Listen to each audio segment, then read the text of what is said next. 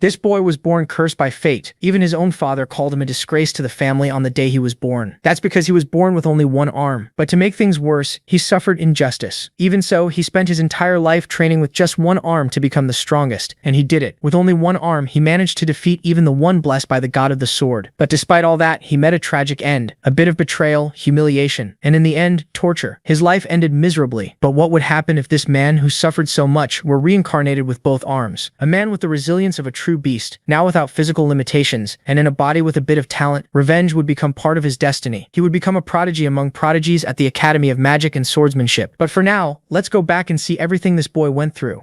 The story starts on a rainy day at a castle. Inside, a baby lies in a room while a blonde man stares at him with disgust. The baby had done nothing wrong. That man was his father, and he called his own son disgusting. The child's bad luck was being born at the exact same time as Kajin, a boy blessed by Kesha, the sword god with a gifted body and natural talent. His mother held him and cried because he wasn't Kajin. The reason they hated him was simple. He was born without a right arm. Each night his mother leaned in and whispered, "Can you die soon, my little baby?" The child was heartbroken, but he didn't want to die. Even in the womb he had heard his father say, "This child is our hope." His father could never beat his older brother, so he wanted his son to surpass Kajin. Instead, the boy was born without an arm and without a god's blessing, shattering all his father's hopes. Elsewhere in the garden, another child was surrounded by maids. It was the blessed young Kajin. The maids all fought for his attention. Watching from afar, Davin's mother noticed her own son was still slow. No maid helped him, and when he finally stood and took a step, she was disappointed. Kajin could already hold a sword. When Davin first picked up the sword, Kajin was already learning how to use mana. His mother thought if her son were Kajin, she'd be happy. Over time, Kajin became the image Davin was compared to, and the one he envied. So at 7, Davin was sent to serve him. From the outside, it looked like family support. In truth, his parents sold him for 300,000 liden. And little Davin, the boy without an arm, never saw it coming. Kajin hated him. He abused him again and again, simply because he felt like it. Davin became Kajin's punching bag. He held back his tears not from pain, but because grown-ups saw it and did nothing. Davin's uncle had once been strong enough to keep Kajin in check, but he left the family and never came back. So no one stopped Kajin, and he grew into a butcher. After a brutal training match, one subordinate's sword broke and the boy surrendered. Kajin's talent and blessing had become poison. He felt no pity and kept beating the boy, mocking him for thinking surrender would make it stop. Then he looked over the others and called for the next one. This time he chose an older Davin. Davin envied Kajin's talent and strength. As he stepped forward, he wished he could be strong too. Their swords clashed until Kajin snapped at him for staring and smashed him into a castle pillar. He demanded to know how a one-armed loser dared look at him like that, then beat him again and asked if hard work alone could ever beat him. Kajin raged that Davin could train his whole life and still never reach him. Then he struck him again. Even so, Davin truly wanted to beat him. He knew hard work might not be enough, but he kept going. Kajin meanwhile got lazy. As he grew older, he sank into alcohol and worse. Still, Davin couldn't beat him. He was a lazy genius against a stubborn worker. Years later, at a tournament, Kajin and Davin faced each other again as adults. Kajin attacked in fury, and their clash sent Davin flying, but he refused to lose and slammed his blade into the ground with all his strength. Kajin recognized how powerful the attack was,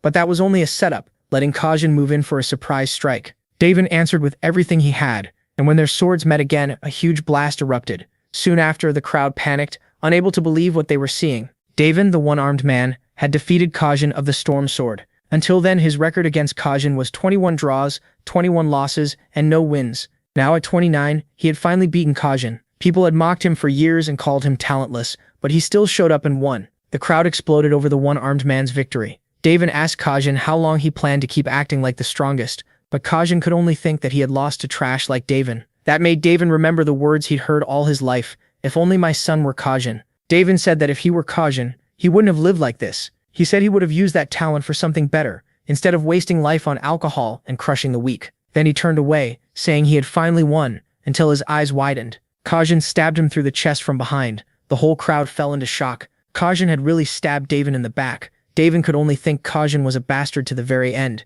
In his mind, Davin said he wasn't angry. He had finally beaten his rival, but now he was dying. He realized Kajin had used the famous mana sword of the Samam family. Only Saint Rayla could save him now. With a terrifying stare, Davin said Kajin would go down in history as a loser, and that should have been the end. Later, in what looked like a prison, Davin woke up tied up. He asked if this was hell, and a giant man laughed, saying he was lucky Saint Rayla had been in the arena. Who would have thought the miracle-working Saint Rayla would be there? The executioner said she healed him anyway. Even though he was dirty and worthless in their eyes, Davin understood how he survived, though his body still felt wrecked. Then the executioner asked if he had really made a contract with a demon. Davin was stunned, and the man said that was the only way a loser like him could beat Kajin. He added that even Davin's parents admitted it, so denying it was pointless. Thinking of them, Davin realized they really might do something like that. Still, he asked if it was true. The man claimed they found sacrifices and bottles of Davin's blood at his family home, and said Davin had sacrificed 300 innocent children to gain power. Pointing at him, he declared that young Master Kajin stabbed him to protect the Samyun family's honor.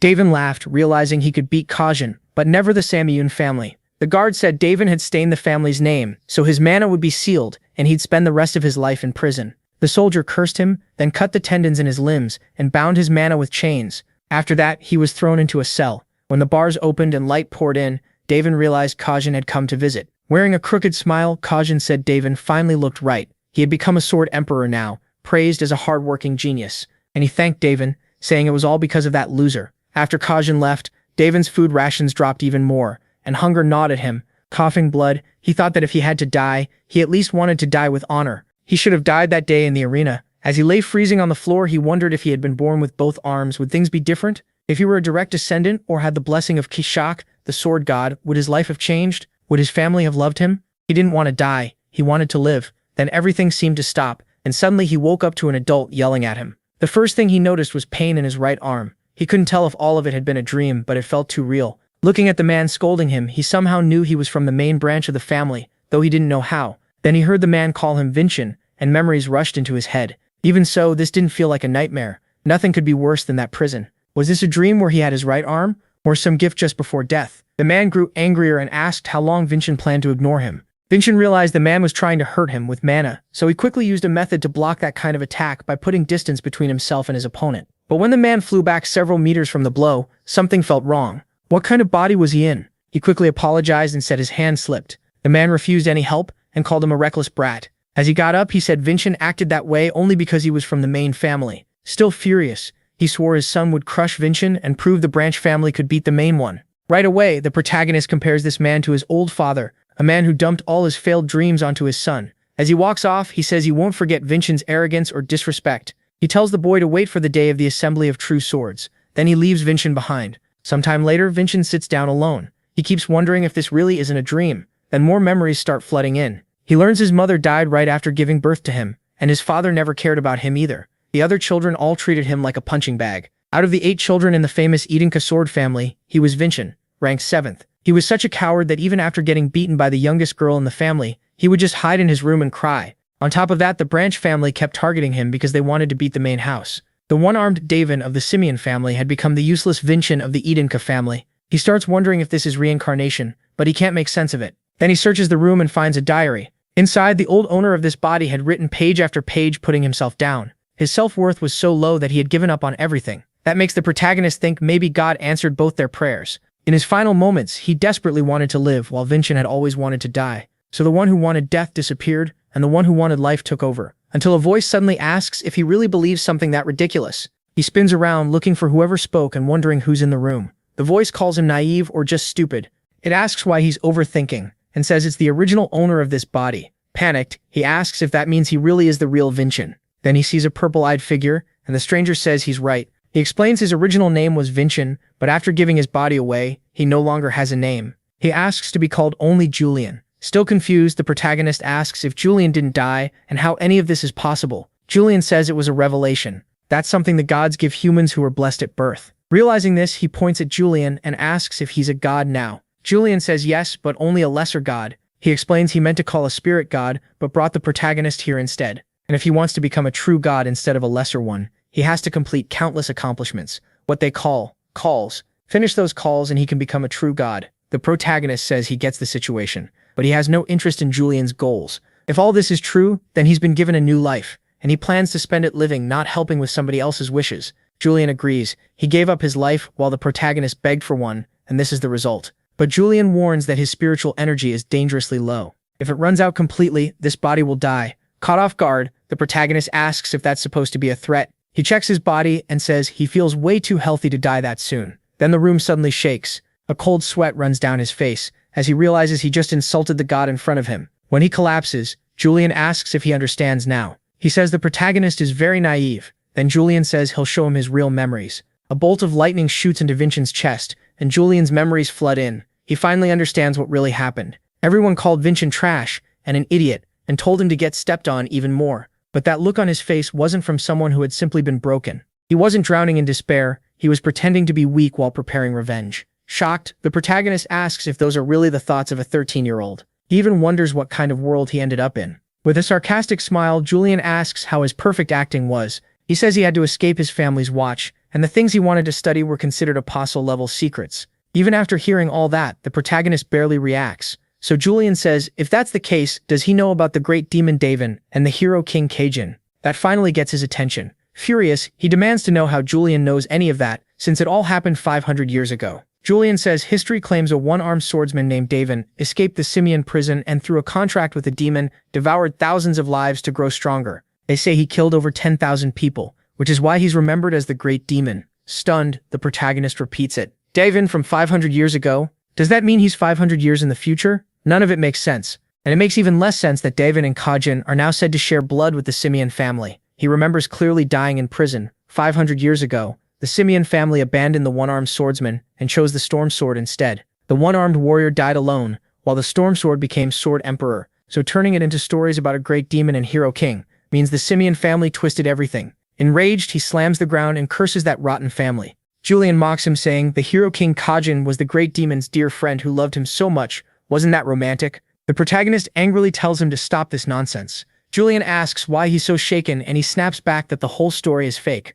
That makes Julian ask if he's actually from that era. When he says yes, Julian teases him again, calling him really old and telling the old man not to get mad. After all, this story was pieced together from records left by the winners. That makes the protagonist wonder what kind of world produces a 13-year-old who talks like this. Seeing no other choice, he tells Julian to keep going with the story. Julian says the king swallowed his tears and joined hands with the greatest hero of that age, his best friend, the Emperor of the Sun Sword, to defeat the great demon Davin. Not knowing who that is, he asks, and Julian is shocked he doesn't know. Aslan, ancestor of the Adenka family. Then he finally remembers the brat named Aslan, calling him arrogant and asking if he really became the first patriarch of the Adenka family. Back then, that boy came to him and said he admired him and wanted to grow up to be like him. Even though Aslan was still young, he was also a friend and disciple Davin taught himself. He visited Davin several times in prison, saying he had committed no crime and that authority could never defeat the truth. He swore he would restore Davin's honor no matter how long it took. But after saying that, the boy never came back. Julian explains that Aslan became the first patriarch of the Adenka family and left them with one mission for life,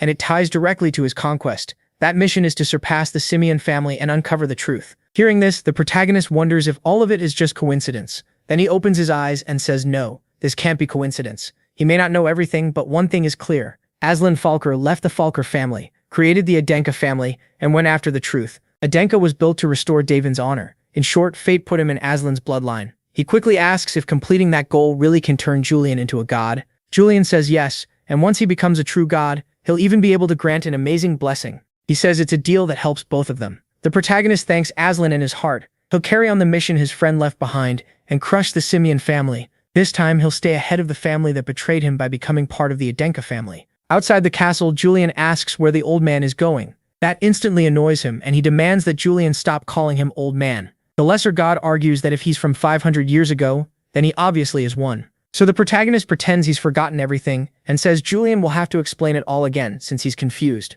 Julian quickly switches and starts calling him Davin, saying he won't use old man anymore. Then they hear someone shout for training to begin. Nearby, two swords clash with mana. The protagonist wonders what martial arts look like in this era and imagines how much they've changed over 500 years. He also wonders how strong Kajin's descendants must be by now, but suddenly his body turns heavy. His vision fades and he drops to the ground. He realizes this child's body is awful. It passes out far too easily. Worse, it's in such bad shape that unless he uses mana to control the body, he won't even be able to live a normal life. Then he suddenly feels a flow of mana. He quickly starts yelling for Julian, telling him to come fast. It seems the lesser god had been sleeping, and he asks why he was called. The protagonist demands to know why this body never learned swordsmanship earlier. Julian, confused, says the boy had a condition that stopped him from learning. Frustrated, he asks why, and Julian says he was simply born that way. Furious, the protagonist says he has a celestial exoskeleton. So why didn't he train in swordsmanship already? Julian has no idea what that means and asks why it matters so much. The protagonist says it's because mana can be stored anywhere in the body. Julian still doesn't understand,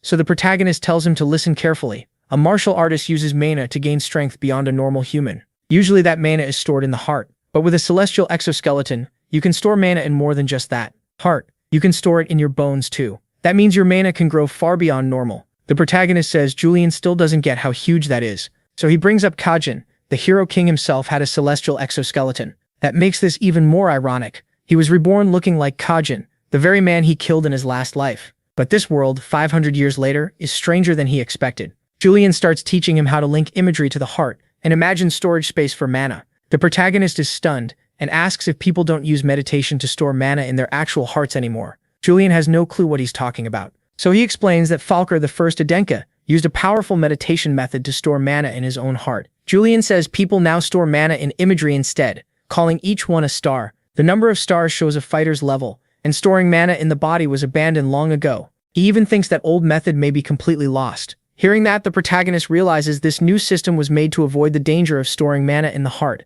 Back then, over half of martial artists died doing it. Their bodies exploded, but that doesn't matter to him. He starts filling his heart with mana right away. Julian panics, asking if he's seriously doing that now. The protagonist tells him to relax, his heart is strong. If he wants to be a real martial artist, he has to take that risk. Then Julian suddenly notices the mana is flowing in the wrong order, and asks if he doesn't know the circuit formula. The protagonist calls him noisy and asks if there really is such a formula. Julian insists there definitely is, but the protagonist says that in his time they just focused on the feeling. If it failed, the mana circuits twisted and exploded, though only about half died. Julian asks if people really died and he shrugs, saying that means at least half survived. Pretty decent odds, right? Julian gets mad and tells him not to act so careless, just because this isn't his body. That makes the protagonist ask why they neglected this precious body in the first place. He explains that it has amazing potential, strong heart, strong mana circuits. With proper training, it would have thrived. A good physique needs enough mana to support it, and by his estimate, Vincent Adenka's body will die before adulthood. According to him, meditation can slow the damage, but only so much. He likely has just 10 years left. Still, he says 10 years is enough. Enough for the Stormy Sword to become Sword Emperor and for armless Davin to vanish from the world. It's the same span Davin spent trapped in an underground cell, starving to death. Those 10 years felt endless and terrifying until someone knocks, asking what the young master is doing. A voice calls through the door asking what the young master is up to. The protagonist doesn't know who's out there, but the servant barges in anyway and sees the room is a mess. He asks why the young master trashed the whole room. Getting up, the protagonist asks if he's his servant. The boy says, of course, who else would he be? The protagonist remembers him, Wilson, the one Julian will cut down in 3 years. He feels a little sorry for him, then drops the thought. He tosses his clothes to Wilson, says the timing is good, and orders him to clean both the clothes and the room. Wilson is confused. Vincent seems bolder than usual. He asks how the room got like this and even wonders if something weird happened. The protagonist says nothing strange happened. Wilson snaps back that he must have learned black magic or something like that, and says he should report it to the butler and the patriarch right away. The protagonist notes how formal the words sound even while the servant is being blatantly rude. Then he points out that he only gave him extra work. Isn't that a servant's job? Wilson loses it, saying he already said he hates doing this and asks if he's really here just to clean up after him. The protagonist answers yes because he's a servant. Isn't that obvious? Then he suddenly takes the clothes back and says if Wilson won't do it, he'll handle it himself. Alarmed, Wilson asks where he's going. He says he'll find the butler, ask for fresh clothes, and mention that he had to come in person because his servant Wilson refused. That instantly rattles the boy and makes him furious. He snatches the clothes back and says he'll clean everything too. The protagonist realizes that no matter how timid Vincent was, a servant shouldn't be this bold and disrespectful. Someone likely put Wilson there on purpose. Julian agrees it was probably a test. If Vincent handled this rude servant properly, he could prove how the 7th young master of Adenka should act. Julian also says Wilson is supposedly from a gang and has killed many people. So what should they do? That makes the protagonist laugh. Real killers give off a different kind of presence, and Wilson doesn't have it. He's just a pathetic punk. Julian asks how he can say that so confidently. Because in his past life he was the kind of man who actually lived with blood on his hands. That's when Julian realizes he may have summoned someone far scarier than a king of spirits. A while later, Wilson returns and says he washed the clothes and cleaned the room. Vincent nods and thanks him for the hard work. Wilson keeps talking, telling him not to wreck the room like a battlefield next time, until Vincent asks him to bring a wooden sword about 1 meter long and around 500 grams. It should be made of black scented wood and there should be plenty in the family warehouse. Wilson sneers and asks what happens if he refuses. Vincent stands and says he'll get it himself, and tell the warehouse guards a few things on the way. Those guards are elite martial artists, and they're loyal to the family's direct bloodline. Wilson quickly tells him to wait and grabs his shoulder. In the next second, his vision spins. He's lifted and slammed to the floor by a small child. Vincent soon apologizes, saying old memories of being attacked from behind make him react that way. Wilson says he's never heard that before. Vincent tells him to take it as a warning. Even so, his own body aches from forcing that move with such a weak frame. Wilson gets up, furious, ready to argue, but Vincent meets him with a killing stare and asks if he has something to say. Wilson stammers, then repeats that his master wanted a black-scented wooden sword, about 1 meter long, right? Vincent asks if he didn't just say he wouldn't get it. Wilson mutters that he said he didn't want to, not that he absolutely wouldn't, and storms out, slamming the door behind him. A second later, he opens it again and awkwardly says the wind shut it, not him. Vincent is pleased by that small improvement. Still angry, Wilson goes to fetch the sword he was ordered to bring. On the way back, he fumes that he won't lose to Vincent again, and will show him who Wilson really is. He returns with the sword, almost expecting praise. Instead, Vincent says he once knew someone who lost his right arm, a man who suffered deeply because of it, and met a miserable end. Wilson just hands over the sword, confused by the whole thing and embarrassed. Then he leaves the room. Alone again, Vincent says he needs real training and heads to the training grounds. He strikes the dummies with sharp precision, but after only a few swings, he's exhausted. Even so, he feels made to be a martial artist. Then the dummy in front of him is split in half. A boy shows up and mocks him, saying he didn't notice someone this week standing there. He introduces himself as Reincarnated and makes it clear he already knows Vincent. Vincent stays calm, while Julian explains that Raven is a distant branch member of the family. He's also the favorite to win the Assembly of True Swords this year, and Vincent already knew his father in the past. Raven steps closer and says he expected to face Vincent if he won, so he came to see him himself. The Assembly of True Swords is a contest between children from martial families tied to the Adenka clan.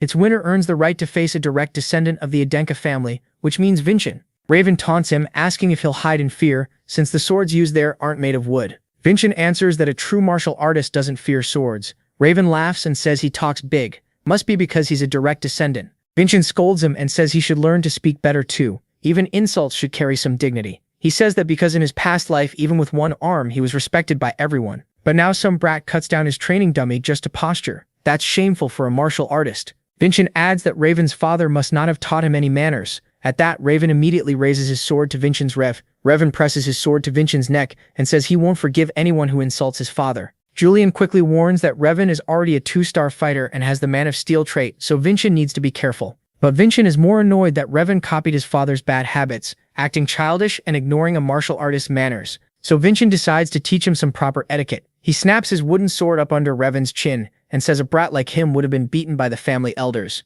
Revan is stunned. Vincent shouldn't have mana, and he definitely shouldn't know how to use imagery. Revan still believes he's stronger, but he can't shake the feeling that Vincent could cut him down at any second. Vincent lowers his sword and says they can stop if Revan is already scared of a wooden blade. If that's enough to shake him, how is he supposed to face Vincent in the Assembly of True Swords? Still glaring. Revan says this isn't a place for wooden swords. That only makes him even angrier. He rushes forward, shouting that he'll kill Vincent today. He's completely lost control. Seeing things go too far, Julian tells Vincent to run, but the boy stays calm. Then someone grabs Revan's arms and says he can't fight young Master Vincent here. If Vincent got hurt now, he'd have a reason to skip the Assembly of True Swords. Still boiling with rage, Revan says they'll settle this in the Colosseum and calls Vincent a cowardly kitten. Julian asks why Vincent had to provoke him, since this obviously could have ended badly. Vincent says he only wanted to teach a rude child a lesson. That makes Julian snap. He says he should have summoned the Spirit King instead of some old man. Just then, Vincent finds a childhood photo inside the book he was flipping through. Julian hurriedly turns the page and tells him to focus. Then we get an explanation of traits and blessings. Revan's trait is Man of Steel, a blessing from the King of Dwarves that strengthens the body.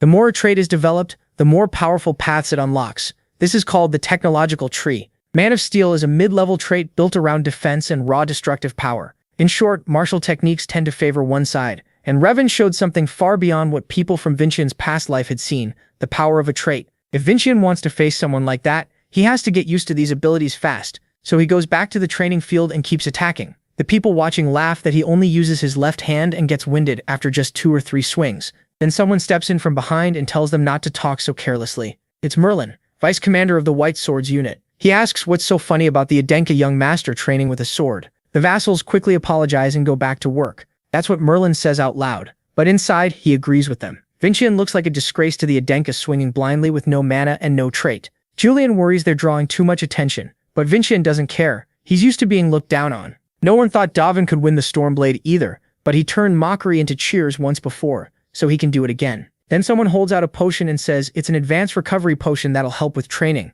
The man introduces himself as Merlin, vice commander of the White Swords. Vincent asks why he's helping now if he was laughing earlier. Merlin admits that honestly he was, but then he saw the desperation in the boy's eyes. He says anyone who laughs at a martial artist like that is the real joke. Vincent says he'll remember Merlin's name, then apologizes for taking up his time and says he can manage. As Merlin leaves, he thinks the young master has changed a lot, and maybe things will finally improve. Vincian spends the whole day training. He keeps striking the dummy, then sits down to drink the potion Merlin gave him. That night, he studies mana and traits. He also works on balance and his cutting form. Then he starts to feel the mana in his heart and understand how it works. It feels similar to his past life. The sword's path is built from points and lines that shape its abilities. Then Vincian swings with all his strength and finally splits the dummy in two. He actually did it. His grip is now complete. Later, Wilson grumbles that his master must be a rooster for wanting food at 5 in the morning, then eyes the meal and decides it's time for a little humiliation. He enters and says breakfast is ready. But Wilson is left speechless when Vincian notices the tray is messy and some food is missing. Vincian says if he's going to steal a little, he should at least wipe his mouth first. Then he calmly warns that he may seem kind right now, but Wilson shouldn't cross the line. Wilson boasts that he used to be a street thug and has killed people before. Vincian mocks him, saying that's very frightening, but in his head he reminds himself that ruling by fear is easy, yet that never wins real loyalty or respect. That's why he isn't forcing Wilson with power alone. Only then does Wilson realize his master is using telepathy and already has mana. Vincian tells him to drop the pride and stay by his side. Soon, he says, Wilson won't be ashamed to belong to Vincian Adenka. When that time comes, he'll have to choose fear or loyalty. After leaving, Wilson mutters that he didn't feel pressured at all,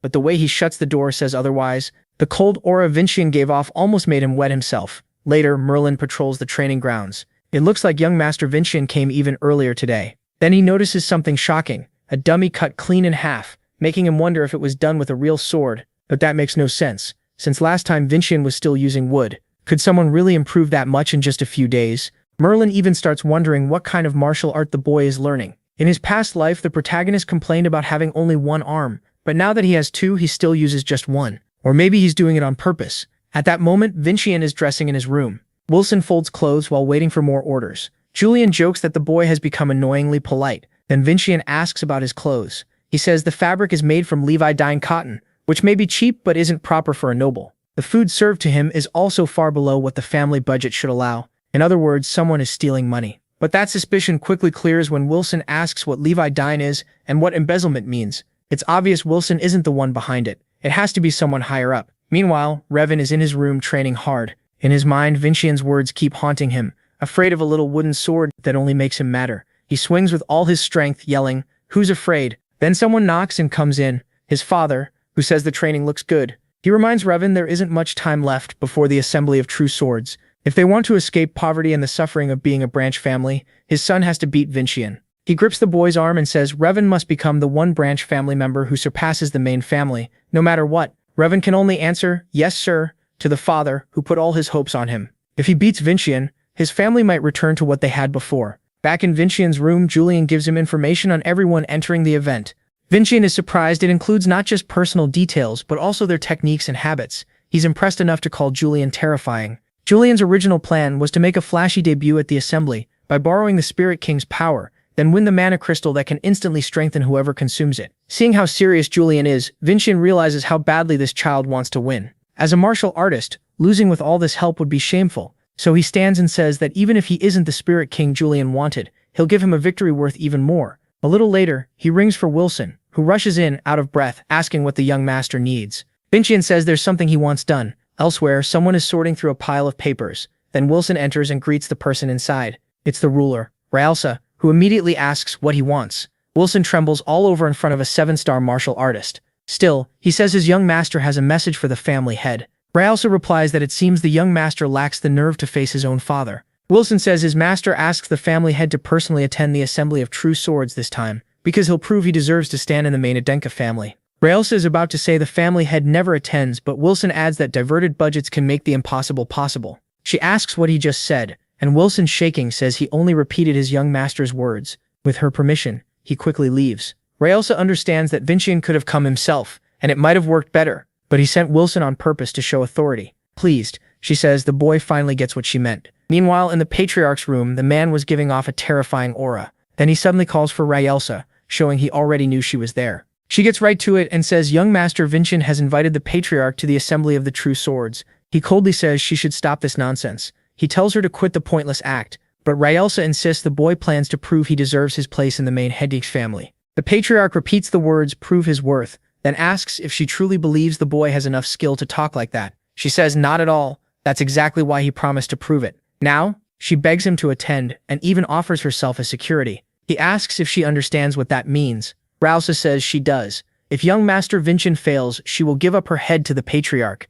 He asks why she would go that far. She answers simply because young Master Vincent has something that makes up for his weakness. Rausa is startled when the patriarch brings up the budget issue. He knows she did it on purpose for the boy's sake, planning to use that money for his future, so he says he has no reason to interfere. Rausa serves that woman, not him. Still, whatever method the boy chose suits her style, and he made his request without costing her dignity. He wonders if this boy is really Servana's son, the child of that legendary woman. Then he rises and says fine, she wins. He'll attend this year's Assembly of the True Swords. At last, the day of the event arrives. Raven is among the fighters, looking fully determined. His goal is simple, beat Vincent. Then he looks up and senses an unusual presence. He's shocked to see Patriarch Khan there. Raven assumes he came to watch the rising star among the collateral line. Soon the event begins. Raven pressures his opponent, who struggles to hold him off. Coming down with a heavy strike, he warns him not to get overconfident, but his sword suddenly snaps. Raven immediately moves to finish it, smashing into the boy's shield until it cracks. His father cheers wildly from the stands. The crowd whispers about the boy, the rising star of the collateral branch. Vincent thinks these kids are talented compared to those from his past life, but their martial arts are shallow. Most of their strength comes from their attributes, and Raven's movements show little real combat experience. That's probably why he leans on his attribute and attacks so recklessly. Raven bows to the crowd, giving Vincent some credit for not running away. Vincent, meanwhile, has been waiting for this fight. The patriarch watches closely. Before long, another broken sword flies through the air, and a boy is sent flying. Once again, the winner is Raven Adenka. Looking at the patriarch, he says he's beaten every other challenger, and by the Elder's Law, he now has to face a close relative, Vincent Adenka. In other words, he must fight a direct descendant of the family. Of course, Vincent accepts. Now standing across from each other, Judge Zarin asks if they're ready, but the protagonist tells him to wait. He has one condition. Just then, Wilson steps up behind him carrying his wooden sword. As if using a wooden blade wasn't insulting enough, Vincent says he won't use his right arm and will let Raven attack 3 times first.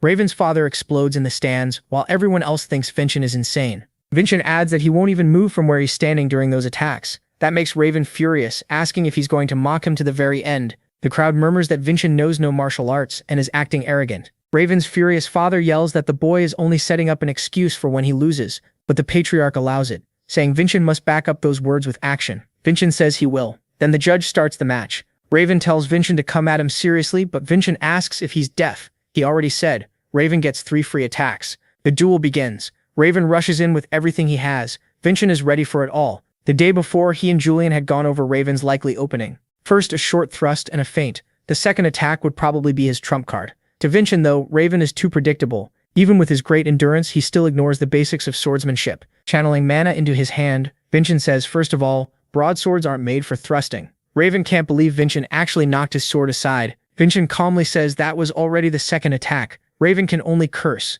Enraged, he swings into a powerful horizontal slash, but his hand is caught. Vincent trips him with ease and drops him to the ground. That alone leaves the boy in serious pain. Vincent reminds him that was the third attack. At that moment, he thinks of the promise he made to Julian and the promise he made to his father and the patriarch. Now it's his turn. The crowd is stunned. Even Judge Zarin can't believe what he just saw. The patriarch is fully focused on the fight while Raven's father keeps raging. He shouts, asking why his son is still down and not getting up, why he's struggling against someone who supposedly can't even use mana. Even Julian doesn't understand, because he can't see what Vincent is doing. Of course, it all comes from his past life, when he trained one-armed and often without a weapon. Raven starts getting up, saying he gets it now. He guesses Vincent must have some special trait, probably from a lesser god he's too ashamed to show. Julian gets angry at that, but Vincent says it doesn't matter what Raven thinks. Raven charges in, trying to end the fight. Julian warns that attack is dangerous, and Vincent dodges it. Now he has an opening, and he plans to hit with a lot of force. Raven notices the gap but has no time,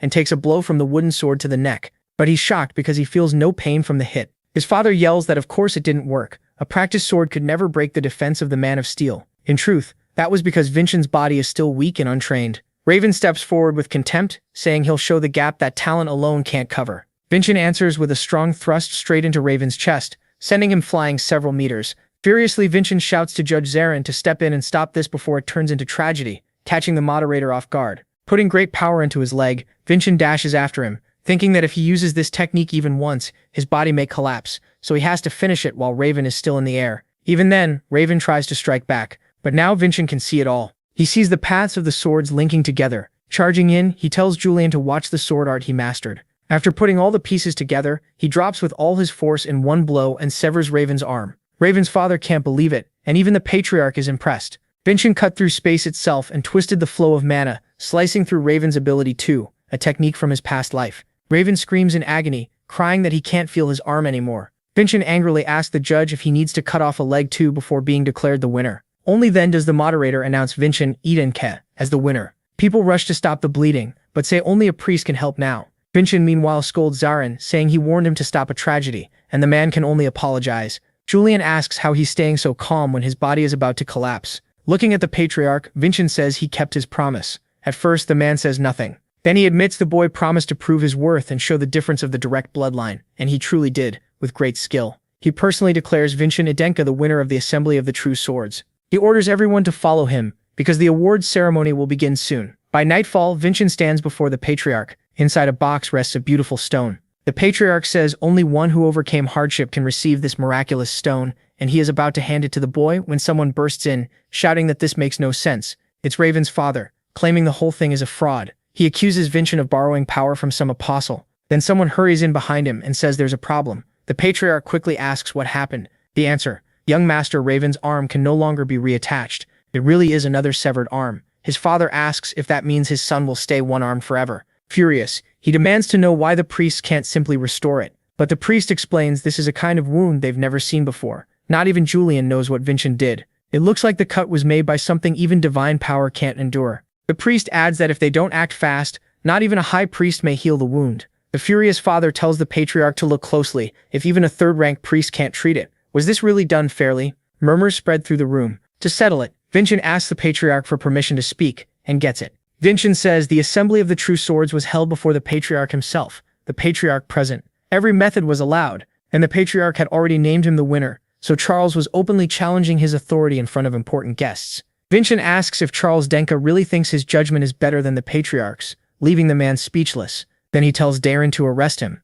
Vincent was seriously ordering Charles Denka's arrest. Charles tried to defend himself, but Vincent cuts him off. He had questioned the patriarch in public, so Darren says he'll carry out the order. A moment later, Charles was on his knees and tied up. Then the patriarch called out to Charles and asked if he still didn't understand that he owed Vincent. By Zdenka law, no one is judged twice for the same crime, and if Vincent hadn't stepped in, Charles would already be dead. The patriarch adds that, as both a father and a family head, he'll let this pass, but warns him not to speak again. After that, he praises Vincent for handling it well. Julian laughed, clearly pleased by the praise, but Revan's condition still looked bad. At this rate, his arm would stay like that forever. Then Julian quietly whispered something to Vincent. He had a way to turn this around. So Vincent asks the Reverend if even a miracle stone couldn't heal Revan's right arm. The man hesitates, and Vincent takes that as a yes. He tells the patriarch that since he caused the injury, he should be allowed to settle it himself. The patriarch agrees and leaves it to him. Vincent says Revan had insulted him as a martial artist, and Revan's father quickly apologizes for failing to raise him better. Taking a sword from a guard, Vincent says words mean nothing without action. He cuts Charles free and tells him to show the resolve of a true martial artist. If he does, Vincent will use the miracle stone to save his son. In short, it was payback. One arm for another. He wanted Charles the Denka's right arm. Vincent thought the man was pathetic. He stood there silent, as if his own arm mattered more than his son. But then Charles grabbed the sword, set his arm on the table, and said he'd give it up. He was shaking with anger the whole time. Still, everyone could see it was a twisted kind of fatherly love. He really was willing to lose an arm for his son. He swung the sword down at his arm, but Vincent, annoyed, glances aside and reminds them he told them to stop any accident. Zarin instantly slashes across and shatters Charles's sword. That was the only reason Charles didn't cut off his own arm. Vincent tells him to use that courage for something better next time. Then he bows to the patriarch and says the matter is settled. The patriarch praises him again and gives him the miracle stone. Vincent immediately hands it to the Reverend, who starts a holy spell with the stone in his mouth. When it shattered, Reverend's arm was restored and the pain was gone. Charles broke down in tears, full of relief. Even if it saved someone, using that stone was still a huge loss because of how valuable it was. Outside the door, Wilson had heard everything. He laughed to himself, saying his master was unbelievably bold, truly impressive. He remembered Vincent once telling him to choose between loyalty and fear. Now he had his answer. Serving this prodigy sounded far more interesting. The next day, Wilson was smiling as he stood by the door, saying he'd hurry and prepare his master's meal. Julian couldn't believe the change. Then someone knocked at the door. Vincent told them to come in, expecting Wilson with food. But it wasn't his vassal. It was Dullan, a pontiff of Gaia. He had come to thank Vincent for what happened earlier. Julian was stunned when the man offered Vincent a miracle stone. Dolan explains that this was the stone meant for young Master Revan, but Vincent says it makes no sense to give it to him now. Dolan says he became a pontiff to lift up the suffering, but earlier he lost his way and weighed a human life against the value of the stone. Vincent, on the other hand, gave up his own stone without hesitation. That made them reflect on themselves, so Dolan asks him to accept this one. Vincent says he doesn't deserve that much praise, but accepts it to honor the man's choice. Then Dolan gives him one more thing, a card from the sacred temple, saying that if he ever needs help, he should just show it. He adds that this isn't public yet, but he's already become a second-class pontiff. Julian is shocked. In other words, with that card, Vincent could get treatment and temple services freely. Dolan says he learned a lot from young Master Vincent and thanks him. Vincent simply wishes him well. Both of them were pleased with how things turned out. Then Julian suddenly remembers something. He says the Patriarch once invited a family member to dine with him after the Assembly of True Swords. That happened to the second child from the direct line after a huge victory in the Assembly. So there's a decent chance, maybe 50%, that the Patriarch may call Vincent tonight. Vincent gets up and says that even if he's exhausted, now isn't the time to rest. He quickly changes clothes, saying that if Julian is right, it's better to be ready. That trust makes Julian happy. Then Wilson rushes in, saying it's urgent. He starts to announce that the family head, but Vincent cuts him off and asks if the family head has summoned him. Wilson is shocked that he guessed it. At the main Adenka mansion, Vincent heads through the halls toward the Patriarch's office when a woman suddenly tells him to hurry. It was his stepmother. Since Vincent's real mother died giving birth to him, he politely greets her as mother. Her name was Virsa Helene. Once a fearsome martial artist, she now handled the Adenka household. She just says they need to go. His father is waiting. They enter the room, but the Patriarch immediately catches them off guard. He looked furious and shouted Vincent's name. The pressure pouring off him was so heavy Vincent could barely breathe. Still, Vincent quickly realizes the Patriarch hadn't acted like this earlier, so this was probably a test. He says there's no need to pressure his son like this in a private meeting. The Patriarch asks why he thinks that. Sweating, Vincent points out that his mother called him father, not family head, so this meeting was meant to be informal. The Patriarch drops the pressure and praises him for noticing. Then he says he called him here for 2 reasons. First, to congratulate him on today's win. Second, to test whether Charles Adenka's suspicions had any truth. Charles was sure Vincent had cheated. Then Vincent feels a massive presence pushing into his mind. His mother was examining him. He starts sweating under the pressure. The Patriarch asks if the boy could be an apostle, and she says no. Vincent still couldn't understand what this crushing force was.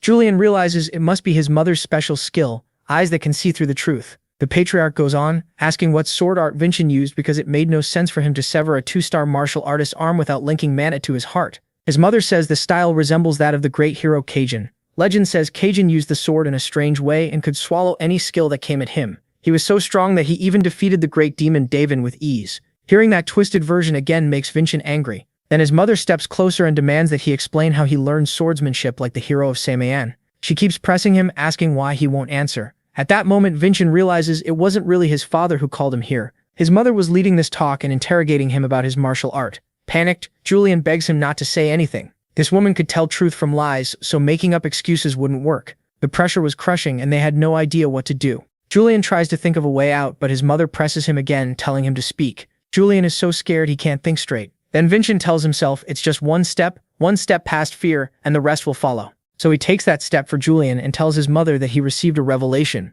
She immediately asks if he's claiming he got a revelation without a blessing. Angrily, she says that almost no one receives revelations without blessings unless they're evil. Vincent hadn't known that. Seeing how suspicious he looked, she asks whether he wants to be judged by the sacred court or stand before the judges of Jeremiel. Then Julian urgently tells him what to say next. If she thinks he's suspicious, then she should confirm it with the temple. That answer catches her off guard. Vincent argues that if he were truly evil, a third-rank priest would never have given him a miracle stone and acknowledged him. The woman asks if the miraculous stone is the same one she gave to Dylan, and he says yes. She checks with her eyes and sees he's telling the truth. Then she asks if a revelation taught him swordsmanship. He says revelations taught him many things, but not that. He explains he's always been able to read the strange flow of a sword, and after thinking for a few days, he chose to learn it. He wanted to change, and even if that made people suspicious, doing nothing would have been cowardly. Mixing both their truths together, he says he felt he had to show something had changed. He wanted to prove to their many relatives how much he had grown stronger, and also show his worth to his father. He trusted his father to judge fairly, and since the temple approved him too,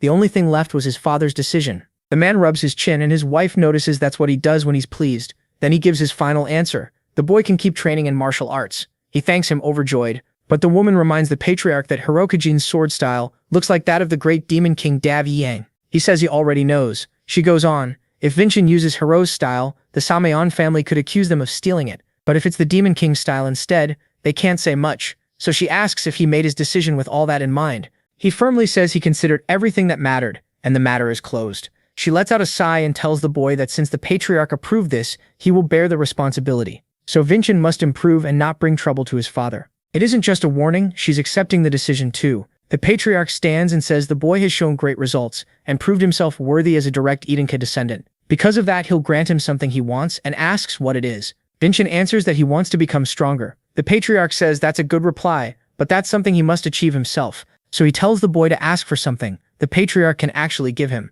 Julian tells Vincent to ask for access to the library. The man says only 3-star martial artists can enter and asks if he's linked imagery to his heart yet. He says not yet, and that's why he'd like to use this chance to act a little spoiled. Laughing, the patriarch agrees and lets him into the lower library used by 3-star martial artists. He also tells his wife to give Vincent the Crimson Lotus. The patriarch tells him to take it as the reward for keeping his promise. The Crimson Lotus was the sword his father used in his youth, the blade that helped build his name across the world. It's practically part of the Edenka family's history. Julian can barely hide his joy, but Vincent tells him not to be satisfied with only this. They'll achieve far more later. The lesser deity is so happy, he wonders if he could have done any better by summoning the Spirit King instead of the old man, now inside his body. At that moment, he feels he can truly trust the man with his body. Outside, Vincent tells Wilson they should go, but then his mother appears on the stairs and asks if he has a moment. She says it's clear he's been working hard, and she's proud of her son. Since he won the Assembly of True Swords, custom says he must enter the Crimson Fortress, and she asks how he plans to subdue the Crimson Demon. The Crimson Fortress is one of the Edenka family's training grounds. Only those who finish its trial are fully recognized as martial artists, and to enter one must win the Assembly of True Swords and defeat the low-ranked demon called the Crimson Demon. Not knowing the answer, he admits he doesn't. That surprises her. She thought he had a plan for everything. She also says that strange sword move he used earlier must have hurt his whole body badly, so he should listen carefully. No one can beat that demon in one strike, and if he fights it now in his current condition, he will die for sure. After hearing his mother warn that he can't defeat the Crimson Demon with a single blow, Julian wonders why she's helping them. To Vincent, it almost feels like she's started to accept them. She could have turned against them, but she didn't. Maybe she doesn't like them, yet she won't act as an enemy either. Before she can keep talking, Vincent thanks her for the warning and says he won't disappoint her, then leaves without even hearing the Crimson Demon's details. Seeing his martial skill and courage, her heart stirs at the thought of his future. The next day, the vassal hums while folding sheets, saying he'll support the protagonist however he can. When someone suddenly smacks him on the head, the maid Sari asks what kind of trouble he's planning with the young master, since she still doesn't trust him. He answers that he's only doing laundry, which surprises her. He's actually working.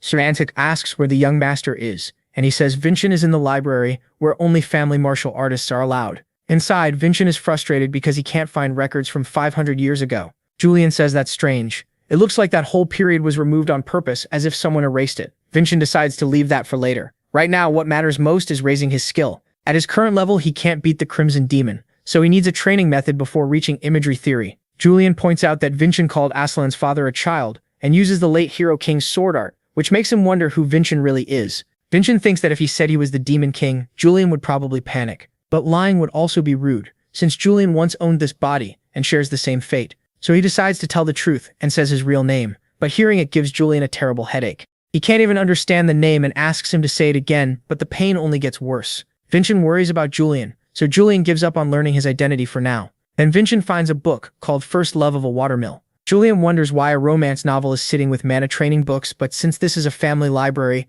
it's probably not just romance. As they read it, they realize someone hid a secret historical record inside a love story. Vincent thinks this could be a useful clue, and as he reads more, he finds that the main character doesn't use imagery, but uses the power of love as a trait instead. Vincent thinks it might work, but Julian says that's impossible and dangerous. Vincent argues that whoever did it survived long enough to write this book. Even if it's risky, this is the first real shortcut they've found to grow stronger fast, and they need to test it right away. On his way out of the library, Vincent runs into Saray, who asks if it's true that he beat Raven. Vincent asks Julian who she is, and from his memories he realizes she's someone who truly cared about the old pathetic him. When she learns he really did defeat Raven, she drops to the floor in relief. She thought the assembly would only make people ignore him more. Vincent asks Julian if he knows how to comfort a woman, but Julian says they never taught that in magic and spirits class. Since neither of them knows what to do, Vincent simply apologizes for keeping secrets and says he's trying hard to become a leader she can be proud of. While he's trying to comfort her, Raven shows up and ruins the moment. He says he's been looking for Vincent and has something to say. The two move to a room and face each other in silence.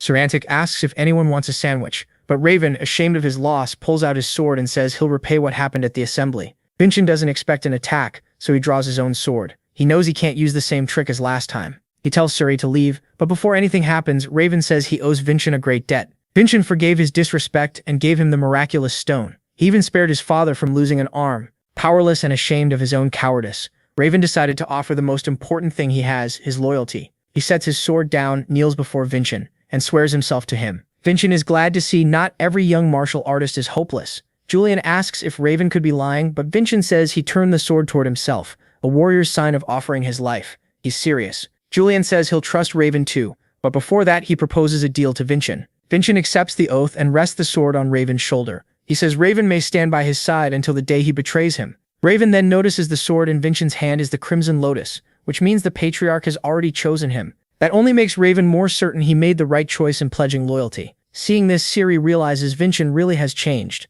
The days when everyone called him a loser already feel far away. Julian uses the moment to suggest using Raven to gain the blessing of the Dwarf King. Later, in the Patriarch's hall, Vincent's mother says he seems to be planning to enter the Crimson Fortress next year. The Patriarch asks about defeating the Crimson Demon, and she says she even tried to explain what resources he has, but he refused with total confidence. The Crimson Demon can use third star mana and has no physical body. That's why beating it is seen as proof you've surpassed the third star. She also adds that in recent days, Raven Idenka has been staying in his quarters, so now Raven is helping the protagonist with his plans. They explain they want the Dwarf King's blessing by using the method from the book. To do that, Vincent has to meditate beside Raven while he guides the flow. That means Vincent is basically trusting him with his life. Vincent has no issue with it, since Raven already swore loyalty. Raven feels ashamed again. If their positions were reversed, he doesn't think he could trust someone the way Vincent does. He's also amazed by this reckless training method. He never thought someone from the main family would risk his life just to get stronger. Julian scolds Vincent, saying he's acting like he's on a tightrope over a cliff.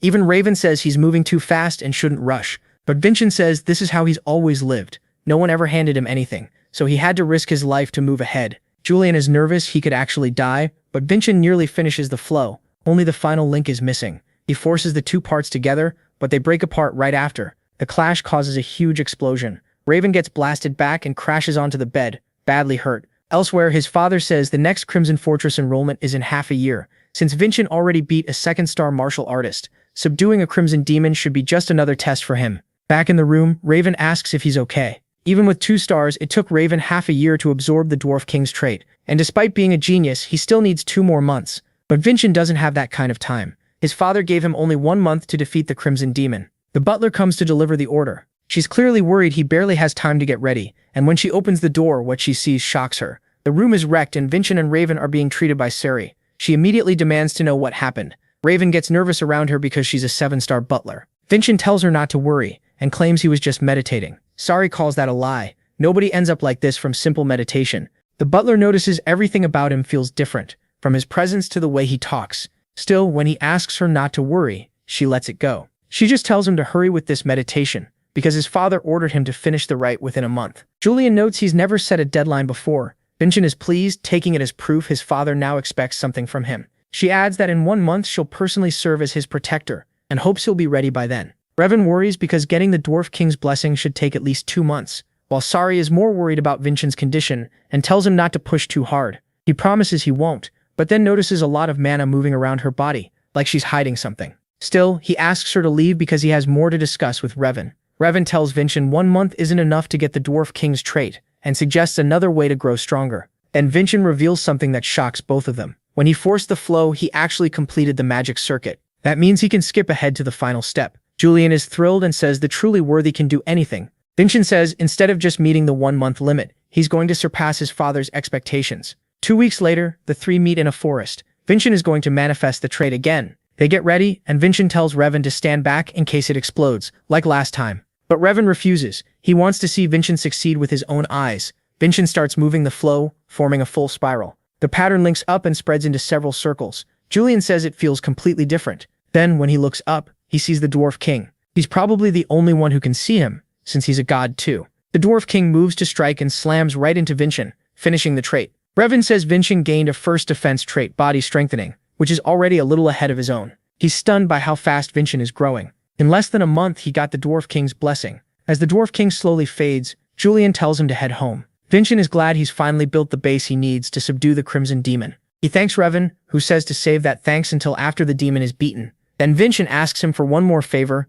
2 days later, Vincent heads for the Crimson Demon's lair in a brand new outfit, apologizing to the butler for the sudden request. He just wants to go beyond his father's expectations. The butler worries because he's not only skipping part of his prep time, he's going in 2 weeks early. She wonders if he'll really be okay. She says she's guarded this rite 3 times for the patriarch and his brothers, and no one from the family line has ever failed. She warns him he can't be the first. Vincent stays firm and says he's not facing the Crimson Demon with empty courage. Inside the carriage, Vincent tells Julian a guardian seems pointless for a mission like this. Julian says they're also there to collect the Crimson Demon's treasures and to keep an eye on him. The butler asks if he studied the Crimson Demon. Reaching 3 stars of mana is only the first step to subduing it, and by her judgment, he still doesn't meet the full requirements. Julian points out that Vincent never once asked about the Crimson Demon. Vincent tells him not to worry, this demon was his first hunt. She warns that even with his strange sword style, he can't drop his guard, so Vincent asks why she's trying to help him. She says she's the test's official guardian, but he sees through it and asks if she's really trying to hide budget issues.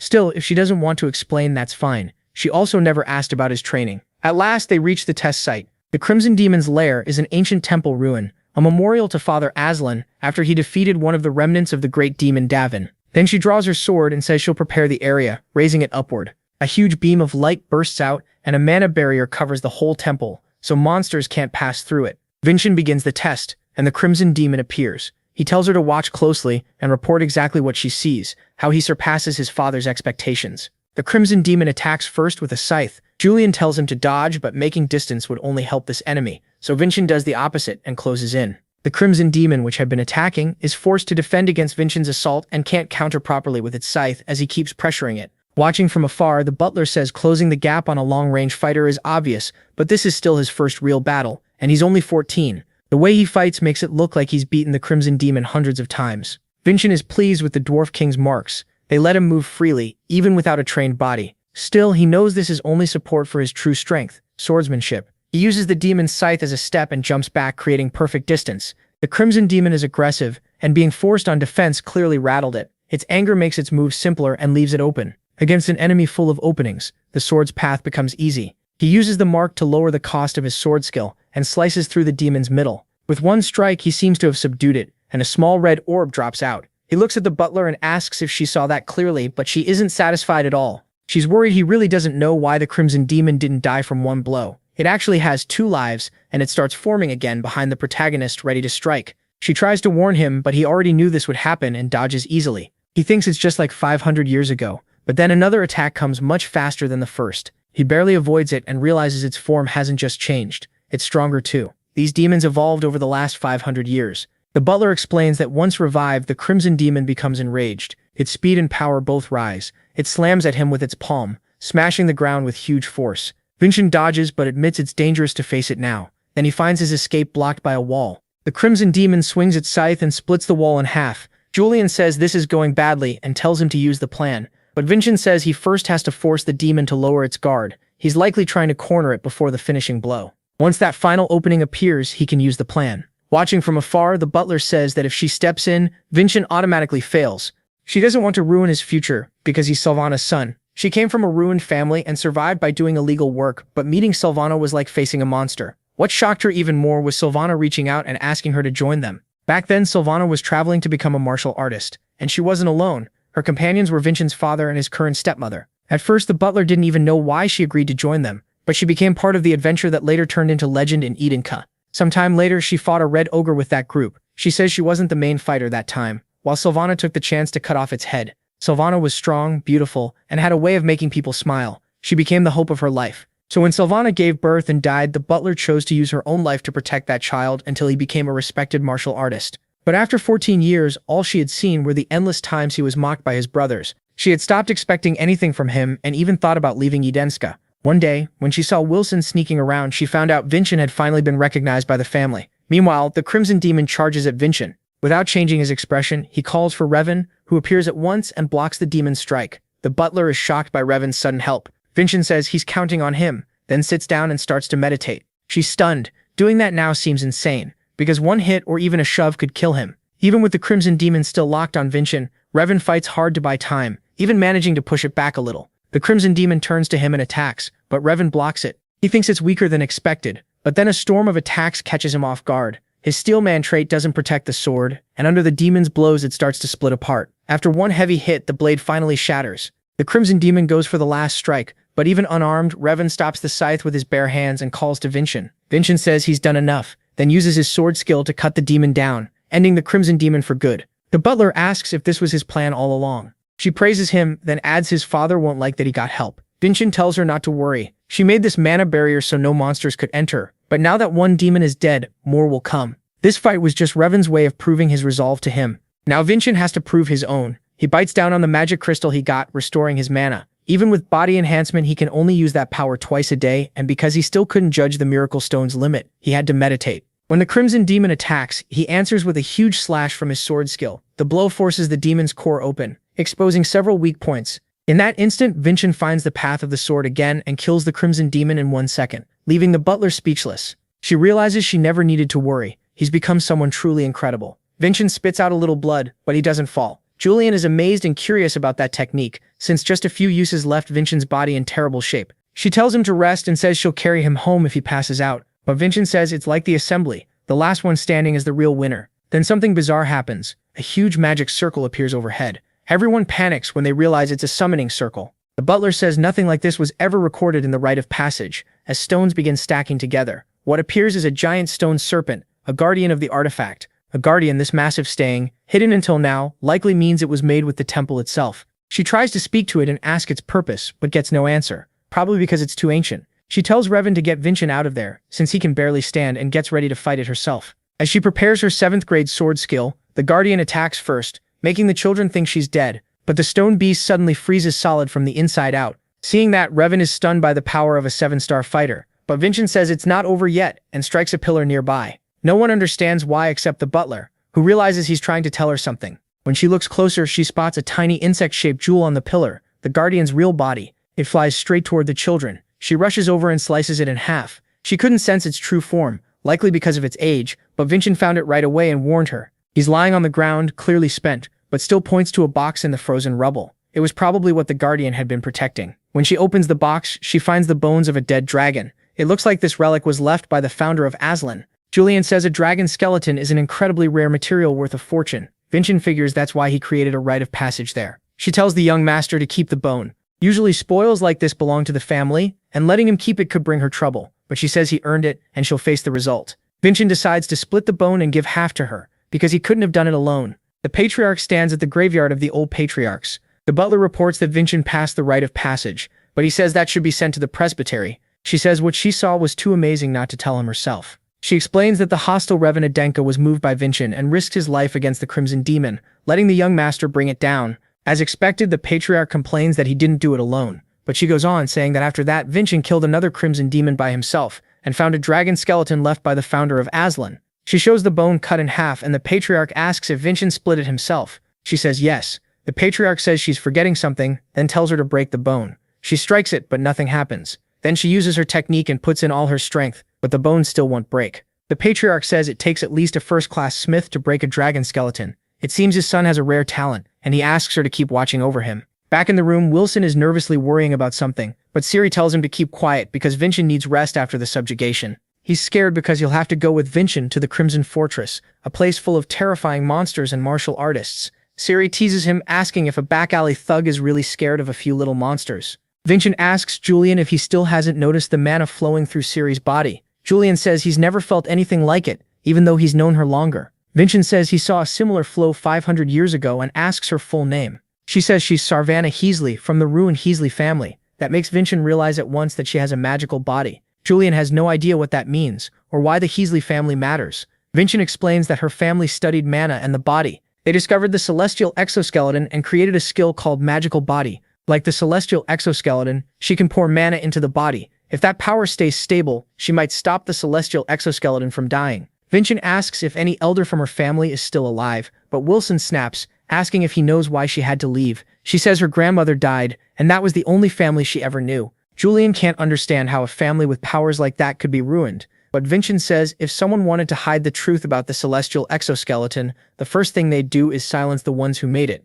There was one more person, but she's dead now. His mother Sarvanna was also a Heasley. Julian's face shows he never knew that. Her name had been banned in the house because the patriarch always looked sad whenever he heard it. In fact, they're only here because of her, especially the butler, who she once helped. While they talk, the butler enters to say young Revan is leaving. Outside, he says his reason for coming is finished. He helped Vincent get the Crimson Demon, and he can't stay forever. Before he goes, Vincent asks one last favor. He wants Revan to investigate the Heasley family from 500 years ago. Someone seems to have tampered with the records, but the truth might still be found through side sources, like the book First Love of a Watermill. They say goodbye, and Revan promises that next time they meet, he'll be stronger. Vincent then turns to the butler and says he heard about his mother. He has a request, not as Sarvana's son, but as Vincent Adenka. He wants her to train him until the day he leaves for the Crimson Fortress. She wonders if it's time to give her loyalty to the next generation, then quickly apologizes for her wavering heart. She warns him she won't go easy in training, and he says that's exactly what he wants. So training begins.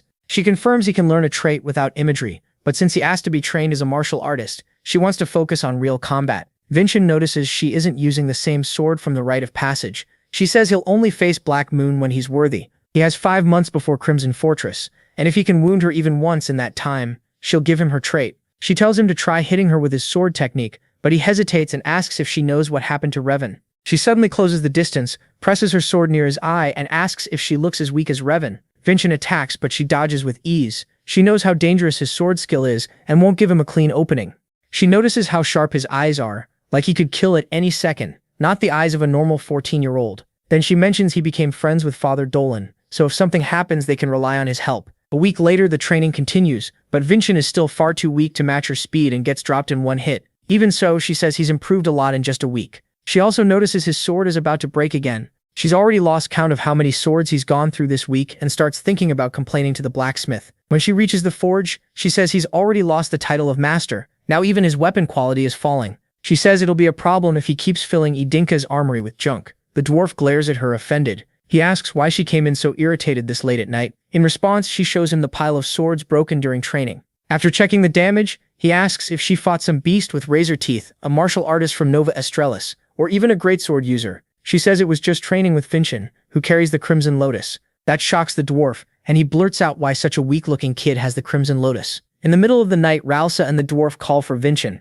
She says he was too impatient to wait and wanted to see the Lotus, and Vincent replies he can inspect it whenever he wants, since he's the one who made it. Julian explains this is the blacksmith Hansen. He's not only famous but also an old friend of Vincent's father, and once held the title of master. Vincent asks why he lost that title, and Julian explains he quit making big swords to focus on useful high-quality inventions. Other smiths mocked him for chasing money, so he lost his honor. But Vincent thinks he's amazing because of him. Many people could defend themselves. He put others before his own pride, and that deserves respect. Vincent then properly introduces himself to the so-called Master Hansen. The dwarf looks annoyed for a moment, then laughs, and says the boy sure knows how to get a reaction. Vincent says he isn't mocking him, he truly believes Hansen chose the right path. He remembers the patriarch once saying the same thing. Even if people laugh at him, he still believes his decision was right. Hearing that, the dwarf says the family blood really does run in him. He thought Vincent was the weakest of the children, but maybe those rumors were wrong. Then he asks to inspect the Crimson Lotus. Looking over the blade, he asks if Vincent really beat the Crimson Demon and trained against Sarvana's shadow with it.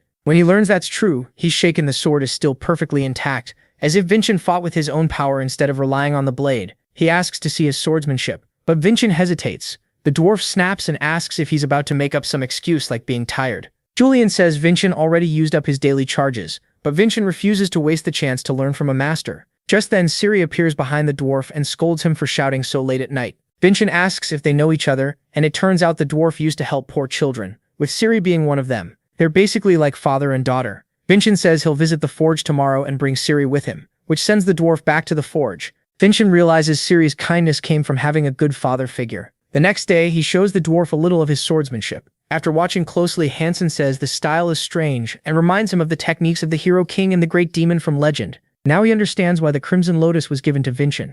The dwarf admits Vincent has caught his interest enough to make him want to forge a sword for him, but he needs one rare material first. The blade he wants to make requires something money can't buy, a mastodon horn. That shocks Vincent, and he and Julian exchange looks at the strange coincidence. Vincent hands over the dragon bone and the dwarf is stunned they actually have a mastodon horn. Then Vincent gives him the Crimson Lotus too and asks him to forge the bone into it, since that sword marks the beginning of his father's path. 3 weeks later, when they return to get the sword, they're alarmed to find the forge on fire. Seeing how shaken Ciri is, Vincent realizes this has never happened before, so he says they need to save Master Hansen first. Since his attack can cut through almost anything, he slices open the door and rushes inside. Once inside, he finds the dwarf unconscious on the floor. Julian quickly realizes the source of the blaze. It's the Crimson Lotus overflowing with mana. The bone must have been stronger than expected, but they ignore the sword for now because getting out comes first. As they move toward the exit, burning wood collapses and blocks the way. Julian asks if Vincent has any defensive technique, because even a dragon skeleton can't hold back those flames forever.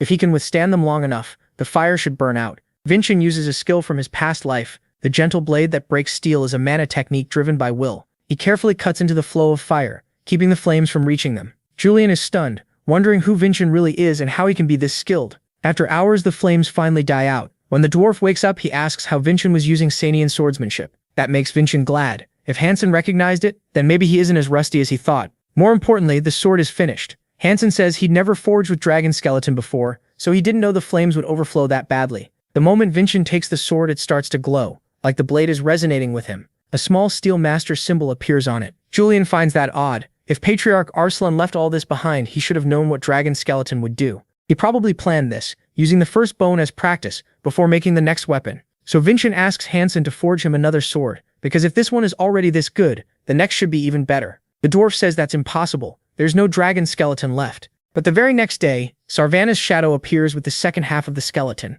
Hansen says he doesn't know how long it'll take, but he'll forge a perfect sword from it. On the way home, Raelsa admits she almost gave up on guiding him partway through, but she's happy with how much he's grown. Vincent apologizes, saying he wanted to share the bone with her, but ended up taking it back. He asks how he can repay her, but she says she's already being rewarded. The child born 14 years ago has turned into an outstanding martial artist. Vincent says she's about to like her reward even more.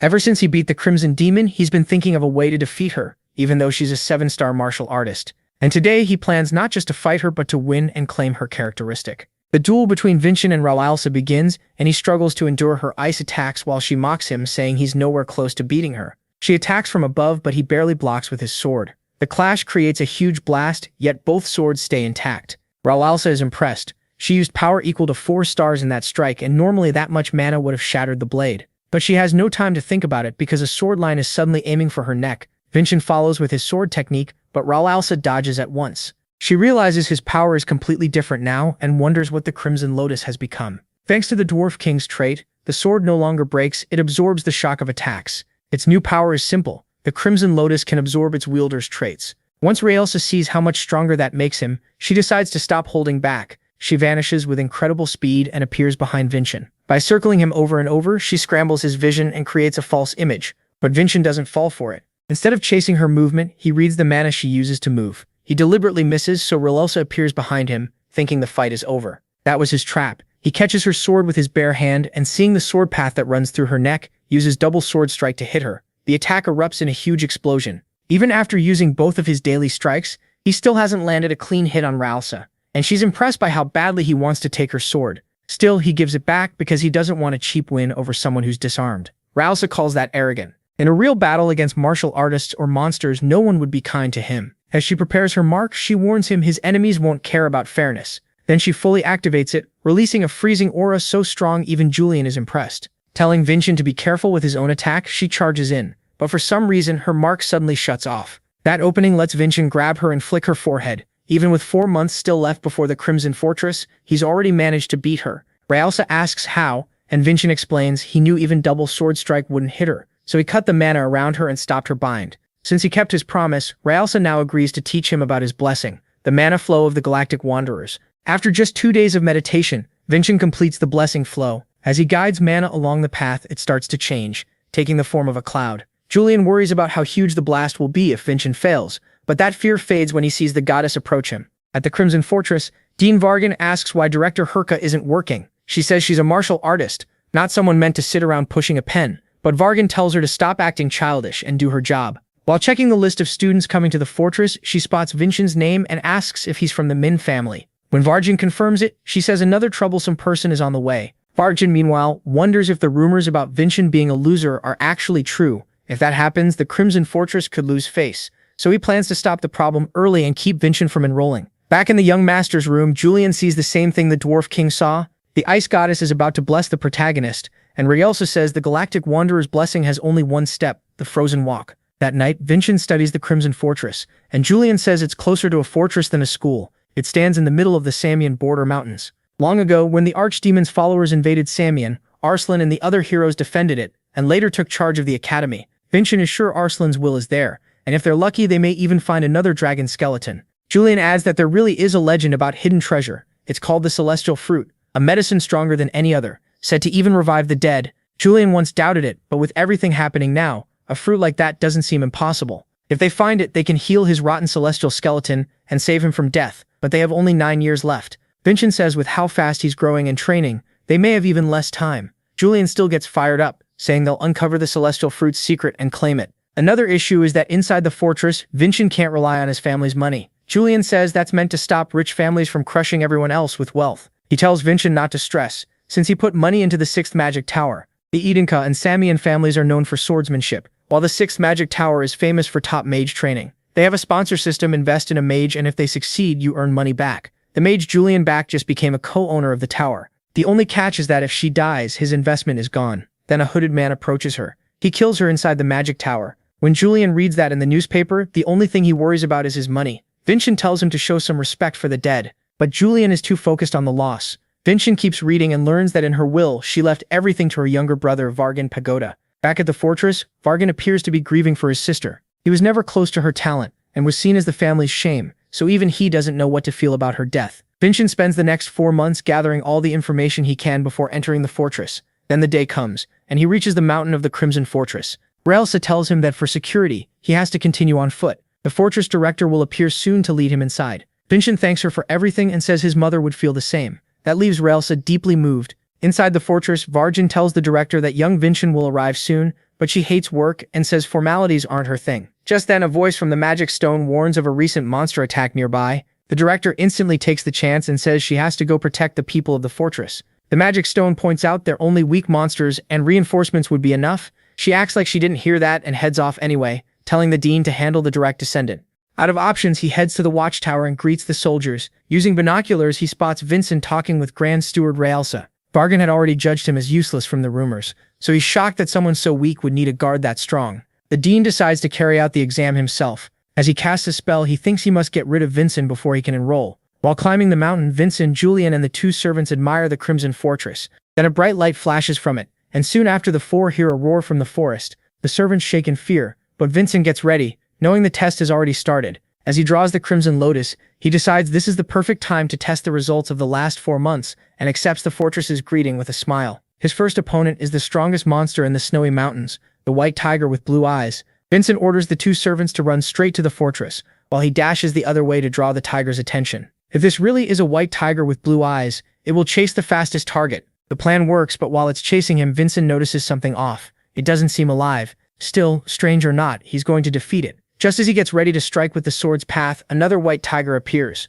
Using body strengthening, he dodges both attacks, leaps up and lands on a tree. Then Julian warns him and points to several more white tigers on the hill. Vincent realizes something is wrong. White tigers don't move in packs. They're top predators, so they don't need to. And even though they're meat eaters, he can't smell blood from them. Julian suggests they may be illusions made with magic. From the tower, Vargan is impressed that Vincent figured that out so quickly. Still, these illusions are made with high-level magic, so they're basically as dangerous as real tigers. He waits to see what the useless 7th son will do. Vincent considers running until the caster runs out of mana, but Julian says the mage is likely using a copying element instead of controlling many spells at once. He casts one spell and copies it, which makes it easier and uses less mana. That element has one big weakness. If Vincent beats the original, the copies vanish. Julian asks how he'll spot it. Vincent says that if a person is controlling this, they'll protect the real one with the fakes. The tiger at the top of the hill that's staying still must be the original. Using the Galactic Wanderer's blessing, he rushes to the top of the hill, leaving Vargan stunned because he just used Raelsa's trait. But the mage won't just stand there and hand him the win.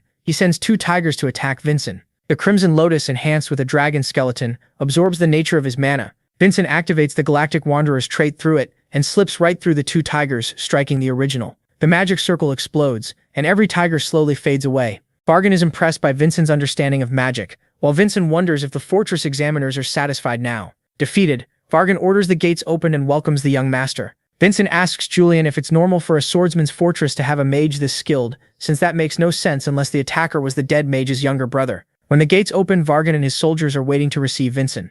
Julian says that even without family money inside the fortress, talented cadets can earn support through sponsorship. Now they need to score points with the right person and win all that investment money back. As their carriage moves through the fortress, Vincent comments on how many people live there. Varjin explains that besides instructors, disciples, soldiers, and children, many families live here too. Vincent will share a dorm, and once he moves in, he'll be just another cadet. Any old status is gone. Vincent understands he'll only be treated like a young master during this ride. Siri sees kids in uniform and says he'll look good wearing one too. The protagonist asks what his current rank will be, and Varjin explains that every cadet starts at rank 9. Exams happen twice a year, ranks go from 9 to 1, and anyone who passes after rank 1 becomes an innovative martial artist. Vincent has only 4.5 years to graduate, and by then he must find the celestial fruit or die. Varjin asks how someone from a martial family knew about the copying element. Julian says he was terrible at swordsmanship, so he studied as much magic as he could. But Vincent says knowledge is power, and refusing to learn something useful just because of family tradition is foolish.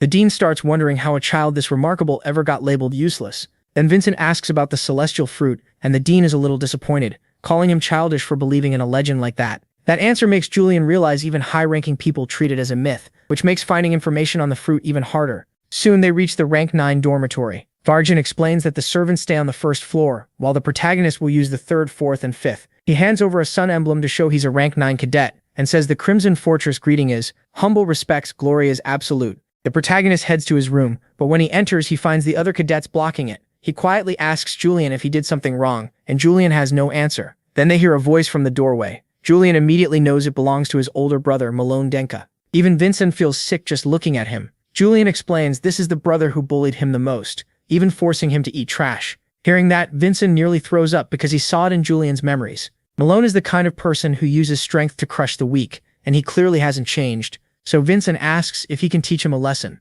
With a friendly greeting, the protagonist says he's glad to see him, but also disappointed that after being away from home so long, he's still only rank 9. Malone snaps, calls over Saizen, and slaps him across the face, saying newcomers need proper training so they don't act out. He warns that if it happens again, Saizen will be beaten. Right then, the protagonist realizes Malona is the worst kind of person, just like Kajin, his greatest enemy from his past life. He can't hold back anymore and drives a punch into Malona's face, leaving all the cadets stunned. Malona snarls that his little brother must have gone crazy and swings back at him. Vinci slips past the hit with ease, remembering one thing: people like this don't respect martial arts. He grabs Malona by the collar and slams him hard into the ground. Then he turns to the other cadets and tells them a martial artist should fear only one thing: respect. Malona rises, burning with hate, and draws his sword, but Vinci avoids the strike without trouble. Julian says this could be the perfect chance for them. Near the Crimson Fortress, the dean has just finished hunting the monsters. The village chief thanks her, says everyone can finally sleep peacefully, and invites her out for a drink. Just as she considers it, Varjin shows up behind her and says he could use a drink too because his superior has been driving him crazy. At the tavern, Varjin explains how Vinci passed the entrance exam. The dean barely understands the magic side of it since she isn't a mage, but that only makes it more impressive. Vinci beats something even a 7-star martial artist had never heard of. Still, she says he looked timid compared to the other direct descendant who destroyed an entire mountain. Then jokes with Varjin, saying she can't wait to meet someone as cowardly as him. Then a magic crystal calls the dean back to the fortress. When he asks what happened, the crystal reports that Malone and Vincian, both rank 9, have requested a mediator for their duel. When he arrives, the official apologizes, saying he had no choice because both boys are direct descendants and Cadet Vincian requested it. The dean tells him it's fine, and says anything involving Vincian must be reported to him from now on. Using his authority, he allows the duel. When the protagonist draws the Crimson Lotus, Malone is visibly shaken. Still, he claims it's only a copy, and even wagers his right arm on it. That pleases the MC, who tells him not to forget those words. Malona ignores that and says he'll force him to surrender using his blessing, the Daughter of Fear. Its pressure spreads through the room and makes everyone around them tremble.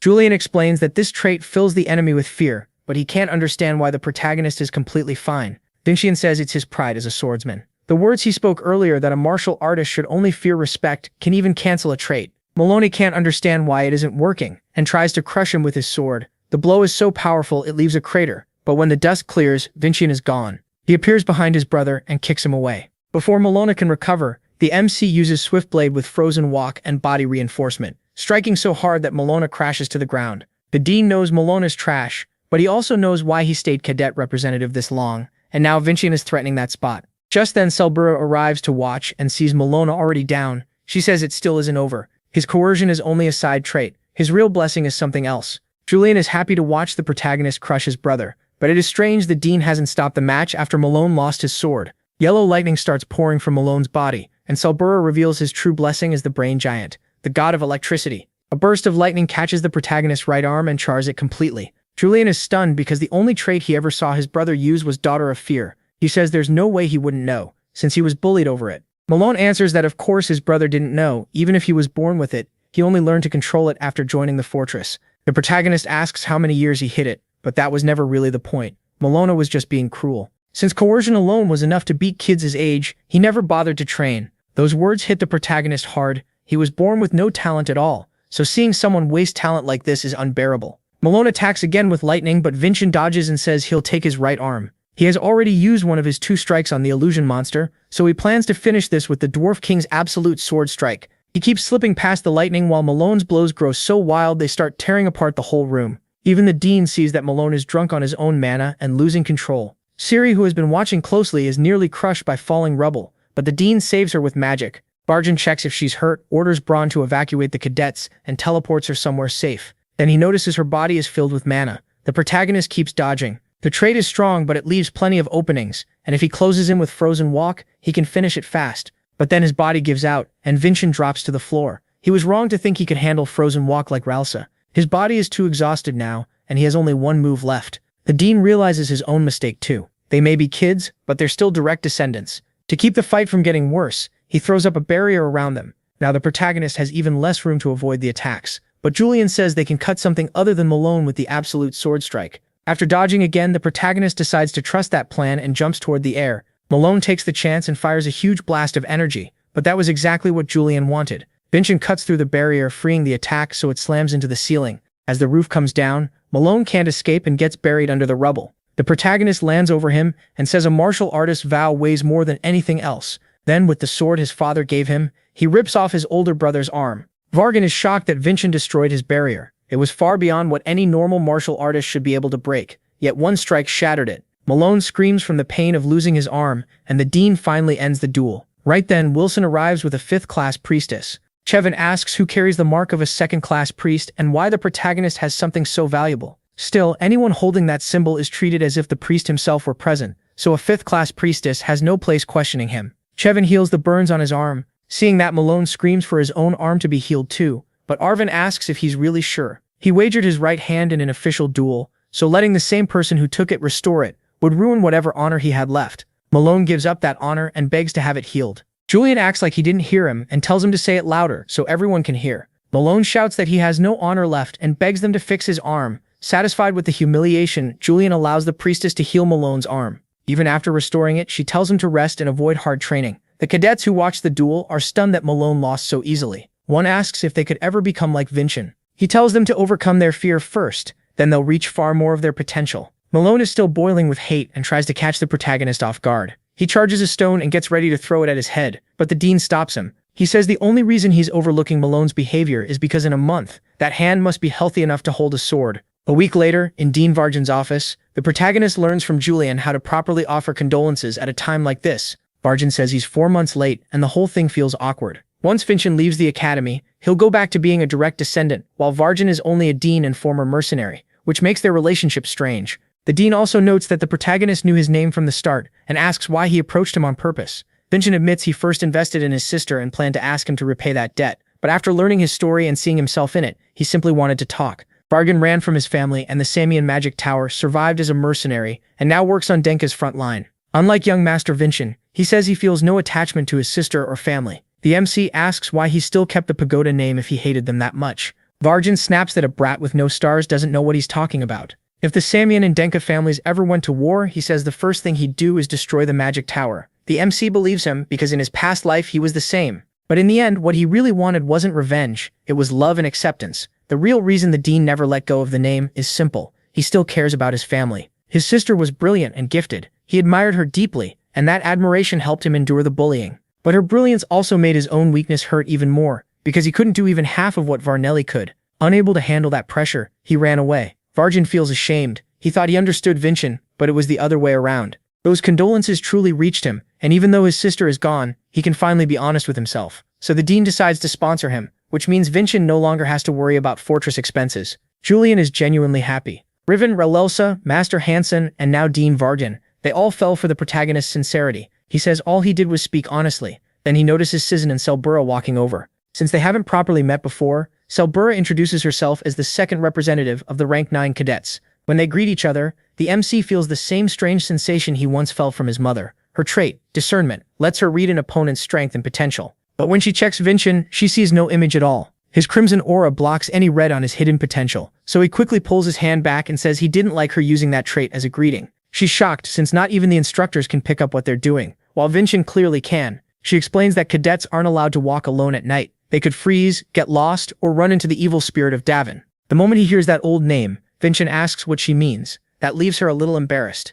Cizan says that after the demon arch was defeated, parts of his spirit spread across the world. People say those spirits grant power in return for a martial artist's life. Sabira adds that there are reports of contractors now and then, though she doesn't really believe the story. At the dorm, the archdemon spirit speaks to Malone and offers him a contract. He's frightened at first, realizing the legend about Davin's spirit might be real, but decides that doesn't matter if it helps him reach his goal. When Vincent gets back to the room, everyone is asleep except Malone, who isn't in bed. Meanwhile, Cizan is on night patrol. When he hears something in the dark, the second he calls out, his arm is ripped off. Then, out of swirling black magic, Malone steps forward and asks where Vincent is. Even with one arm gone, Cizan draws his sword and asks if he made a contract with an evil spirit. Malone mocks him for trying to act like his brother, grabs him by the neck and slams him down. Just before he can finish him, Instructor Brondich rushes in and attacks Malone. He tells Malone to surrender, then realizes his strike did nothing. Bronda immediately orders Cizan to sound the emergency trumpet. Back in the room, Vincent is still awake, waiting for his brother. He hears the blast and asks what's going on. The others say it's the emergency trumpet, so something may have happened to Cizan. Everyone runs outside and meets the girls from the other dorm. Vincent asks what's happening, but they don't know either. Then he smells blood and tells Sabira to call Deputy Commander Pagoda right away. He tells everyone to follow him quietly. As they get closer, the trumpet suddenly stops. Before the cadets panic, Vincent asks if they have any defense they can use. The first clash is over and no message came saying the enemy was beaten, so the adults are probably dead. Sabira says there is one defense, Adenka, but it needs at least one 5-star fighter at the center, or the formula breaks. Instructor Brondi was that 5-star, but when they arrive, they find him dead. At once, dark magic lashes out at Vincent. He blocks it, but still can't tell who's hiding in that magic. Then his brother appears and says all the traitors gathered in one place to die. Sabira recognizes the dark energy from the legend. It's a sign of a warrior possessed by Davin's spirit.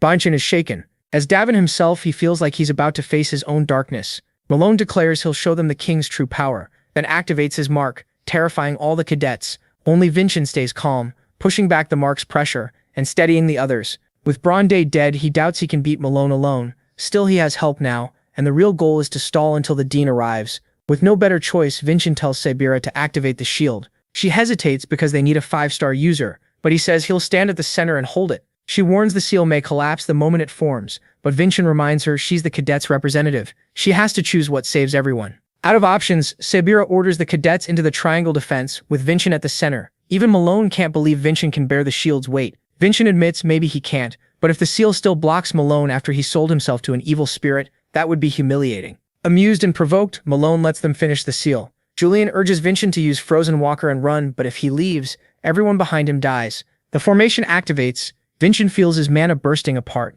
but he forces himself to endure. Malone thinks he's already breaking and attacks, only to be thrown back by the barrier. Vincent asks if that's all he's got, but Malone keeps attacking and raising his power. His aura is so monstrous, the children feel like the archdemon himself is standing before them. Vincent calms them, reminding them that a martial artist should fear only respect. Seeing a 14-year-old bear the seal and still encourage everyone, Sabira refuses to just watch. She orders all the cadets to pour in mana on her signal. The surge blasts Malone backward, and Vincent tells him to give up. The martial artist will be here soon. Malone is almost ready to stop, but the evil spirit feeds his bloodlust and makes him stronger. Vincent instantly sees a huge attack coming, and a bolt of black lightning slams into the barrier. The impact shakes the ground and lifts stones into the air. One cadet gets hit and passes out, and the triangle seal slowly begins to break apart. Malone presses the opening and unleashes a massive lightning strike at everyone, but when the dust clears, the barrier stands again. Cizan, still alive, uses the last of his mana to restore it. He's finally overcome his fear and now faces Malone head-on. At that moment, the evil spirit seems to take Malone over completely.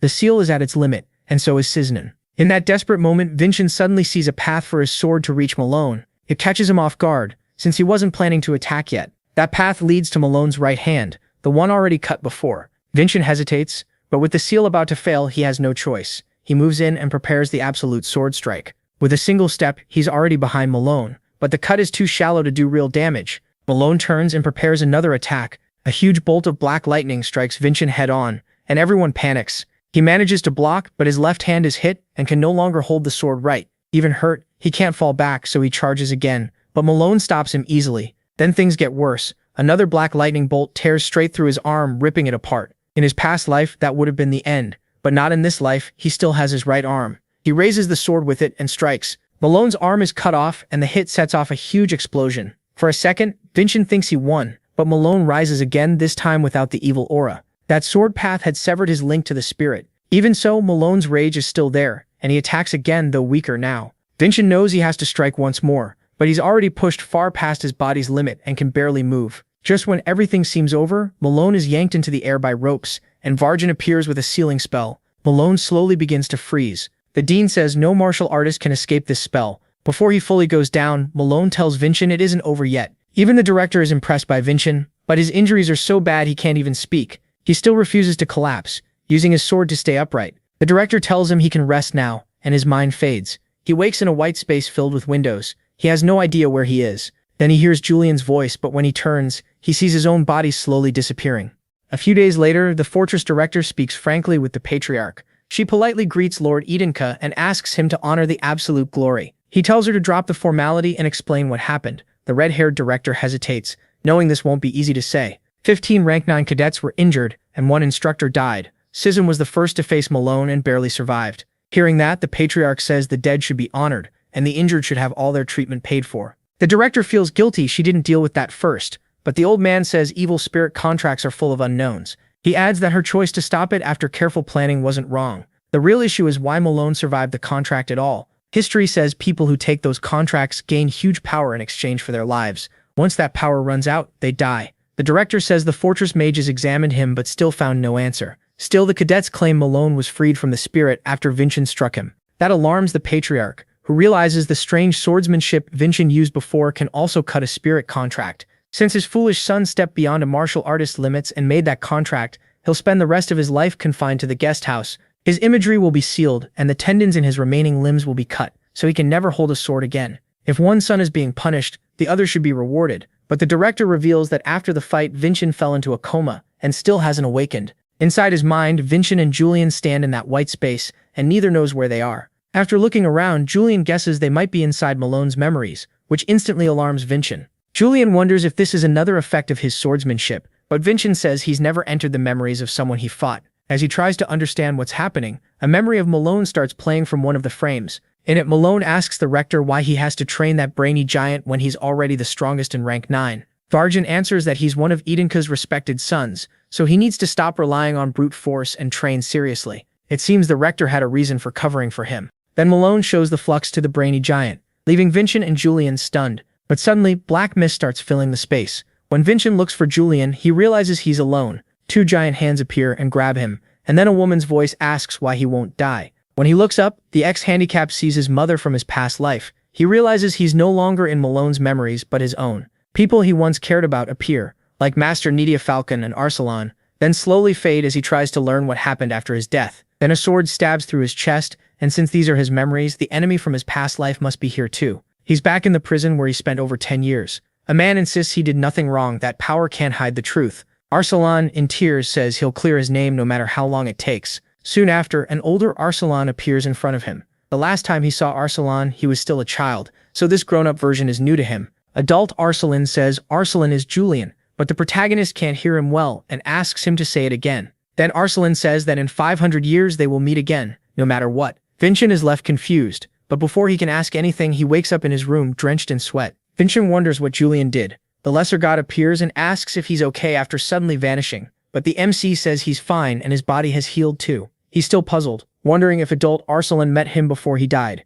Siri and Wilson are shocked to see the young master finally awake. They get so overwhelmed that they throw themselves at him, hugging and crying. Wilson thought he might never wake up, while Siri is just relieved. The ex-handicapped, who never had this kind of affection before, doesn't know what to say, but thanks them for caring. The director walks in and asks if she's interrupting the moment, then greets the sleeping beauty who finally woke up. She doesn't care for formal talk and tells him to just call her sis. Vincent asks if she shouldn't be at the fortress, but she says a recent incident forced her to report straight to the patriarch. She adds that Vargan handles the fortress better anyway, and since she hates working, she's leaving it to him. After wrapping up a few things in the central area, she plans to head back with him. But first she has a small favor to ask. She wants him to rough up the young master of the Sanian family. The moment he hears roughing up and Sanian together, he gets excited. Then she explains it's only a friendly exchange event, which kills his mood since he was ready for a real beating. The director says it's a special event where martial families compete. Both patriarchs will attend, and this year it's being held at the Crimson Fortress. The skinny guy asks why she's bringing this up only now.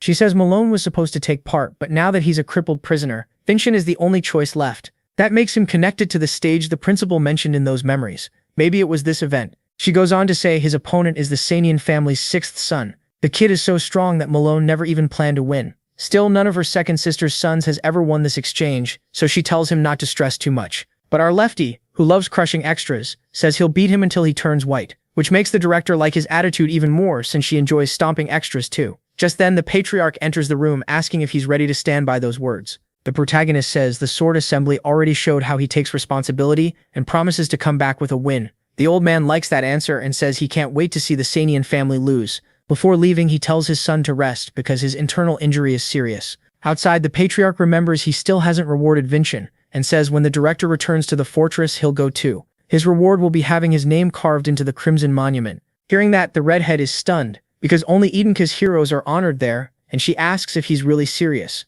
While resting in bed, the protagonist gets fired up about the friendly exchange event. He wants to help Edenka surpass the Sanian family, and this is the perfect chance to test where they stand. Vincent asks Julian if he knows anything about the sixth son, but since he never expected to face him, he never looked into him. Vincent asks what his chances are, and Julian says that with the surprise of his absolute sword, he might have a shot, but the odds are still bad. Grueling is at most 3 stars, while the other guy is likely 3 or higher. Realizing lying around won't help, the lefty decides to train a little. Julian warns that his internal injury is severe, and he shouldn't use mana. Grueling says he'll be fine as long as he avoids mana, then heads out to swing his sword, while the lesser god tells him not to wreck his body. As he starts training, he thinks about the coming fight. One thing is certain, beating up the Sanian family's descendants sounds great. Raven shows up while he's thinking, saying this reminds him of the first time they met. They sit down for tea and Raven says he found something. Grueling asked about. Grueling gets excited, hoping it's about 500 years ago, but it's actually about his own family. Raven got curious how a family with no martial talent and only a modest estate compared to other branch families could still attend the sword assembly as spectators. When he says that, the protagonist remembers tossing Raven's father across the room despite Vincent's weak body. So the blonde explains that he kept pressing for an answer until his father finally gave in and showed him. The Baron gets up and goes to a bookshelf, then uses magic to unlock a hidden door. He says even the patriarch can't enter this place without his permission. Inside is a library full of Edenka's hidden knowledge, the real reason his family keeps such high standing. As Raven walks through it, one book grabs his attention. The lost record of the Heasley family still exists. That instantly excites the protagonist because it might contain proof of his innocence. But Raven tells him not to get ahead of himself. He'd need to become patriarch to access it. Vincent asks if it's really okay to share this, since it sounds like secret family business, but Raven says he owes him his life, so it's fine. Then the blonde remembers something important and pulls out a magic crystal. The dwarf asked him to pass along this message. The crystal glows, and a hologram of the dwarf appears. Right away, the old protagonist thinks it's a live call, but Raven says it's just a recording. Real communication crystals cost a fortune. The dwarf starts by saying the recorder is a gift, and that he has news about the dragon skeleton. First, forging a perfect dragon sword is impossible. The fire in the workshop started when he struck the Crimson Lotus, after transplanting the dragon skeleton. The reason is that the skeleton absorbs the user's mana trait, and because he carries the blessing of the god of unwavering flames, everything burst into fire. That's why making a weapon like this is almost impossible. Still, if they made a hammer from the dragon skeleton, it could work, since 2 bones hitting each other don't absorb mana. Even then, he says it doesn't solve much, because using the bone for a hammer means there'd be none left for the sword. Then the old man signs off and tells Vergen not to bother his daughter. Raven says that's all he had to deliver, and he needs to get back to the workshop for his sword. He asks if Vergen has a reply, and Vergen immediately says to tell the old man to forge the hammer from the dragon bone, because he'll just find another skeleton for the sword. Raven says he expected that, but it's still wild how he talks about impossible things like they're settled facts. Later, Julian says everything they've learned so far has been useless, but the protagonist says the opposite. Now every path is open, so they just need to grow stronger and make their own way. That starts with beating the 6th son of Sanian, though he has no clue how, so he asks the useless god if there's any way to win. Julian, unimpressed, says it's basically impossible. They barely beat Malone when he wasn't even possessed, so imagine someone stronger. Vincent says Malone's trait was a nightmare to deal with, so Julian says that if he could gain the blessing of the cerebral giant, he might be able to win. They don't need Malone for the mana flow anymore since they both saw it in the memories. Even so, Vincent doubts it would work, because you can't unlock a trait from just a memory, at least not from a human one. But our butterfly boy is a god, and a god's memories are nearly perfect. That gets Vincent fired up, because he's the kind of guy who never ignores a new cheat. He asks why they're standing around, and says they should go get the blessing right now. But that's exactly why Julian kept quiet. Vincent's body is already wrecked, and now he wants another power-up. Cerebral mana is the most destructive element, and the cerebral giant is the strongest of the cerebral gods, so trying it now would ruin his body. So until they get back to the fortress, he needs to recover as much mana as possible, and to do that, he can't push his body. 3 days later, they finally return to the Crimson Fortress. Vincent thinks it's weird they're using a carriage this time since Relelsa had said walking was safer. The director admits that was a lie. It was only to make his rite of passage easier. She also says they forgot to tell him he'll be part of the recording ceremony. Once inside the fortress, cadets gather before a huge stone carved with heroes' names. In front stand the rank 1 cadets, led by Hannah Adenka. Behind them, cadets from every rank line up to watch. It seems the rank representatives are always direct Adenka descendants. Well, except Malone, who got folded pretty easily. The rest of the descendants are the real deal, and rank 1's Hannah Adenka is on another level. Just looking at her is intimidating. While everyone waits to see who will engrave the name, the Adenka patriarch arrives. He immediately calls Vincent forward. Vincent jokes that he didn't know he was getting such an amazing gift, but Khan tells him this isn't a gift. He earned it. The old man takes the Crimson Lotus and announces he's carving Vincent Adenka's name into the stone. You'd think he'd carefully write it, but one swing nearly tears the place apart. Vincent is stunned. The patriarch used just a little mana and did what rank 9 cadets can barely endure. The other direct descendants are left staring, finally seeing the true power of the Adenka. When he's done, the letters are still burning. On the way back to the dorms, the cadets are still hyped over what they saw. Then Salbera shows up, asking where Vincent is. Even the freshmen don't know. They guess he's at the training grounds. Of course, our favorite hack chaser didn't waste any time. He's already trying to get the cerebral giant's blessing. First, he has to guide the path through 3 points, but Julian suddenly stops explaining because he's crying. The patriarch finally recognized him as a son. Vincent tells him that doesn't mean much yet. They're aiming for way more. Then he tells Julian to quit crying and explain the blessing properly. Step 1 is turning the circle into a perfect triangle, but the moment he does, a huge lightning bolt crashes down.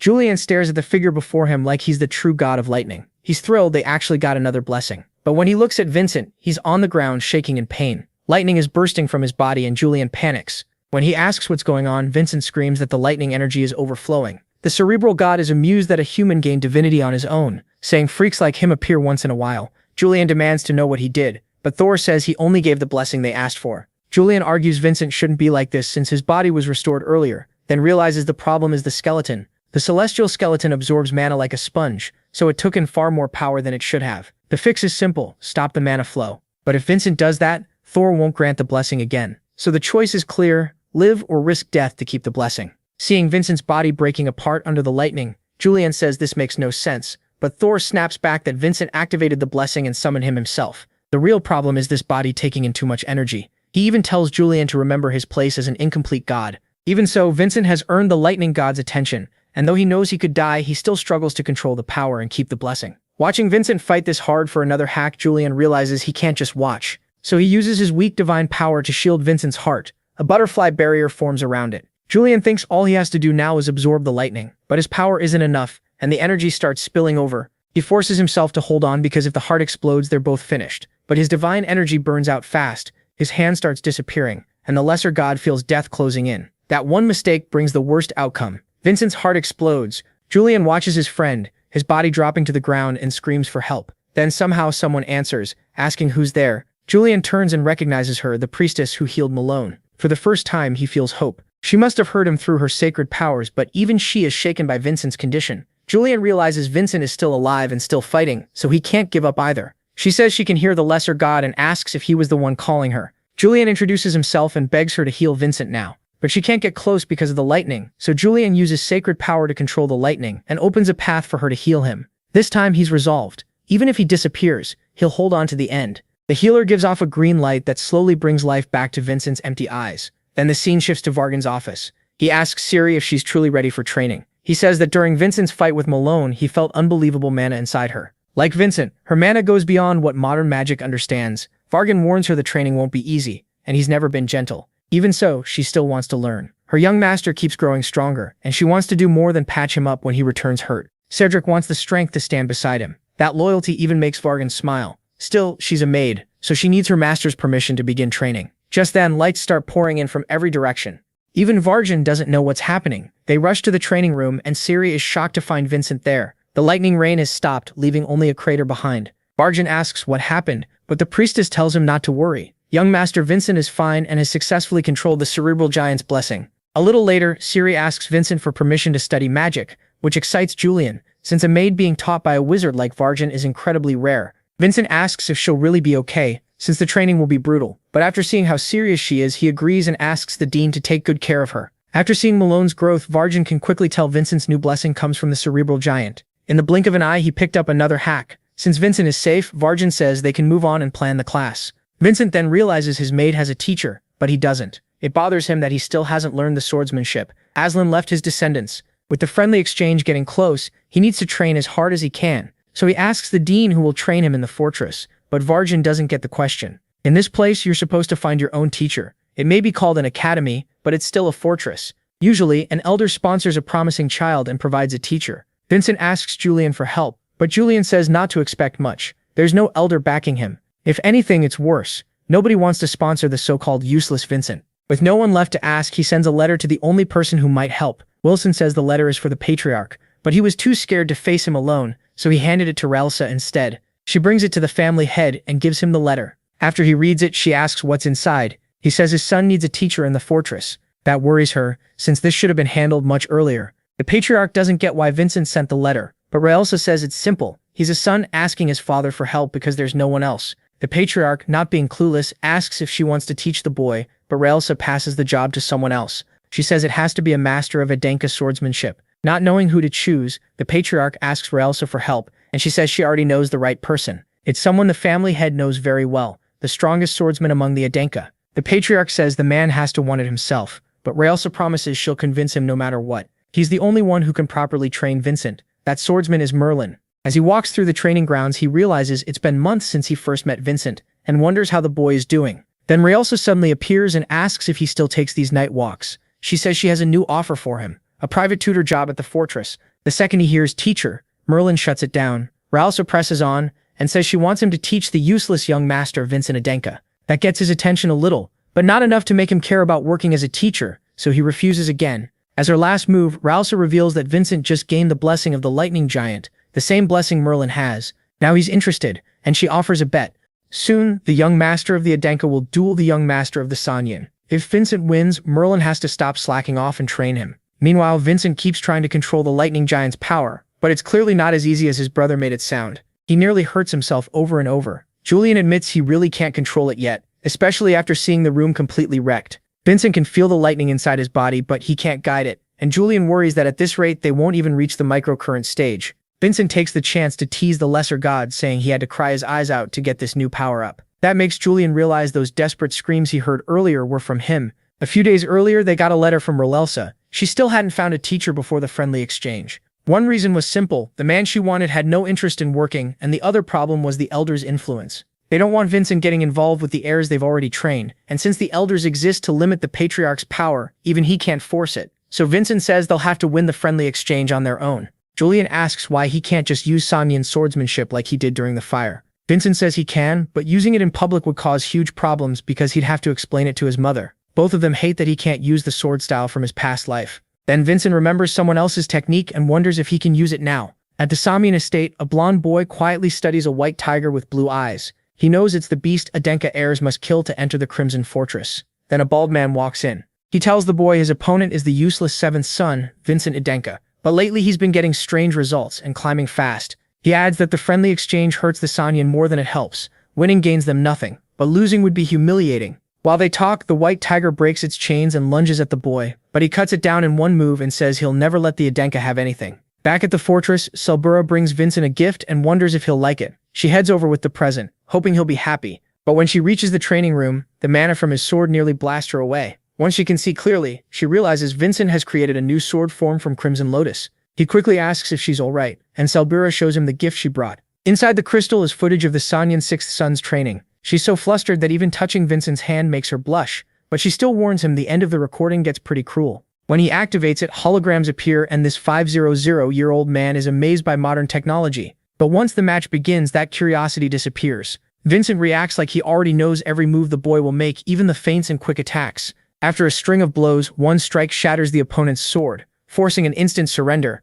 But even after the boy gives up, this monster still doesn't stop. Vincent is furious because this kid is exactly like Cajun from his past life. Not just the face, even the techniques and habits are the same. It's exactly like the days when he was crippled. Then the story shifts to the mages meeting for the friendly exchange. The event is usually split into 3 parts: treasure hunt, monster subjugation, and one-on-one duels. The mages handle the treasure hunt and decide what kind of monster to create. The dean speaks first and says that based on the 2 fighters' level, the best choice is a level 8 reptile or demon, since those are hard enough for 3-star martial artists. But a mage from the magic tower suggests a level 8 giant fracture instead, which makes the dean furious. He asks if they're serious, because that's a monster meant for fighters above 4 stars. The skinny mage tells him to relax. He just wants the match to be entertaining. Vargan fires back that using a giant only helps the Samian young master, since they already train with one. The sorcerer says if he's that upset, he should just quit, making the dean ready to throw hands. Before it gets worse, Alberto steps in and suggests they settle it with a vote. That's when the dean realizes the whole thing is rigged,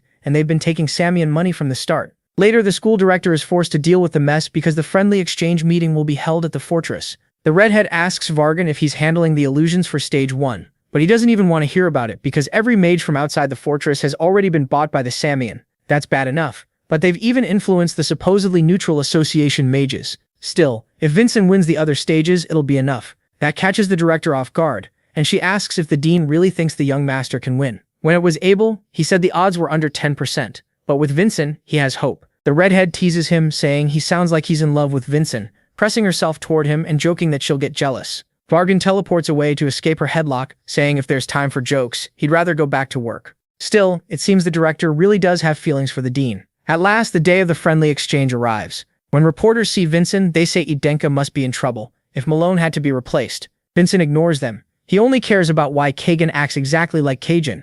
Soon, Kagan arrives at the fortress. He walks up to Vincent and politely introduces himself, and Vincent answers in kind. As they shake hands, reporters go wild, saying they look evenly matched. Kagan keeps up his nice guy act, saying it's good to meet someone his own age, but the former cripple sees through it. There's plenty of malice behind that smile. The Samian says he hopes Vincent can show his strength, and the director and dean recognize it as a greeting that treats Idenka like the weaker side. Vincent answers calmly that he hopes Kagan can prove his talent too. The reporters love the tension and realize the exchange has already started. The fortress director officially opens the event and reveals the first round, the treasure hunt. Both participants will enter a magic space and retrieve a chest while dealing with monsters created by sorcery. They won't go alone. Each can bring 2 level 9 cadets. Since Edinka lost last time, they pick first. The director even hints that he should choose Silbera, but Vincent ignores that and picks the 2 weakest level 9 cadets instead, leaving everyone stunned. Suzanne and Harmon step into the arena looking nervous. The director asks if he's sure and warns him not to blame them after he loses, but that's exactly why Vincent chose them. He doesn't want Kagan using excuses. He also says they both carry Adienka blood, and beating the Samian with the blood of Patriarch Aslan matters. Even after hearing that, Selbera still looks a little disappointed. She'd clearly hoped he would pick her, but Vincent says he trusts her completely, and expects her to do her best in the exchange. Annoyed by that jab, Kagan chooses the representative and vice representative to join him. Vincent stays calm and says it was a smart choice, while Vargan wonders what he's planning. The mage who mocked the dean earlier can't understand why Vincent gave up the strongest cadets, but Vargan says he should be excited for the first stage. 3 mages begin casting, and 2 portal-like gates appear before the fighters. With everything set, the director starts the first stage of the friendly exchange. Vincent enters the cave with his team and keeps them close. In the other dungeon, Kagan tells his team to split up, which annoys Selbera because of how arrogant he sounds. Outside, the crowd gets fired up, and the director notes that Vincent is different. He doesn't treat his teammates like tools. Inside the cave, Harmon asks if Vincent really thinks they can help, and Vincent says yes. They faced their fears and became martial artists. Then a huge explosion throws them all back. When Sazan opens his eyes, he sees a giant monster, and fears the plan is ruined. For a second, they think Vincent was crushed by the giant, but he used ice steps to strike from above and nearly cuts off its arm. As the giant crashes down, Vincent tells the others to start the distraction plan. Sazan and Harmon pull drums from their bags and begin drawing the giant's attention. Fractures have bad eyesight and react to loud sounds, so they try to lure it toward the entrance while Vincent goes for the chest. The plan looks solid, but the director says they're doing it wrong. Even if it's called a treasure hunt, the real point is to show off martial skill. Vincent keeps moving and finally spots the chest, but before he can grab it, a second stronger giant slams into him. He avoids its blows, but now the plan is in danger. He needs to save at least 1 absolute sword strike, and fighting 2 giants makes that much harder. Outside, Vargan is puzzled by the second giant, but soon learns it was an intentional mistake by the tower mages. The dean gets furious and tries to go after the skinny mage, but the director stops him, saying too many people are watching and it could look bad. The tower mage says the dean is calmer than the rumors claimed, and the director instantly threatens to kill him. In the other dungeon, Selbura watches Kagan in total fear. The giant is getting overwhelmed by the young Samian's skill, and one strike to its eye brings it crashing down. Kagan says he expected more from a giant, but while he's showing off, the second one attacks from behind, making Selbura panic and try to warn him. But Kagan had already seen it. Using Samian swordsmanship, he slices the giant's hand clean off. Then, with a few quick steps, he runs up its arm and strikes straight at its eye. The two cadets are stunned. Even if they hate to admit it, he's incredibly strong. Even with more people, this slaughter wouldn't change. Meanwhile, Vincent sprints from the giants, and Julian starts panicking because nothing is going to plan. He asks if Vincent can use one sword slash to cut both giants at once, but that's not so simple. They're huge, and he can't clearly see the full path his blade needs to pull it off. He needs a point between them for the slash to pass through without cutting it. Saizen and Harmon finally reach the tunnel entrance and face the giant, but Vincent is nowhere in sight. Then he suddenly appears, carrying the chest. Vincent says the plan changed. Someone else is coming. When Saizen asks who, he sees both giants charging toward them. The two of them nearly lose it. As the giants rush in, Vincent yells for Julian to get ready. Even though Julian is scared he'll be the target, Vincent dodges the first giant's attack and searches for an opening. But just as he thought, he can't find a path that cuts through both. Still, even without seeing it, he feels the other half of his soul finding a sword path that leads to Julian. Vincent prepares his move and uses absolute sword with lightning, slicing through the first giant. The slash keeps going, cuts through the second one too, and flies straight at Julian. Outside, the director asks what kind of swordsmanship that was, and the dean says it's Vincent's special move, a slash that can cut through anything. But even that attack can't pierce a god, which annoys Julian since he wasn't sure if Vincent had almost killed him. Vincent says killing a god is impossible, but he's confused about how Julian heard his thoughts when he wasn't using telepathy. That strange reaction makes the others ask if someone is with him. Vincent lies, says no one's there, and tells them to stick to the plan. The reason he saved one last absolute sword strike was to cut one more thing. He stabs his sword into the portal and starts slicing through the whole dungeon. The tower mage is stunned and tells the others to check the spell, but the dean says there's no need. This is Vincent's cutting magic. Even Varjan didn't expect him to slice apart the entire dungeon. The association mage gets upset too, and says the young master should be disqualified for destroying an exam stage. The director answers that there's no rule against it, then asks why a neutral mage seems so personally offended. The two students bring the chest to the director and ask if they won, but the tower mage says stage 1 is about showing strength, not arriving first. If young Kagon keeps displaying his swordsmanship, the Saiyans will win. Then Vincent walks up and says Kagon's about to finish the stage 2, which leaves the mage confused. Vincent asks the dean if the dungeon used a copy element, and Varjan says yes, an element was used to make both dungeons identical. So now the real question is, after Vincent destroyed his copy, where did all that mana go? He compares it to water split into two streams. If one gets blocked, the other overflows. So the mana from one side would pour into the other. Kagon realizes the giant just got stronger, but its attack pattern is still simple, so he thinks he can still cut off its hand. But when he uses a Saiyan technique on the giant's fist, it's become so tough that it ignores the attack and nearly lands a hit on Kagon. The giant keeps throwing more blows, and Kagon realizes something must have happened outside. A dying monster doesn't suddenly get this strong. The giant winds up for one last attack, and this time Kagon is in real danger. But Selbura beats her drums and pulls the giant's attention away before it can strike. She runs, risking her life to lure it away, thinking she'd never do this if Vincent hadn't told her to give the tournament everything she had. While she distracts one giant, the other surviving titan attacks her too. Now both of them trap her with nowhere to run and attack together. But Kagon shows up, furious they ruined his perfect showing. He demands to know how they dared mess it up. Then the blonde uses full moon strike, and just like Vincent, he wipes out both giants with one attack. Even then, he isn't happy, because Selbura ruined his perfect plan. As he leaves the dungeon, Kagon tries to stay calm, sure he still cleared the stage well and probably outshined Vincent.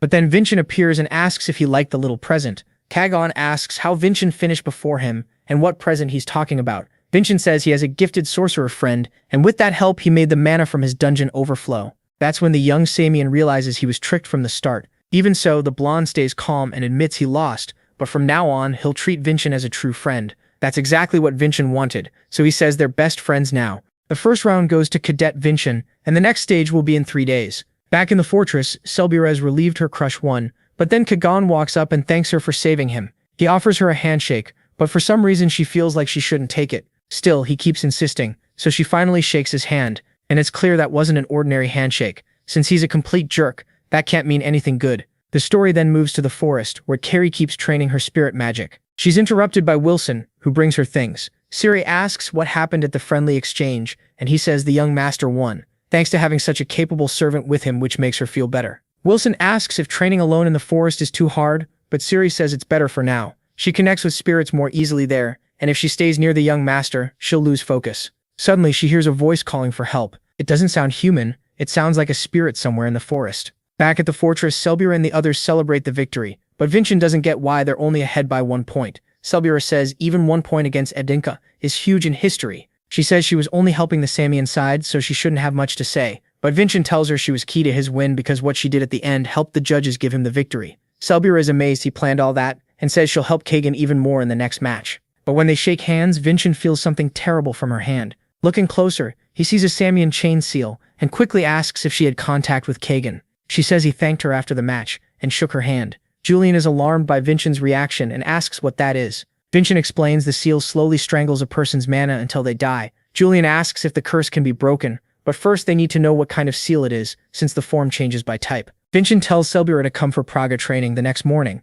making the poor girl think he's inviting her on a date. The next day, Vincent explains to Julian that if Kagan used a curse this openly, it's because he's sure no one will notice. This seal was probably erased from history long ago, which only makes Vincent want to rip that jerk's arm off even more. When Selbira arrives, she's dressed way too nicely because she thought it was a date. Vincent asks why she's dressed like that for training, and Julian wonders if he was infertile in his past life because he somehow can't tell she obviously likes him. But this armless 30-year-old from 500 years ago has no interest in a 14-year-old girl. They begin with meditation and he tells her to keep moving her mana and report anything strange. Selbira feels nothing unusual, but Vincent is worried because her mana flow is completely broken. It looks like swordsmanship has fallen a lot since the imagery era. Julian asks if he can remove the chain, but Vincent says it's far stronger than he expected, and he can't break it alone. Now the plan changes. He has to find the offering used for the seal. Usually that's an animal heart or a forest spirit. The problem is, if he doesn't find it fast, Selbira will die in 3 days. Julian points out the tournament starts again in 3 days, but Vincent shuts that down. The priority is saving their companion. He says that if his old comrades had still been with him, they could have helped him escape the prison where he spent the rest of his life. Julian asks how he knows so much about the curse, and Vincent says he went through something similar in prison. That makes Julian feel sorry for him, and wonder what kind of crime got him locked up for 10 years. Right then, Selbira collapses in front of them. Vincent rushes her to the treatment room, but even the healer can't tell what's wrong. After checking the mark on her hand, Vincent realizes it's getting stronger and she doesn't have much time. He has to find the offering before it gets worse. Going back to when Siri heard that cry for help, she follows the voice and runs into the young master. He asks what she's doing there, then explains the situation. Vincent says the offering is probably a small animal or a spirit, since those are easy to hide. Siri says she can help, so they head toward the voice she heard earlier. She says it came from the ravine, but when they go down, they find nothing. It's not that Vincent doubts her, but Selbina needs help now, so he's ready to cut through everything until he finds the spirit. Before he can act, Siri finds the spirit buried in the snow. She asks if there's any way to save it, but Vincent says sadly no. The only way to undo the seal is to kill the spirit fast, but Vincent can't bring himself to do that, so Siri starts forming a spirit contract instead. Julian says that kind of contract is stronger than normal seals, and can actually break the curse. Siri's thrilled to gain a new companion, but they don't get a moment to rest because a hidden attacker suddenly strikes. Vincent shields his maid and demands to know who attacked. A young master named Samian steps out and says Vincent ruined a traditional ceremony, so he'd better explain himself. Then Kagan keeps going on about that so-called ritual and orders Siri to hand over the spirit. Vincent asks how he can call it tradition when it was meant to kill Selbura. Kagan only looks annoyed that Vincent figured it out. He says they belong to a higher class, people born to bear destiny itself above anyone who crosses the line like Selbura. After what happened in the dungeon, Kagan was furious his plan fell apart, so he came for revenge on whoever stopped him. Since Vincent is from the same rank, Kagan thinks he should understand. Instead, Vincent raises his sword to Kagan's throat and says people like him haven't changed in 500 years. This ritual is simply wrong. Kagan still doesn't flinch. He puts his own sword to Vincent's neck and says they'll see who's right when the exchange ends. Back at the infirmary, the curse finally fades from Selbura's arm. She wakes up confused about where she is just as Vincent arrives to check on her. Kagan tells him she's fine and only just woke up, but Vincent still checks to make sure the seal is really gone. The priestess asks if he shouldn't be getting ready for the second stage, but he says he's already prepared. Then we cut to the Idanka main castle, where one of the 4 great elders reads about Vincent's huge win while Fidanel says he even overcame Senyan sabotage.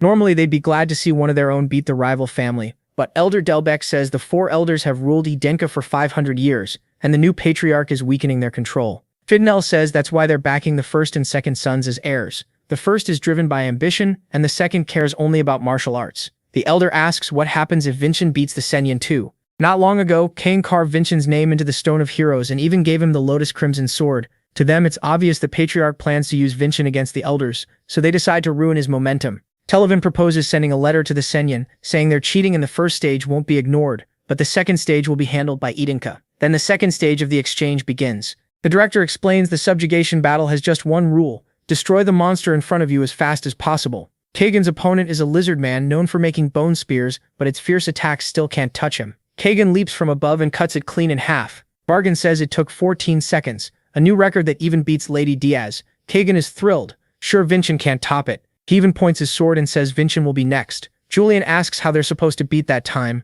but Vincent says not to worry, when it comes to speed they won't lose. The director asks if he's ready to start, then Vincent notices something odd about the lizard man. The view shifts to the Elders' table, where we learn Televan tampered with the second stage. He kept the lizard man from mating for 2 months, something most fighters don't know matters. A monster denied that long becomes wildly stronger. When the cage opens, the crazed lizard man charges at Vincent. He knows dodging the first strike is safer, but then he won't beat Kagan's record. So without any fear, he opens his arms and lets the monster thrust its weapon into him, using that instant to stab through its hide and trigger the mark of the god of lightning, frying the lizard man on the spot. The dean asks what's going on because he can't see, and the director tells him to look at Vincent's time. Even she didn't expect him to go this far just to beat the Senayan. With only 6 seconds, Vincent wins again. Healers rush over at once to pull the huge stake from his shoulder. Watching this, Kagan can't understand why Vincent used such a brutal way to win, but Vincent's grin answers for him. That brings the second stage to a close. A woman who heard all this wonders if the boy is Sarvana's son and says she can't wait to meet him. Back at the Crimson Fortress, the healer complains she took this job to avoid working, and things were going great until Vincent showed up. Vincent thanks her for healing his chest, calling it a miracle, but the priestess says it isn't fully healed. She doesn't have that wooden plaque, so she can't treat him like its real owner could. Compared to that person, she only patches people up. So Vincent's heart still isn't fully recovered, and if he keeps overdoing it, he may lose the ability to use mana. Then the director arrives and invites him to dinner. Since the 2 patriarchs of the Idinka and Samian families have finally arrived, Vincent quickly gets dressed and follows his father to the meal. But when he meets the Samian patriarch, he's completely stunned. Her build is massive, and she introduces herself warmly, saying it's a pleasure to meet Vincent. She tells him to eat as much as he wants because these are special Samian dishes. She urges him to fill up on the family's best food. Vincent studies her closely. Like his father, she carries the weight of an entire family. Yet unlike what he expected, she speaks calmly with Khan and jokes that he's gotten stingy with age for hiding such talent. She teases him for keeping Vincent a secret this long. That alone is enough for Vincent to leap back and draw his sword, which impresses her, since he sensed the tiny bit of mana she let out. Vincent is shaken. To her it was nothing, but to him it felt like death brushing past. Even so, he gets excited at the thought of fighting her one day. His father asks why he's smiling, and Vincent says it's because she's strong, making Khan proud that he noticed. Then the patriarch looks at Kagan and does the same thing. But unlike Vincent, the blonde boy doesn't react. That makes Vincent and Julian realize the 2 patriarchs are quietly comparing whose son is better. After dinner, the 2 patriarchs step onto the balcony to talk in private. The Samian patriarch says someone is plotting something ugly and wonders who dared interfere with the exchange. Kan asks if it was the Samian elders, but she says they meddled in the first stage while the Idinka elders tampered with the second, and both sides share one target, Vincent Idinka. She asks if he really thinks Sarvana's son will win, and the patriarch says yes. He believes Idinka will fully surpass Samian. The blonde boy asks if that's because of the testament, and what Khan plans to do about the elders' interference. Khan says anyone who betrays his trust never stays alive, and nothing will stop Vincent from winning. When she asks why he's so sure, he says it's simple. His son promised he'd win, so he will.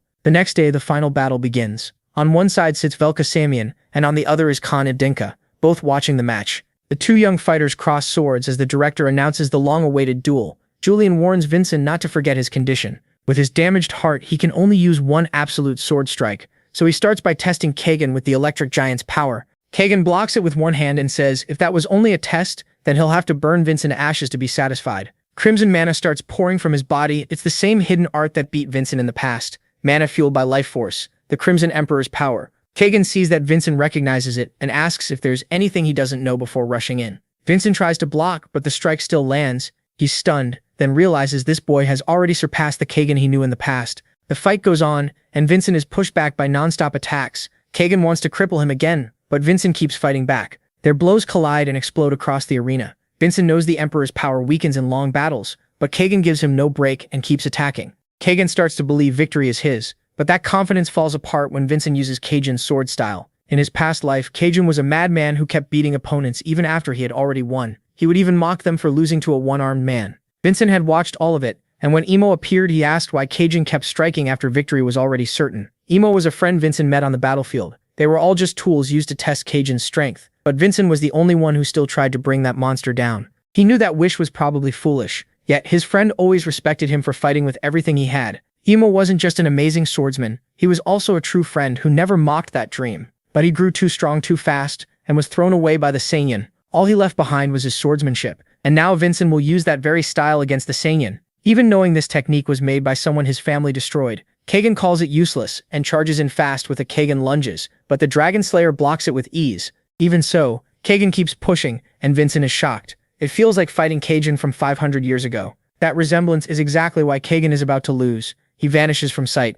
confusing everyone. But Vincent slips past the surprise attack without trouble. He can't lose to this kid because he already knows this style too well. He fought Kagan hundreds of times in his past life. Kagan starts getting annoyed and rushes in recklessly. Vincent is almost thankful he inherited Kagan's bad habits too. He enlarges his sword and brings it down with a savage blow that snaps Kagan's sword in half. Vincent thinks it's over. But then Kagan's mana suddenly rises again. He admits he's still a beginner, so this is risky, but he's ready to burn everything he has to form his soul blade. Kagan is impressed by him. Not even his own mother knew he had this gift. The blessing of the sword gives insane talent, and at its final stage, the user can turn a sword into an imagined element. Vincent points out that Kagan already burned through his strength with the Crimson Emperor, but the madman doesn't care and charges anyway. Kagan says he risked his life in the second stage, so now he'll go all out even if his body breaks. Vincent refuses to lose to someone like that, and he's ready to risk himself too. Both of them are terrifyingly strong, but Vincent's technique starts to give out and shatters, making Kagan think victory is his. But Vincent doesn't depend only on sword skills. He slams a punch right into Kagan's face. Now both Vincent and Kagan are at their limit and put everything into one last clash. Vincent's absolute sword strike, backed by the electric giant, crashes into the Crimson Aura, but that huge attack is only a fake. His real strike comes from above. He cuts off Kagan's arm and wins the third round of the friendly exchange. The crowd instantly erupts, chanting his name. Seeing that, the former cripple thinks back to his past life. After 500 years, he finally beat the Saiyan. The elders don't look happy about it, and neither does Merlin, who knows it's time for him to step in. Still, one young man is thrilled by the result. He was clearly pleased with Vincent's win. He asks his subordinate if he could beat Vincent one-on-one. The man confidently says yes, he's from a great family line. That only makes the young man more eager to face Vincent. He says he'll enter the Crimson Fortress. After the fight, Vincent gets dragged back into his memories. This time, demonic soldiers swarm him. Vincent cuts them down, but the feeling is just like when he fought Malone. Then Kagan appears with pitch-black eyes and comes at him, saying he finally found him. Before Kagan can land a hit, one slash cuts him in half. Aslan appears and Vincent demands to know what is going on. Then the real archdemon rises in the sky, ready to strike. Aslan says he sensed it and warns Vincent to recover fast. Now Vincent has to move past the Saiyan and face the truth he left behind, as he gets ready to fight the demon. Vincent wakes up in his room with everyone gathered around him. He still doesn't understand Aslan's last words. Even after beating the Saiyan, he still wasn't worthy of seeing the truth. Then the Edinka Patriarch walks in, and all the Cadets immediately stand straight. He tells them to relax, he won't stay long. Ken says he's proud his son kept his promise and wants to reward him. Vincent says he still isn't a true Edinka and needs a master to teach him the family's swordsmanship. The Patriarch asks if he realizes the elders still dislike him, but Vincent says that after beating the Sanjin they can't stop him anymore. His father gives a faint smile and tells him to come along. At the end of the hall stand Realsa and Merlin is surprised Vincent remembered his name. Realsa introduces him as Vincent's new teacher. He's an 8-star martial artist and the holder of the electric giant. His full name is Merlin Falker. The moment Vincent hears Falker, he freezes,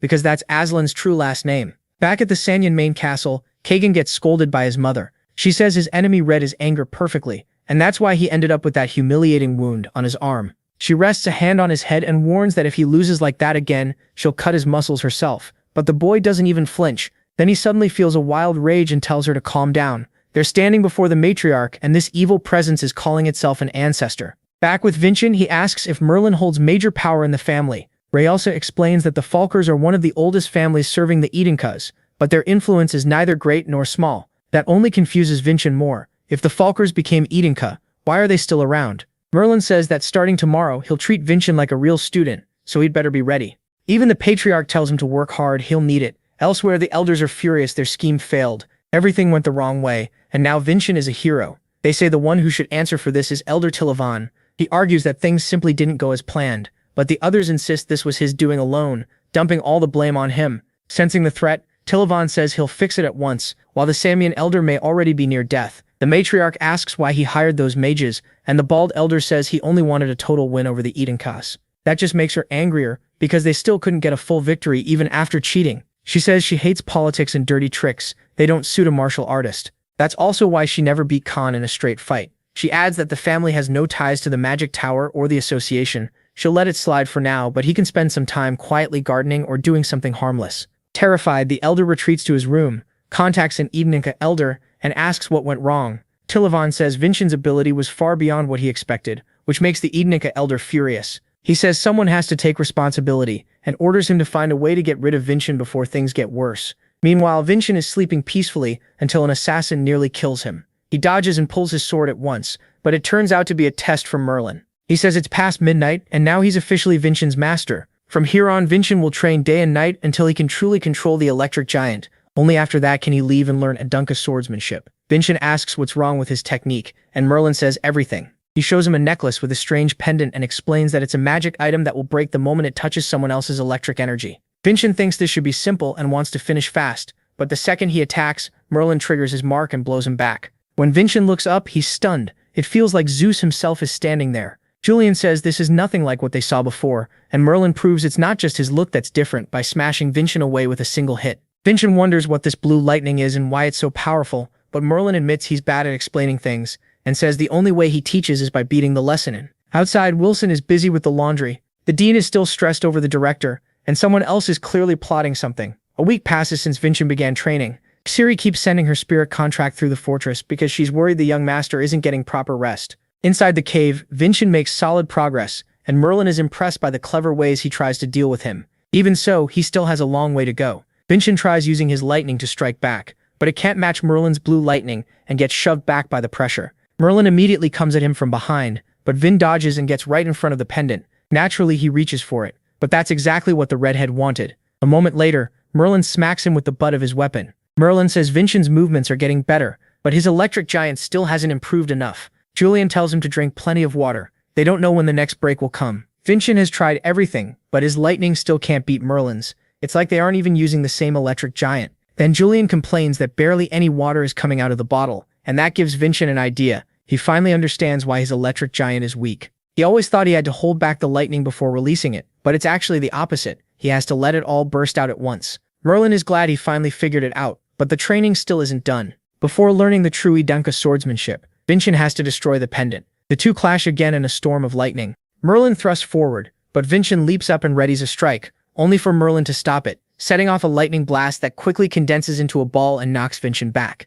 Merlin notices that Vincent is using Rasadotes. The moment Vincent spots an opening, he grips his sword and swings hard. Merlin blocks it and startles him by saying he knows Ressa and understands her power. He crushes Vincent's attack, putting him on guard. Then Vincent notices a deep old scar on Merlin. It looks like the kind no healing could erase. Pain, fear, shame, defeat. Those are deadly weaknesses for a martial artist. Vincent fires lightning through his blade, and when Merlin dodges, he uses that instant to grab the exposed pendant. He pours his energy into it and shatters it. Both drop to the ground slightly hurt. Realizing Vincent aimed at his scar, Merlin admits the boy has shocking experience for a 14-year-old. He says Vincent passed and has earned the right to learn Edenka swordsmanship. Vincent asks if he's serious. Merlin says he is. Vincent needs this training for even bigger trials ahead. A few days later, his friends praise him for surviving a whole week training in that closed space, but then Ciri calls out to him. Ciri hands him a mission. His friends think it's odd because it's addressed straight to Vincent. When he asks why, Salbura says jobs like this usually go to rank 7 cadets. Julian points at the signature. He's shocked to see it came from the elders of Edenka. Salbura laughs and offers help, saying they all got stronger training with him, but Vincent chooses to go alone, and Merlin asks why. The rector reminds him this is his first mission, and going solo is risky. Vincent says that's exactly why he has to do it alone. The elders were bold enough to hand him this mission, clearly treating it like a test or a trap. Merlin says they may be trying to get rid of him. The rector agrees and warns how dangerous it is to send him by himself. Vincent cuts in. This is his war, and winning means walking out of their trap unharmed. He knows there's a truth hidden here, and he has to get stronger to uncover it, even if he gets dragged into a power struggle. With a cold smile, he says he has to accept because he's Edenka too. Bargain sighs, realizing Vincent has already made up his mind, so he permits the mission and tells him not to forget himself as a cadet. Vincent then heads out for his mission in Tornik. Later, while the rector is resting, Vargan shows up and asks if she's dodging work. She says she's only taking a break, then asks about Vincent's mission and the one behind it. Even though it carries the Elder's name, they suspect Elder Tilavan is the real culprit. The rector figures he's planning something. Then someone calls out to her through a cloud of smoke. The guards report a martial artist demanding to see Vincent. He refuses to back down, and a clash seems close. The guards demand his name. A servant suggests coming back later, but the redhead pushes back. He only wants to talk. Spear in hand, he takes a fighting stance and asks where Vincent is. The guards yell for him to stop. The redhead stays calm, raises his spear and uses the first form of javelin's spear. A whip snaps out and stops him cold. He's shocked to realize he's already been pinned down. The rector steps in and says she recognized him from that spear style. She tells Raven to stop before this becomes a bigger problem. The servant cries out, worried about Raven, but Varjan appears behind him, locks him down and warns that one wrong move will cost him his head. The servant is stunned. A mage with over 5 circles, and a woman using a shape-shifting whip. He quickly realizes they're the ones running this fortress. The rector says he seems well-informed and introduces herself. Raven asks if she's really the rector, then cuts the whip and frees himself. Even the rector is surprised, but Raven, full of excitement, blurts out that he wants to join the fortress as a cadet. Once they enter Tornik, Julian says the mission seems too simple for the elders to be involved, but Vincent says that's the trick. The target is a single goblin. Julian immediately suspects a trap. Vincent explains that goblins are weak alone but dangerous in groups because they overwhelm their prey. This one, though, is wandering by itself. He says it was either cast out or got so strong it no longer needed its group and may have eaten them. That thought scares Julian, who quickly starts planning for the worst. Vincent thanks him. According to the plan, the creature should be nearby. He climbs onto the carriage roof and tosses some money to the driver. The coachman says they still have a long way to go, but Vincent insists on getting off here and tells him to leave the forest fast. The driver has no idea why, and then Vincent vanishes, leaving only traces of ice behind. He stops in the forest and with a sly grin starts the hunt. He activates the blessing of the electric giant and appears behind the target, unleashing giant lightning storm. The blue lightning isn't especially strong, but it blankets the whole area. Vincent senses it and finds a gray monster overflowing with purple aura. He's stunned by its huge body and the strange marks covering it. Julian guesses it might be a chimera.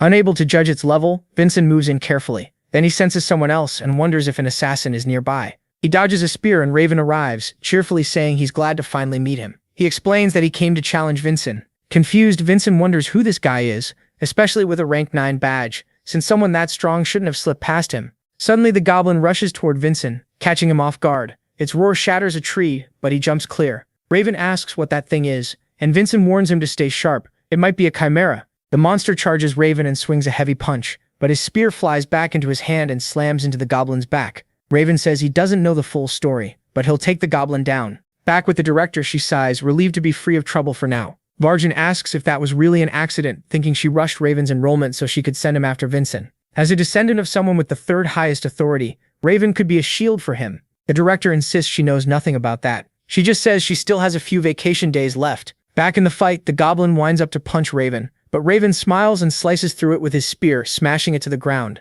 The monster looks up and sees Raven standing like a shadow, sunlight gleaming on his spear tip. It barely dodges and Raven's strike cracks the ground. The goblin tries to counter, but Raven cuts it again with incredible speed. Vincent watches, realizing there's barely any opening for him. This guy is on the same level as him and Khan. The goblin starts to look afraid as Raven reveals his blessing trait, the spear that pierces everything. The monster screams in terror and its arm is torn off in an instant. Vincent and Julian are stunned, but then the arm begins to regenerate. Raven sees it and goes pale at the goblin, which now looks more like a demon. The monster appears behind Raven and he seems to recognize it from the scales. Vincent rushes in to help, and the monster is suddenly bound. Raven recognizes the wires and a voice scolds him for running off again without warning. The servant reveals himself as Sirkin. Raven thanks him for the save, but the monster, in rage, breaks free. Vincent notes that the restraint was destroyed. Then the monster forms a magic seal, and everyone is shocked to see it using magic. The creature teleports away, and a mysterious figure appears, speaking to an elder about a problem. Julian can't believe a goblin just teleported.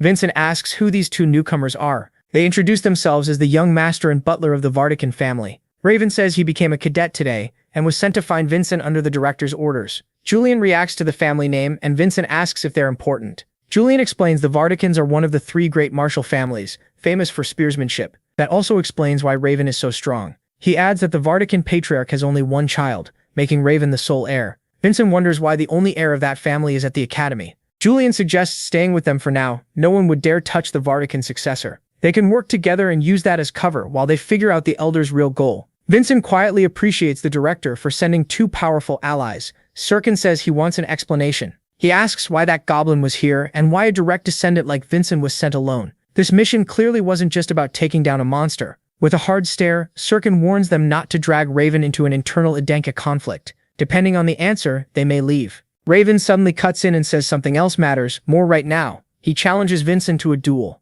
Vincent is baffled, and Julian remembers Raven already talking about this. Raven says watching Vincent fight Khan lit a fire in him. He had planned to beat Khan first, but now his real target is Vincent. He wants to grow stronger with him and then surpass him. Julian thinks the guy is intense, while Vincent sees someone blunt and competitive, and figures they might get along. Still, he refuses, leaving Raven staring in confusion and asking why. Vincent says his priority is the mission. Raven begs for just one fight but gets turned down again, so he calls Vincent a coward and a chicken. Vincent doesn't budge. He says no duel happens until the goblin is dealt with. Sirkin realizes Vincent is basically forcing them to help. Raven asks if they can fight once the goblin is dead, and Vincent says maybe. That's all Raven needs to hear. He gets fired up to hunt the goblin. Sirkin can only think his young master is hopelessly obsessed, and that this time Vincent caught them. After reaching Tornik's main street, they eat at an inn and decide to stay the night. As they talk, they bring up the danger of being pulled into the Elder's schemes, and Vincent says the goblin looked like a chimera. Sirkin agrees, while Raven adds that its scales and horns were especially strange, so they decide to investigate more. Then Vincent senses a presence and a smell like the Sanyan prison. A man comes down the stairs. He freezes in shock and blurts out Vincent's name. Vincent is surprised the man knows him. The stranger suddenly stumbles down the stairs and Vincent catches him, demanding to know who sent him. Then red mana starts pouring from the man's chest, and panic takes over. Vincent sees the man's mana flow spiraling out of control and asks what's happening. A moment later, he turns and shouts that the man is about to explode, but the others say they can't feel anything. Only Vincent can sense that mana as the man's skin cracks and his eyes glow from the overload. The body starts to burst, and Vincent yells that it's dangerous. The man explodes. Raven shouts because Vincent is right next to the blast. People scream and run, while Sirkin wonders why he didn't sense the explosion and throws up a wire barrier around Raven. Raven says they have to save Vincent. He's still inside it. As the explosion swells, Vincent cuts through it, shocking them both. He drops to the ground, worn out, and Raven rushes over. Sirkin is stunned. He thought Vincent had been swallowed by the blast, but he actually sliced it apart. Raven carries him away while Sirkin checks the body. Vincent realizes he almost died. Julian says he's lucky his heart didn't burst from using the absolute sword again. Once they reach the room, Vincent says he needs to meditate and asks them to guard him. Sirkin wonders why Vincent trusts them with that. Vincent says Sirkin is at least a 7-circle mage, so whether he meditates or not wouldn't matter if Sirkin wanted to beat him. Sirkin wraps him in a wire cocoon. Vincent starts meditating. Raven asks how Vincent survived that blast. Sirkin figures Vince somehow sliced the explosion apart. Raven can't believe it and asks if he could do the same. Sirkin says maybe about 50-50. Even though the man exploded, the body is still mostly intact. Then it starts evaporating, and even Sirkin is shocked. Raven says he gets it now, and Sirkin asks what exactly he means. Raven calls Vince an insane bastard and says he really wants to duel him. By night, Vincent finally comes out of the cocoon. It took longer than he expected. He notices Raven passed out without a care after everything that happened. Julian brings up the dead man's mana. Vincent says he's sure it came from the Crimson Emperor. Julian wonders if the man stored mana in his heart like they do, but he wasn't a martial artist. Raven guesses he may have been a prisoner injected with mana before being sent out. Vincent thinks this points to something bigger involving the elders in the Sanyan. Sirkin walks in and asks if Vin knew the man would explode, why didn't he run? Vin says there were too many people nearby, including a woman holding a baby. Sirkin asks if that mattered more than Vin's safety and goals. Vin asks what Raven would have done and whether Sirkin really thinks he would have left him. Sirkin gets the point, though he admits not everyone would act like that. Then he says Vin carries the finest sword among the Idenka. Vincent thanks him. Sirkin says that out of respect, he'll step back from the subjugation mission. Elsewhere, a shadowy figure appears with the goblin on a leash and tells it to be quiet. Soon enough, it'll get to eat Vincent Idenka, and maybe Raven too. In the forest, Raven walks along humming, excited to hunt the goblin and head back after killing it. Vincent can't sense Sirkin nearby and realizes he really kept his word. He remembers asking earlier why Sirkin was leaving the subjugation, and Sirkin answered that Raven comes first. If things got bad, he would have killed the goblin himself, but that would have gotten in the way of Vincent's growth. He wants to see how far Vin can go with an honest sword, so he promises not to interfere. Vin finds it funny having someone that strong cheering for him. Julian says he should have healed fully and returned a few days later. Vincent disagrees. Someone dangerous is involved, and waiting could make things worse. Raven asks where they're headed. Vin says back to the place where they fought the goblin. He still can't sense it, so its real base must be farther away. Raven asks how they'll find it now, so Vin rolls up his sleeves and says they'll do it the old-fashioned way. Raven says that without a special trait, tracking it should be impossible. Vin explains the goblin is much bigger than the other beasts here, so it had to leave tracks behind. He mastered this method while hunting monsters, and starts by following the smell of blood. Before long, they find claw marks, bones, and footprints. Raven is impressed, saying he's learning a lot from Vin, but Vincent finds it too easy. The signs are laid out too neatly, almost like a straight trail, as if someone wants them to follow it. And right then, he triggers a trap. A huge blast goes off, but they barely avoid the magic mine. Julian says the field itself is strange. Wheat shouldn't be growing there. Vincent drives his sword into the ground, sending lightning through the area. It reaches a hidden man, who cancels his spell, setting off a massive electric burst. Vincent says he's the one who lured them here. The man praises them for figuring it out and introduces himself as Carvel, thanking them for accepting his invitation. Vin asks if the elders hired him. Carvel says Vin's head is worth 100 million. Vincent thinks he's talking way too openly. Carvel says one thing clearly, he has no plan to let Vin live. Then the goblin appears behind them. They immediately draw and strike at it, making the creature shriek. Vincent realizes it reflected their attacks. Carvel tells them not to forget about him, and fires magic projectiles. They dodge, but Vincent feels pain in his chest. His body still hasn't fully recovered. Carvel mocks them, asking if they really think they can beat both him and his chimera at the same time. Vincent says he'll handle the gauntlet. Then wires suddenly bind Kargan and explode around him. Sirkin says he's surprised Vincent noticed he was there. Vincent knew he'd never leave Raven alone. Raven shouts that Kargan's body vanished, leaving only bits of clothing. A moment later, Kargan teleports back. He remembers Sirkin's name, the famous Vardican assassin, and calls him the King of Assassins. Raven is lost, while Sirkin is surprised his name still carries that much weight. Tightening his wires, Sirkin says Kargan won't get away. The mage just smiles, saying things have changed. Now he can build an even better chimera using their bodies. Vincent says Sirkin can take the sorcerer, and Sirkin agrees at once. Then everyone rushes in to fight. Vin uses the absolute sword, but the goblin blocks it. Its body seems to reject mana itself. At the same time, Kargan starts overwhelming Sirkin, who snaps that he's built for assassination, not open battle. As magic flies, Sirkin fires back that Kargan isn't much of a tamer either. Kargan says he only uses his collar trait to force monsters to obey. With a snap, the goblin turns on Sirkin and unleashes a huge attack. Sirkin gets clipped, but escapes. He says Raven was right. Those are dragon scales. He explains they come from an extinct species, and that trait gives extreme resistance to mana. Kargan starts screaming and beating the goblin for nearly hitting him too. The goblin grows agitated, like it's ready to snap back. Kargan keeps attacking it, warning that it will never escape the collar, and if it tries that again, he'll drain its dragon blood. Vincent asks what that collar is, and Sirkin says it's the trait controlling the goblin. Vin thinks there's still a way out. As Kargan keeps stomping the goblin, Vincent says he has a plan. Kargan looks up and realizes they're gone. Sirkin strikes first with his wires, but Kargan dodges. Raven attacks from behind, yet the mage teleports again. But Raven activates his spear's blessing. Kargan panics and uses the goblin as a shield. He catches Raven's spear and hurls him upward, thinking the whole thing is pointless. Kargan misses Vincent using the second form of the true sword. That's when he realizes he was the real target all along. Still, even with the technique, the cut only grazes him. The mage laughs, saying the odds still favor him, and orders the chimera to kill them. Instead, the goblin screams and turns on Kargan. Vincent says Kargan was never the target. The collar trait was. The monster charges him, and Kargan throws up a magic barrier, but the dragon scales tear right through it. In the end, his own monster kills him. Julian says the tamer clearly didn't have much trust with his beast. Vincent says he shouldn't even be called a real tamer. A true one shares the beast's pain and joy, while Kargan only controlled it by force. The goblin's scales start melting. Sirkin says this fusion was never stable in a chimera. Magic was just being used as glue to force it together. Vincent says he'll finish what he came to do, and brings out shovels for the monster. Soon he's walking away with both heads packed in bags. Raven happily says their first mission was a success. Vin replies that this job came from the elders, and with everything that happened he plans to answer them using the family's power, because now he has strong evidence. Sirkin asks what evidence. Vincent points at him and calls him the King of Assassins. The dead man's head carries marks from Sirkin's wires, so Vin thanks him he made this easier. Sirkin sighs, realizing he stepped into something dangerous. Then someone appears, clapping and calling it impressive. She adds that the butler took quite a beating. It's the director, saying they managed to run into her on her day off. She says the mission was a success and asks to see the bags. Vincent shows them and asks if she recognizes the contents. She jokingly says she's never seen them before, then agrees this should be handled with family authority. She also says something about the whole thing feels off. Vincent asks what she means. She says an elder likely helped Kaiden during the friendly exchange event. Halaman Samian handled the cheating, while Elder Tilavan is the one targeting Vincent. Since the two are old friends, she sends a letter and dumps the work on Varjan, who explodes in anger because she handled things on her day off. Now he's the one stuck working overtime. A soldier then brings him Vincent's report. He's surprised by how detailed and well written it is, so he decides he doesn't need the director's version. Looking over all the incidents, he wonders what's happening inside Adenka. Vincent's father reads the same letter and asks what Vincent's getting at.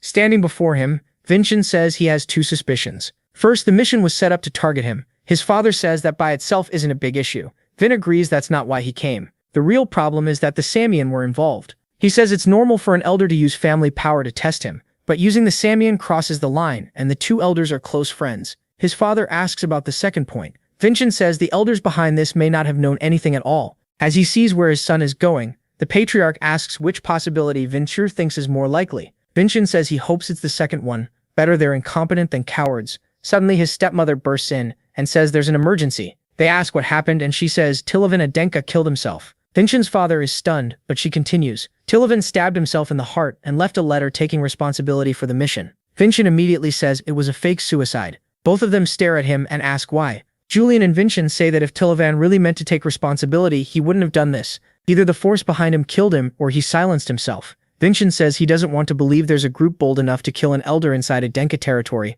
To him, this is part of a larger scheme. His mother says he notices things she can't, then asks the patriarch to lend her Vincent. He tells her to do as she likes. She calls Vin over and says she wants to examine the incident through his eyes. They open the door and find the elder dead. His mother tells Vincent not to force himself to see it as suicide. Then she walks up and studies the body. She thinks this should be simple for him. But Vincent spots something off. The blade is too clean and it went in with one strike. His mother says a martial artist could do that. Vincent disagrees. A real suicide would look more desperate and painful. No matter how strong he was, nothing here feels like suicide. With no hesitation marks, he says this corpse is probably fake. She immediately asks where the real body is. Vincent quickly turns to Julian and asks the same thing. Julian says he thought Vincent already figured it out. Vincent admits he has no clue and asks if the lesser god knows.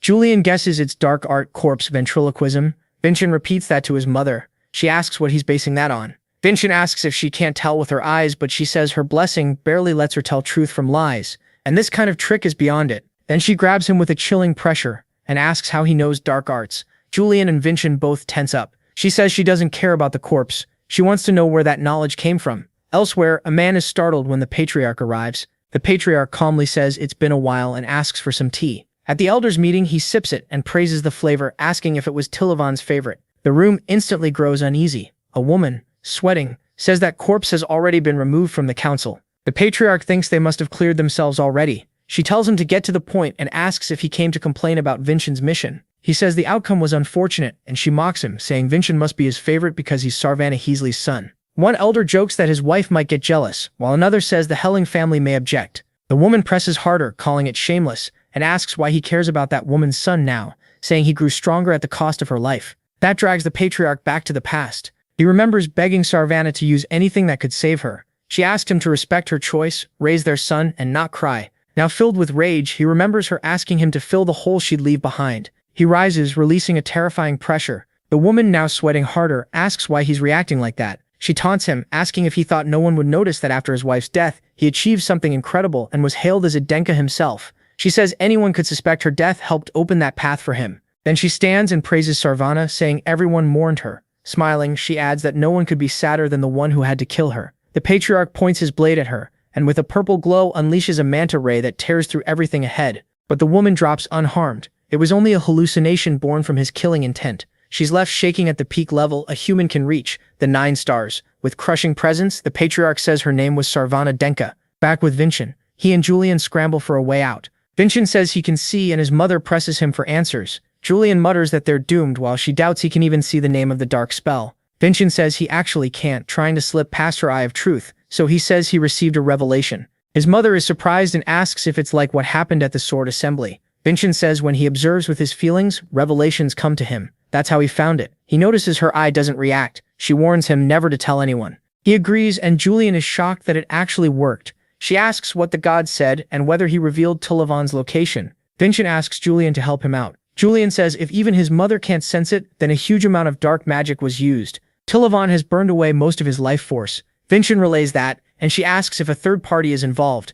Julian says the chance is low. Tamov had no value left. With no one helping him, he pushed himself to the limit and is still somewhere in this room. She finds that hard to believe. Then Vincent asks her for a favor. He wants her to cut off Tamovan's head with her own hands. She says he'll be executed anyway and asks if Vincent can even force him out. That's why he needs her. He says he'll draw Tamovan out and she just has to block the old man's attack. His mother tells him to leave that to her. Vincent drives his sword into the floor. Lightning spreads through the room from his strike and races toward the corpse, forcing Tamovan to reveal himself as he attacks. But his mother stops the blow with 2 fingers. Tamovan is stunned as she snaps his sword. When he drops, she says he's become a dog of Samian. Using the Crimson Emperor's power, Tamovan pitifully claims he could have escaped if not for her. She asks if he really believes that. Then Vincent's sword path slices cleanly past the old man's neck. He thinks it's over, but suddenly Vincent collapses. His mother cries out and he writhes on the floor in pain. She asks what happened. Vincent says it started right after he used the absolute sword. Then he sees one of his nails vanish. Julian is shocked while Vincent says he didn't expect it this soon. The destruction of the celestial exoskeleton. His mother runs to call a priest. While Vincent says this wasn't supposed to happen for years, Julian isn't surprised. Vincent pushed his body to beat enemies far stronger than him. After using power beyond his level again and again, this backlash was bound to come. Vincent asks Julian if he failed again in this life, but Julian says no. Purple butterflies gather around him as he admits Vincent's methods were reckless, but worth it. Without Vincent, none of this would have been possible, and no one would have seen his worth. Julian says he'll use his divine power to hold the celestial exoskeleton together. Vincent yells at him not to, but Julian cuts him off. He already knows he'll disappear. Smiling, he tells Vincent to find a way to contain the exoskeleton before he fades away. Vincent screams Julian's name, and Julian says goodbye in a storm of butterflies. Vincent catches one mana butterfly and vows to find a way. Then Father Dulene opens the door. Elsewhere, Ciri is in a meeting. The director and Raven wait for him, and Raven hopes they'll hurry. Merlin suddenly arrives, and she asks if he came all the way from the fortress at this hour.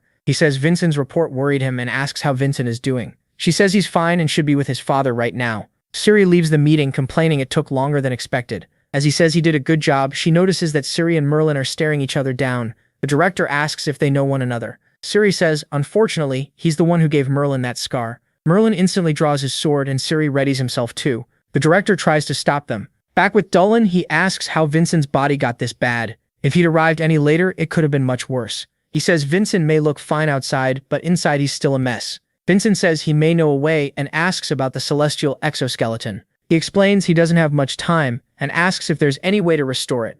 Dullen says this is his first time hearing of such a thing. Vincent starts to think there's no hope and that both he and Julian will die anyway. But Dullen says there is a way to protect Julian. Vincent has to learn to use divine power. He dryly asks if that means becoming a priest. Dullen says that's one option, but there's no time. Instead, he tells Vincent to go to the Celestial King's tomb. The king was a legendary disciple who built the temple, and inside is an item with incredible power, the Holy Grail. Vincent asks if he's supposed to hunt down some myth, but Dullen says it's not exactly a myth. A martial artist once gained power that way. And when Vincent asks who, Dullen says it was Aislinn Denka, his ancestor. Back with the director, the two still look ready to kill each other. Merlin says this is his first time seeing him since their battle. Ciri explains he was a mercenary back then, and their paths crossed more than once. Merlin lifts his sword and says this meeting will end like the others. Ciri charges with a grin, and Raven shouts at him. Just before they collide, the director stops them. She reminds them they're now the masters of two cadets, and if they can't wait until Vincent and Raven leave the fortress, she'll kill them both herself. Merlin later sees Dullen trying to stop Vince from entering the tomb alone, but Vincent has already made up his mind. The others overhear, and Cedric says he must be chasing another adventure. He tells Merlin Falker they'll finish their fight next time, and Merlin says he hopes so. Then they leave. The director, surprised, asks if his name really is Falker. Near the tomb, Dullen questions whether Vincent really plans to go in. Vincent says he didn't come all this way to turn back. Under all that pressure, he knows he can't delay because of Julian. Dullen reminds him that no one has ever come back alive from the tomb and they know nothing about what's inside. Vincent asks why Dullen told him about this place at all. After all, with the guards, he could have reached it without a second-class priest. Dullen asks if he knows the Holy King Laemegor. Vincent says only a little, remembering what he studied. Laemegor was the hero who founded the Gaia religion and died fighting the Archdemondavin, but much of his story was lost. Dullen says he is the priest who inherited the Holy King's power, and priests like him carry a prophecy. Only someone who has faced death and recognized God can find the Holy Grail. Even Dullen doesn't fully know what it means to pass through death, but he believes Vincent is the one the prophecy was talking about. He admits he got scared when he heard Vincent was really going into the tomb. Vincent tells him not to worry. He's the Holy King's chosen one. Then he steps inside. Dullen watches Black Mage swallow the entrance. He clasps his hands and prays for him. As Vincent walks down the stairs into total darkness, he notices he's been descending for a long time with no end in sight. He calls out for Julian, then remembers Julian can't hear him here. Even after 10 years in prison, being alone still gets to him. Unable to find the way, he wonders if he missed something in the dark, when a voice suddenly warns him not to look back. If he does, he'll lose his way and be trapped forever. Vincent pulls his sword and demands the speaker show himself. A light suddenly appears, and shadows rise up. They take the form of Shadow Clan assassins, and one man introduces himself as Melanon. He says he's been waiting for the one seeking the truth. Surrounded, Vincent has no idea what's happening. Melanon tells him to overcome the Samian and face the truth. They were left there by that wish, waiting for 500 years, and now he must prove himself and set them free. Vincent asks how he's supposed to do that. Melanon says only his swordsmanship can free them. So Vincent decides to use Idenka swordsmanship. He cuts through the shadows with the first form, Crescent Slash, declaring that he's Aslan Falker's descendant. But Melanon says that's still not enough proof. The tomb shakes as the fight explodes into a fast clash. The shadows try to break his focus with their words, but he answers with lightning storm, wiping them out only for them to regenerate and surround him again. As he dodges, Vincent realizes his attacks aren't stopping them. Then Melanon strikes from behind. Vincent remembers the warning not to look back, so he takes the hit. Melanon tells him to give up. He isn't the one from the prophecy. Through the pain, Vincent wonders if this is really the place Aslan meant for him. If Julian were here, he'd know what to do. Feeling trapped and outmatched, he faces the swarm of shadows. Outside, while Dolan is praying, someone arrives yelling at the guards to move. Dolan recognizes who it is. Inside, Vincent's blood drips to the floor. Melanon says they are guardians chosen by the Sun King and the Holy King, given absolute power to protect this place. They hoped he would free them, but since he can't beat them, he's just an intruder. He's neither the seeker of truth, nor the one who knew death and found God. Vincent realizes there were actually two prophecies, and Melanon says he fits neither. Then he moves in to finish him. Suddenly, red mana bursts out. Vincent breaks free with it. Melanon recognizes it as Samian's mana. Using the Crimson Empire's power, Vincent unleashes the final form of Scarlet Song and cuts down everything with Bloody Full Moon. He realizes he introduced himself wrong. He should have said he was Davin, the man who went through death and overcame it to stand here. By the prophecy, they should hand over the Holy Grail. Melanon is relieved to finally be freed, and the shadows disappear. A huge door appears before Vincent. He opens the tomb, wondering if the Holy Grail is inside. The coffin opens, revealing the Holy King. The king says the task Aslan left behind has been fulfilled. Then he summons the Holy Grail into his hand and says his role here is over. Now Vincent must move on to his next mission. The Holy Grail, he explains, will lead him to the celestial fruit. He thanks Vincent for keeping the promise made to Aslan and fades away. Vincent salutes him, offering his respect. Then the whole place starts to collapse, and Vincent asks if this is the next mission. That's when he notices Sir Falkor behind him. Outside, Dolan keeps waiting, while the director says they've been inside too long. She explains the prophecy came from her family, and Merlin's family. It also mentioned a descendant of Coibel. She doesn't know why he's involved, but the prophecy is clearly coming true. So she worries about Merlin because if Vincent is the seeker of truth, Merlin may not come back alive. Vincent notes that Falkor was Aslan's original family name, so it's strange that line still remained after dropping it. He asks what happened to the Falkors, and Merlin explains that some Ajic families carry a prophecy about a mission left by the first patriarch. A Falkor descendant must sacrifice himself in the tomb for the Ajica who remembers that name. Vincent is stunned by that. Then a rock falls toward him, but Merlin slices it apart at once. He says the tomb lasted 500 years, but now it's about to fall. There's only one way out: destroy the pillar holding up the tomb. That collapse will open a small escape path. Vincent rejects the plan and suggests finding another way, but Merlin refuses, summons the lightning giant, and accepts his fate. Vincent warns him he'll die. Merlin says that when they first met, Vincent promised to remember his name. That made his heart shake, because his moment had finally come. He says there's no greater joy than finishing your mission before death, and calls Vincent a great student as he attacks. But Vincent blocks the strike and asks if those are really his last words. Does the name Falkor mean that little to him? If he were the Aslan Falkor, Vincent knows he'd never throw his life away for some mission. Aslan was a kind child who cried over the unfair pain Davin suffered. He would never abandon his own descendants like this. Merlin yells that if this keeps up, they'll both die. Vincent says they can both survive, because Merlin was planning to spend all his power making a path for him. If Vincent moves faster, Merlin won't need to use everything. He starts focusing, activating all his blessings. Merlin sees the traces come together, and Vincent bursts with power as he gives Merlin the signal. Merlin draws his sword and destroys the pillar. With the opening made, Vincent rushes for the exit. But just as he gets close, his power suddenly runs out. As he starts to fall, Merlin catches him with a smile and tells him to find the truth no matter what. Then he uses his lightning and throws Vincent out of the tomb. Vincent screams for his master, but then a beam flashes past. The director cracks her whip, shattering the debris and wrapping it around Merlin's leg. He hangs on, relieved he made it. She says she figured Quebel's name was in the prophecy to save the Falkor. Vincent wakes up shouting for his master and finds him asleep beside him. The director says that for someone who caused so much chaos, he sure slept well, and asks about the item. Vincent says it's the Holy Grail and asks if they want to see it. Dolan can't believe it's real, and when he touches it, he starts absorbing its holy power. The cup fills with water. Vincent wonders if drinking it would give him divine power. The director, disgusted, points out it's been sitting there for 500 years and he still wants to drink from it. But the moment he does, divine power floods his body. A purple butterfly appears and Julian shows up in front of him, asking what happened and whether the exoskeleton was restored. Vincent says he restored Julian's sacred power and now has enough divine power to keep the exoskeleton stable. Julian then asks what happened to the place. Vincent says the tomb collapsed. Julian comments on the mess he's caused again. Later, the news hits the papers and people start talking about it. His mother reads it, thinking he was supposed to be home in bed. Vincent says he recovered fast. She lowers the paper furious and says she can tell, considering the chaos he caused.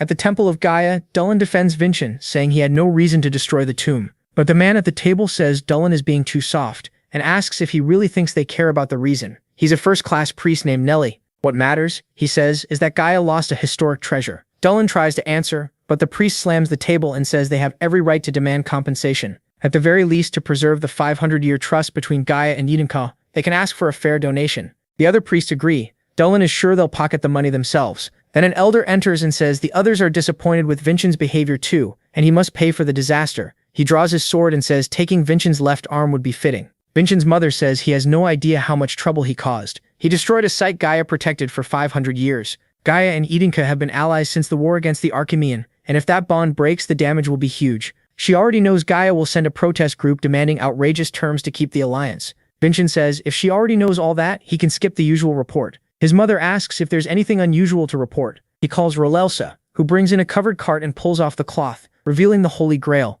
His mother thinks it's just an ordinary cup. No matter how valuable it is, she says Gaia will still demand whatever benefits them. Vincent tells her not to worry, they'll be thanking him for this. She tells him to go on. Vincent explains they don't actually care about the tomb. Even as a historic site, it sat abandoned with only 2 guards and a priest could let anyone in. They had also stopped researching it. If it truly mattered, they'd still be studying the inside despite the danger. So to them, it had become useless. He asks if that proves enough. His mother says she's disappointed. Even knowing what her eyes can do, he still dares to lie to her face. Raelsa gets nervous when her trait activates. With a frightening aura, his mother tells him to say what he's hiding. Vincent admits he knows he can't lie to her, and asks her to look at something. They're both shocked to see a sphere that seems to have come from the Holy Grail. His mother asks if it could be fake, but Raelsa says it's far too old. With this, they can completely turn things around. A few days later, the priests arrive. Nelly says that boy won't get away with this, and mocks Dulin for believing in the Holy King's power. That's how this ends, just because he believed in him. Dulin says he's making a huge mistake, but the priest insists he's right,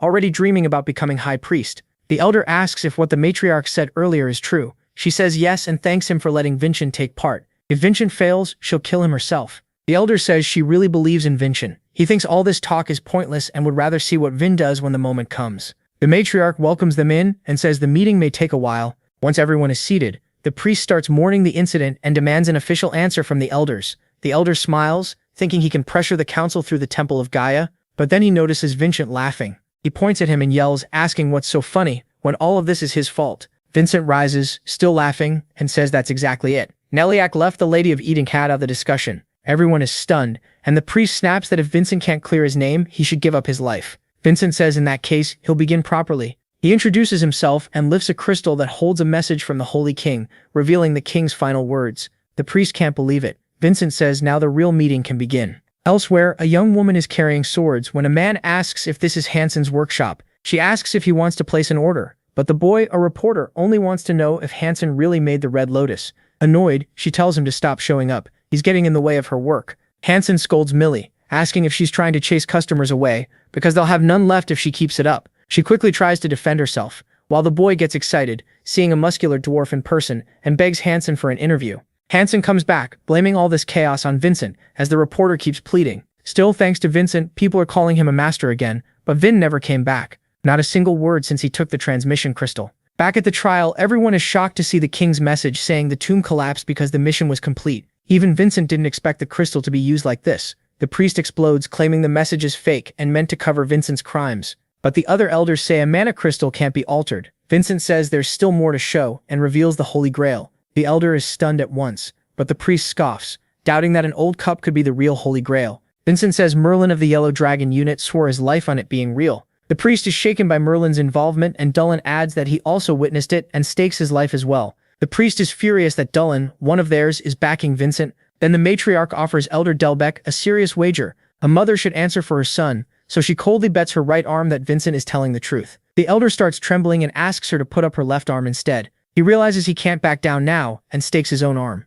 Vincent says his life was already on the line the moment he walked in. He steps toward the priest and points out that he's the only one who hasn't bet anything. so Vincent tells him to offer something equal to the lives already at stake. Under all that pressure, the priest convinces himself it can't be the Holy Grail and wagers his life too. The other priests copy him and bet their lives as well. Vincent then tells Dolan to begin. Dolan touches the Grail and draws in its power, leaving everyone speechless. It proves the Holy Grail can absorb divine power and turn it into holy water. Vincent asks if the priest will now admit the Holy Grail is real. The man goes stiff and says nothing, but another priest beside him claims he still won't accept it, calling it a trick. But before he can finish, his head is cut off. The priest stares at blood splashing in front of him, then realizes his own head is separating from his body along with the other priests. The elder asks what this means, and then his arm is sliced off too, making him scream in agony. The matriarch, as Lady Edinka, declares that her son's honor has been restored. Everyone is left frozen in shock. Vincent, who didn't even notice her striking, finally looks at the woman known as the Giant of Edinka. The whole hall goes quiet when Vincent asks if he may speak and says he wants to keep them alive. With the Holy Grail and the High Priests, they can still be saved. His mother asks why. Vincent says he doesn't want to stay a child sheltered by her. He wants to prove his own honor. She allows it. Vincent tells Dolan to move, and Dolan immediately orders everyone to help, fast. The priests begin pouring their power into the Holy Grail. Julian says everything has gone just as planned so far and wants to see Vincent's next move. When the priest regains consciousness, he wonders how he was brought back. Dolan sets the Grail on the table and says it's good to see him alive again, then tells the elder to come over so his arm can be restored. But Vincent cuts in and says the elder won't be getting his arm back. The elder demands to know why. Vincent says he's such an honorable martial artist that surely he wouldn't want the arm he bet so boldly returned, otherwise that honor would mean nothing. The elder, furious and groaning, admits the lost arm as proof Vincent spoke the truth. Vincent mocks him, saying he hopes to be that brave someday. Still in pain, the elder mutters that one day he will. The matriarch asks the priest if everything is settled now. Shaking, he admits Vincent is innocent and says they will no longer demand compensation. He quickly tries to leave with the others, thinking they can still get out before losing anything else, but Vincent stops them, saying there's still unfinished business. He shows the crystal and explains that the emperor gave this task to the Holy King, yet the temple ignored it and left it unsolved. Vincent, on the other hand, searched the tomb and earned the king's gratitude, so as descendants of that king, they should have something to say. The priest thanks him for what he did in the tomb and bows, and the others follow. Julian says that is the highest sign of respect in Gaia. But as the door opens, the priest quietly swears revenge, and suddenly reporters rush in. They see the priests kneeling and start taking pictures at once. The priest yells at them to stop, and the elder tries to call the guards. He refuses to let Vincent gain even more from this, and quotes a law saying the meeting can't be published. Vincent explains that anything bringing honor and profit to the Edinka can be reported. He just forgot that last part. And no matter how they spin it, this is clearly good for the Edinka. A few days later, news spreads that powerful figures bowed to a young boy. The temple tried to win and failed. Dolan asks if it's really right to hand over the Holy Grail. Vincent says he inherited the king's power, so no one fits better, and since he'll need divine power ahead, he wants the Grail with someone he can trust. Dolan realizes there's no arguing with that. He clenches his fists and admits the temple is rotten right now, and if he stays there, he might end up using the Holy Grail the wrong way. Then he asks if Vincent truly trusts him. Vincent does. After all, Dolan is the same priest who gave him the Miracle Stone, and Vincent believes he'll use the Grail for good. Dolan asks him to trust him on this, then tells Vincent not to push himself too hard. Suddenly, Realsa opens the door and says he should get ready. His mother wants dinner with him. Vincent brightens right away. At dinner, the matriarch asks if he's returning to the fortress. He says he's still a cadet, so he has to go back. Julian finds the dinner strange, since his mother never invites anyone to eat with her, and her stare still scares him. Vincent asks if he still gets nervous around her. Julian says he used to be extra careful so she wouldn't realize he was pretending to be useless. Vincent says there's no reason to be nervous after everything they accomplished. His mother says she wants to give him a reward. He brought great benefit to the Edinka, so she acknowledges his achievements and asks what he wants. Vincent asks for a little time to think. The matriarch sees that as payback for not handling everything herself. When he decides, he asks to take the cadet advancement exam. His mother says he's underestimating her power. She could make him a cadet of any rank she wanted. But Vincent is still satisfied with this. She asks why. He says it's the proper way. The exam is very competitive, and it only happens twice a year. If he used her influence, he'd be taking someone else's spot. He wants to rise by his own effort. The matriarch says that choice may be slower, but it will take him much farther.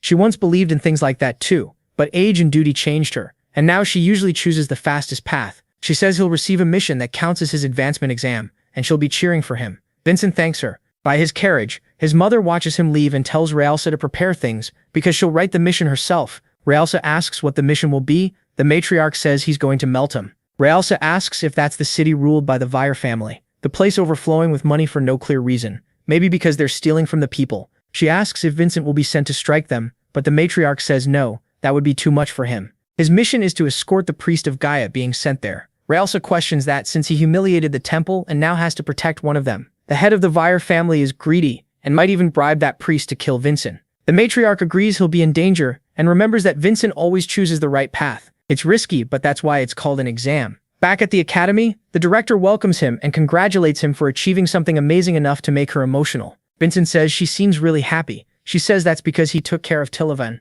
and she's glad to be rid of that scumbag. Vincent figures the director never liked him much. She says Tilavan even tried to make her his concubine. Then she's called away. When she returns, she gives Vincent his mission and says he leaves in 3 days. Vincent asks where he's headed. Vargan tells him it's Maltum, the southernmost city. Vincent recognizes the name right away. Roxa hears that and asks to come along. She says Maltum is known for its barrier, and even though it borders Helheim, there are no wars or tribute records, just lots of guesses about why. In Vincent's memories, those two families were always tied together. Since Helheim is his mother's side, he knows this mission serves her plans too. Roxa keeps sharing facts and Vincent realizes she really loves history. She blushes, embarrassed, then admits she wants to be a historian. Vincent barely reacts, so she asks if that sounds weird. He says it's a good dream, but wonders why she joined the academy. Roxa explains historians don't earn much, and knowing how to fight matters. She adds that she could be useful on this mission too. Then the others burst in. They heard about the mission and want to join. Vincent agrees and says they'll all go together.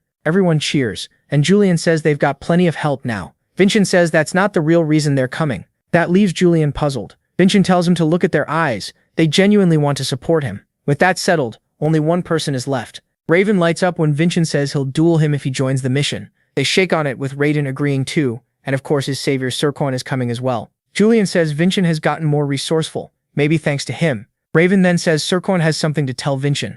Later in the forest, Vincent is stopped by countless threads. He asks what this is supposed to mean. Serkon apologizes, saying he didn't mean to scare him. Vincent keeps a hand on his sword, and Serkon asks why he still hasn't drawn it. Vincent says he doesn't sense killing intent, so there's no need. That surprises Serkon. He's impressed by Vincent. Vincent asks about the technique. Serkon explains it's a barrier that protects both what's inside and outside. Julian calls it the Bloodthirsty King's territory, and Vincent repeats that to Serkon. Serkon says it's perfect for assassins and for private talks. Vincent asks what he wants to talk about. Serkon takes a moment, then says, very few people have ever escaped this technique. Only one managed it. Merlin Falker, a genius who, despite the age gap, completely crushed his skill. Serkon's face was cut, and the whole thing ended in failure. Later, after studying mana control, he managed to leave only a scar behind. But after he became a butler 15 years ago, he lost contact with Merlin. That shocks both Vincent and Julian, and they ask his age. Serkon says he's around Vincent's father's age. Then he reveals his real face and the scar. Julian is stunned by the reversal technique and says that's how Serkon fooled his enemies.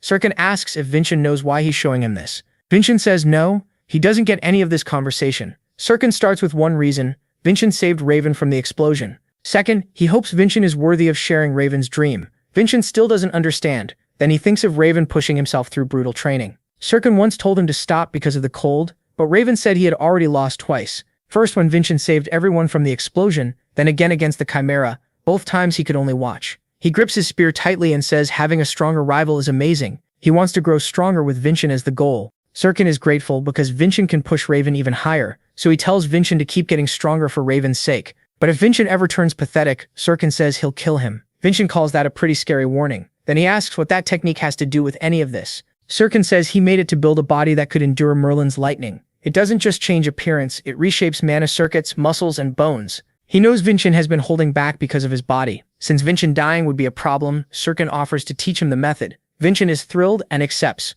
Julian gets excited too, saying this could stabilize the exoskeleton even more and give Vincent another defense besides divine power. Serkon asks for one promise. Vincent says he won't promise to stay Raven's goal forever, but he does promise that one day he'll surpass the Saiyans. Serkon decides that's more than enough. As Vincent meditates, Serkon focuses his mana into him. 3 days pass, and Vargan gives a report. With everyone ready, he says the exam is happening at Dolan's request. Lady Edenka approved it as an advancement exam, and he hopes they all do their best. As for the results, Serkon reminds them the director handles that, so they'll find out later. After saluting with absolute glory, they leave in carriages through the snow. Julian says that even with teleport gates, the trip will still take days, and Vincent notes that in his time, journeys like this took years. Julian says that even with teleportation portals, it'll still take a few days, and Vincent says people used to spend years traveling. By the 4th day, they reach the 5th portal. There, a boy starts shouting about the high price. The woman insists that's the normal rate. He yells that they're cadets from the Crimson Tower traveling on duty. The woman asks what that even is,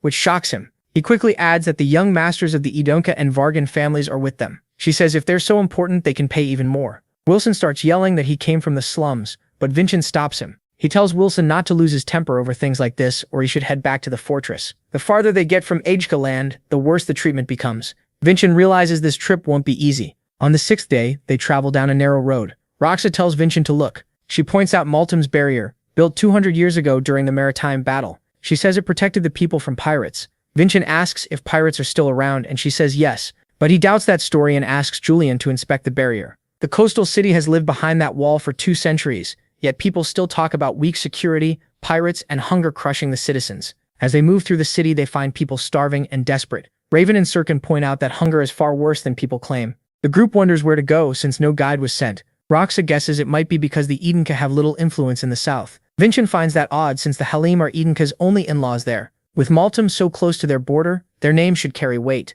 So Vincent decides to visit the temple priests. At Gaia's temple in the city, they meet a priest named Lisane. When they bring up the mission, he tells them to leave for everyone's good. With a strange look, he claims the city is peaceful and doesn't need guards. Raven complains about how long they traveled, but the priest shuts the doors on them. Everyone is stunned that he brushed them off. Roxa asks what his problem is, while Vincent asks whether Julian finished checking above. Trembling and worn out, Julian finally returns. The distance weakened his powers, leaving him exhausted. Vincent asks about the barrier's condition. Julian says it has no damage at all. No spell marks, nothing.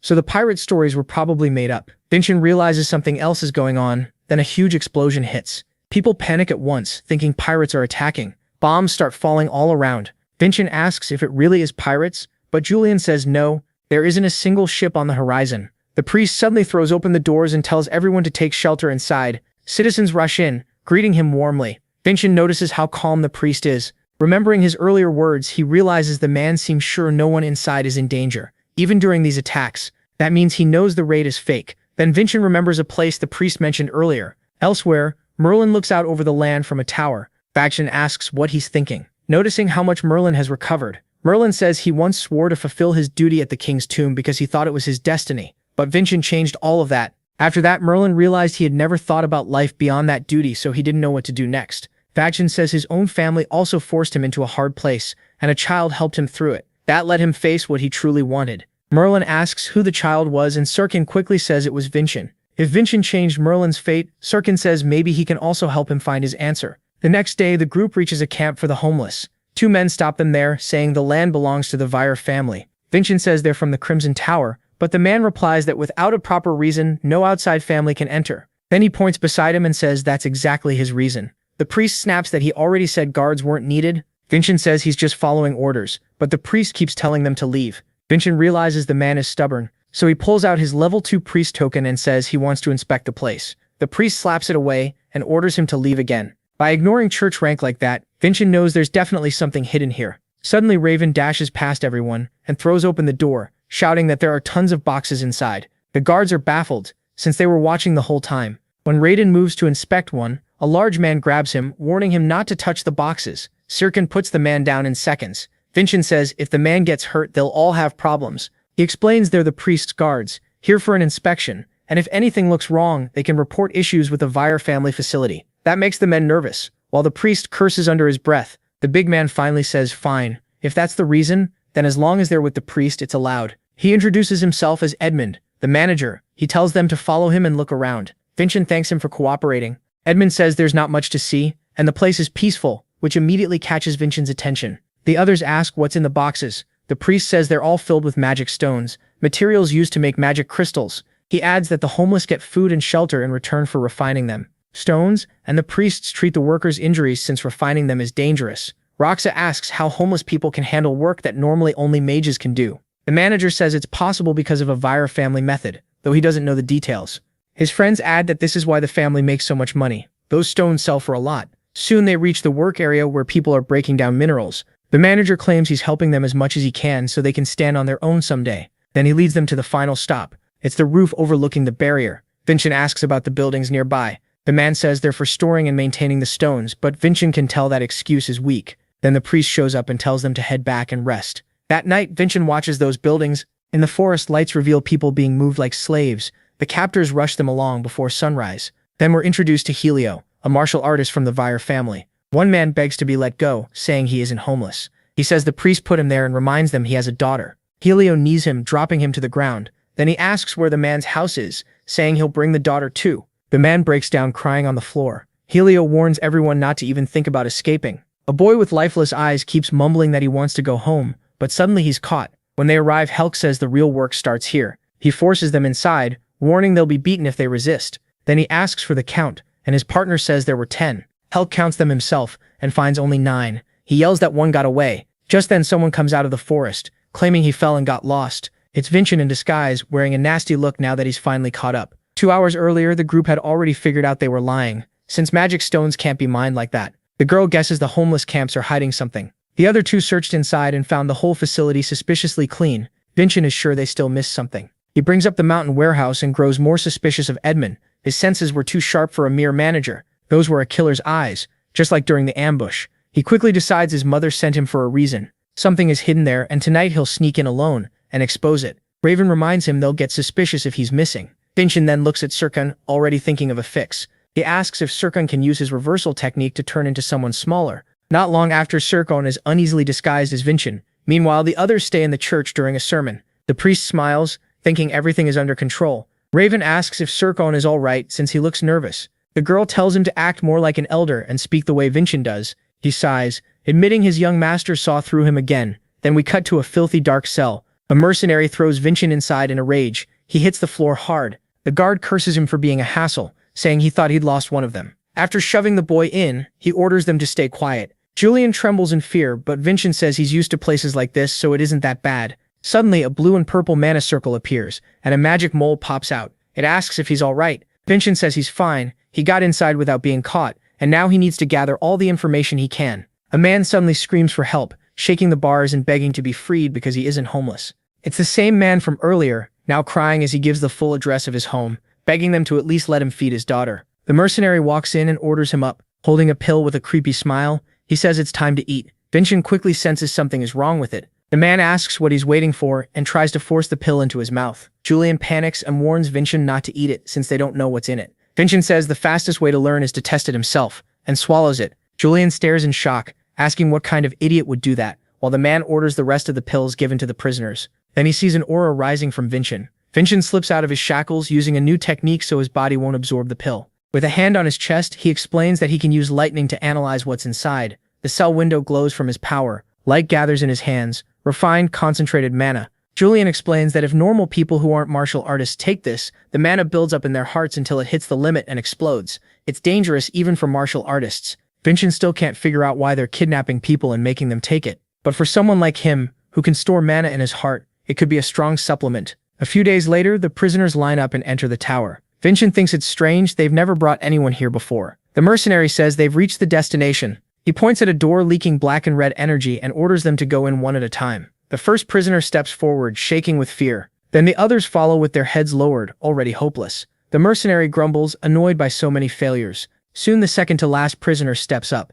The old man, terrified, he walks to the doorway and crosses over. Inside, he keeps moving forward. He wonders what this place is, as creatures with red eyes surround him. Their sharp teeth and dark aura close in, and soon that power starts eating away at him as he screams in pain. The mercenary laughs, glad at least one finally worked. As the man breaks down completely, he keeps repeating his address and saying he'll be home to see his daughter soon. Julian and Vincent grow tense. Vincent suddenly understands and recalls what he knows. It's a contract with the evil spirit of Davin. The old man screams even louder, like he's about to die. Vincent can't believe a normal person could make a deal with an evil spirit. Then he remembers the pills and why they were packed with mana. All at once, chains appear and wrap around the man's neck and arms. The mercenary says the manager will be happy. One of them succeeded, and the chained man now looks possessed. Then a guard orders Vincent to go in. The mercenary smirks, hoping for another success. He shoves Vincent toward the door. The moment he steps inside, Vincent realizes he's in danger. As mana surges at him, once everything turns pitch black, he drops the disguise and returns to normal. He realizes the spirit is trying to steal his heart by using his darkest memories.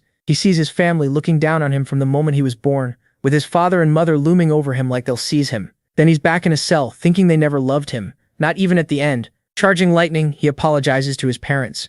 As he fires, he says he won't be taken. A voice screams his old name, but he doesn't move. The mercenary gets suspicious and goes to see why Vincent has gone still. when lightning bursts from Vincent's eyes, setting off a huge blast that tears apart everything around him. People in the mountains see it and start wondering if pirates attacked. The priest is horrified because he knows what happens there. Sirkin is just stunned by Vincent, who has blown apart nearly half the tower. The mercenary rises through the smoke and says he knew Vincent was suspicious all along. He orders everyone still standing to capture him at once. Vincent instantly moves behind him, sword already drawn and charged with mana. The mercenary turns and sees the strike coming. Vincent fires a strong bolt upward and the mercenary blocks it. He says a nobody like Vincent shouldn't even try that. But then his sword snaps in two. Vincent follows with a fast, clean strike. The man screams in pain as Vincent says that as both a martial artist and a human, he can't ignore what they've done, then drops his disguise. Two henchmen rush him from behind, calling him insolent, but Vincent vanishes into a blue mist with snow. They freeze, confused by his sudden disappearance. They don't get time to think. Vincent cuts both down at once. The mercenary clutches his wounded arm and says the bleeding won't stop. Vincent drives his sword into the ground beside him. He says the blade carries lightning so the wound won't close, and warns him to call a priest fast or he'll lose the arm for good. The mercenary grabs a stone and calls for backup, summoning priests and soldiers. Vincent is satisfied because once the priests arrive, the cadets will come too, just like he planned. As he heads deeper into the tower, he calls for Julian and says their whole conspiracy is about to be exposed. Parts of the tower still seem untouched, until another blast sends up dust and flying stone. Vincent tears through the place with a guard already down at his feet. Vincent shouts that an intruder is here, and that he's just a brat. Vincent lands as another soldier goes flying behind him. The guards charge, trying to stop him from reaching the production area. His aura turns gold, and he uses Absolute Slash in an alternate form. With glowing eyes, he activates the Dwarf King and blasts apart a huge section of the wall. Other guards stare, wondering if everyone else already fell. Their eyes widen, but lightning soon surrounds them as Vincent forms a giant electric figure and charges up. Then he unleashes giant thunderstorm, wiping out all the soldiers there in one massive electric blast that even tears up the floor. It crashes down, lightning still snapping through the air. Vincent figures those were the last martial artists, and that he burned too much mana. As he starts looking for proof, a red knife flies at him. He catches it in time and dodges as it slices past. A clown-like man steps from the shadows, draws another blade, and says Vincent got greedy. Julian warns him, this is Jaster Lancerto, a 7-star fighter from Vyra. Holding 5 knives, the clown mocks the useless young master and asks what kind of dance he'll show. Julian adds that Jaster is one of the 5 strongest in the Vyra family. Jaster talks about the gap between them, but Vincent can already tell this man is different. Compared to Rowlessa and Sirkin, this 7-star is far weaker. Vincent points his sword at him and says it out loud. Jaster freezes for a second, then lunges with his knives. He throws a storm of blades, asking if Vincent will keep talking once he's dying. The knives tear up the ground. Through the smoke, Jaster spots Vincent's hair and laughs, bragging that this power gap is absolute and talent means nothing. Then Vincent speaks right beside him, arms folded, saying the mask looks even uglier up close. Jaster is stunned and realizes the one who blocked his attack below was Sirkin, using threads to hold the knives. Vincent reminds him, he said he was weak compared to other 7-stars. Now shaken, Jaster wonders how there can be 2 of them. Sirkin rushes in with a dark aura, threads whipping forward. Jaster is cut down before he understands what happened, while Vincent watches his body hit the ground. Sirkin asks if everything went the way Vincent planned. Changing back, Vincent says Sirkin's arrival, and Jaster showing up too, worked out perfectly. He guessed the mercenaries had backup plans after Sirkin showed his strength in the abandoned fields, and knew Raven wouldn't ignore this kind of evil. Raven arrives, demanding to know where those bastards are. Vincent says they're gone now and they need to search the lower floors. Sirkin sighs, realizing he got used again. Dropping down, he says they should check because he wants to know what they were hiding in the shadows of Meltem. After dealing with the soldiers, they find a room full of books. Vincent guides the slaves and asks what happened here, since this was where magic stones were made. Shaking, an old man says the priests kidnapped him and forced him to make those stones. He says the dark door was used to make evil contracts with people who had mana talent, and the survivors were sent to the mines. Vincent listens in disgust and clenches his fists. The temple and the Marshall family who were supposed to protect people caused all this suffering. With rage rising, he wonders where the city's justice went. Sirkin asks how the stones were made. The old man points to a device like a crystal ball and says that tool uses dark magic to let the stones absorb mana. Vincent stares at it, clearly shaken by everything, then puts his hand on it. Dark energy reacts at once and starts spreading. Julian jumps and asks what he's doing. As the mana wraps around him, Vincent thinks that since he survived the door and swallowed the pills, he can handle this too. The mana condenses into a crystal, and soon he's holding a large glowing stone. He asks Julian if that stone can store the information. Julian says yes, it's perfect proof. Vincent tosses it up, and blue lightning bursts from it. Back on the surface with the tower ruined, the priests are healing wounded soldiers outside when Luzane demands to know how they lost to one boy. Then he sees something ahead and starts trembling. The heroes are standing there, and Vincent looks furious. The priests shout, asking why he attacked their facility. until one gets slapped across the face. Vincent asks if they feel no shame getting rich off innocent lives. With cold fury, he says they'll all be sent to the Jeremiel Tower of Judgment, and this place is finished. A voice in the purple mist says that would be a problem. Serkin and Raven notice the air around them feels wrong. The manager appears and says his plan is only beginning. Vincent glares at him with killing intent. White hands push out of the manager's mouth.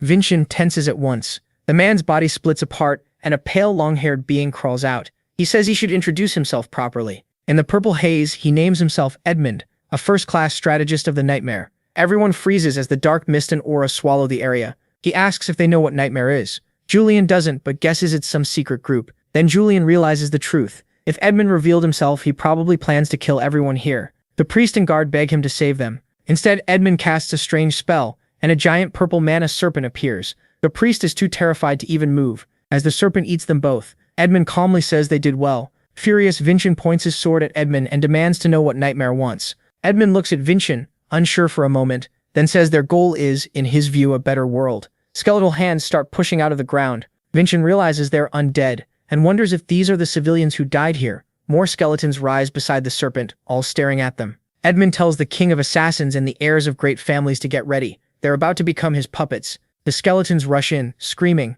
but Vincent's greatsword cuts them apart. The others join in and quickly realize these undead aren't very strong. Then the Suman director appears, asking if anyone needs help, and her whip smashes through several skeletons. One look at that attack, and everyone knows who it is. She says Varjan kept bothering her until she came to help with this dangerous mission. Since this is now an emergency, she stepped in, and Vincent is surprised to see her. Smiling, the director asks Edmund what he'll do now that his corpses are gone. Edmund only laughs. The next second, a huge pressure pours off him and the serpent. She turns in surprise as people start screaming to run. The tower is collapsing. A giant hand slams into the ground and shatters it on contact. Even the heroes stare in fear at its size. Edmund reminds them there was still the corpse of a powerful 7-star there, the clown. Then the giant headless body appears, carrying its own head like a sack. Serkin recognizes Jaster. The director tightens her grip and shouts for everyone not to panic. She charges in, whipping forward, saying most undead are useless once the necromancer dies. Her whip wraps around Edmund, but he only grins back at her. That smile chills Julian. He says Edmund is probably a lich. The director snarls that she'll rip him apart. Vincent warns her not to. He's a lich. She's stunned by that. A lich can't be killed unless its phylactery is destroyed. Tear it apart and you only make it stronger and widen its attacks. Behind them, the clown raises its hand to strike and smashes down, blowing apart a huge area. Serkin jumps to shield Raven while Vincent and the director dive away. Even then, the blast keeps surging forward, tearing through everything. When the smoke clears, they've barely escaped. Edmund says his collection just gained another powerful soldier, and as he strokes the serpent, he thanks them in advance for becoming his nightmare troops. The serpent lunges at them, and they dodge again. Serkin says revived martial artists can become even stronger under a necromancer than they were alive. The director mutters that using a 7-star like that feels like cheating. Serkin can tell the fight is turning bad. She stops on a branch, and he calls out to her. He says that as the Vartican family's butler, his duty is to protect his young master first, no matter what. She gets the message. He means he'll run if he has to, and thinks he's a bastard. The director says she'll leave Vincent with him so they can flee too, but Vincent refuses. He says they'll beat the nightmare here and leave with their heads high. The director looks surprised and says he's starting to sound like Varjan, which confuses him. She says they're alike because they both wear that strange smile, and neither seems to know how weird it looks. Then she asks if he actually has a way to beat Edmund. Before he answers, Edmund summons 3 serpents and says their goodbye is taking too long. Vincent dodges the serpents and says he's done all he can as a cadet, while sprinting along one giant body. He leaps up, raising his sword for a huge strike that makes Edmund freeze for a moment. With battle lust in his eyes, Vincent tells him not to forget who the 7th son of the Edenka is, but Edmund blocks the attack. He adds that he was never the real target. Then ropes and whips suddenly lock the nightmare in place. 2 allies appear on both sides of the monster to back him up. They jump in and drag Vincent away. He curses at them and demands to know where they're taking him. Then a bright beam of light hits his face. Raven is above them, ready with his spear technique. He dives down and drives the attack into the lich's chest. The blow launches Edmund into the air and smashes the ground hard. Raven grins and asks how that hit felt, but his butler warns that it isn't over. As Edmund slowly gets back up, purple aura leaks from him as he recognizes who he's facing. 2 7-star fighters and a family heir stand ready, but he mocks them, saying they can only stall him for a few seconds. Still smiling, he releases more aura and asks if they're crazy enough to think they can kill him. The director says they don't have many options. Vincent told them they'd all survive, so they chose to trust him. Serkin adds that the young master is good at making people believe in him. The nightmare sneers that they're holding on to false hope because Vincent is probably already dead. Soon the clown starts spinning its head and throwing heavy attacks. Even so, it can't land a hit on Vincent. Under pressure, Vincent calls out to Julian, asking if he's ready.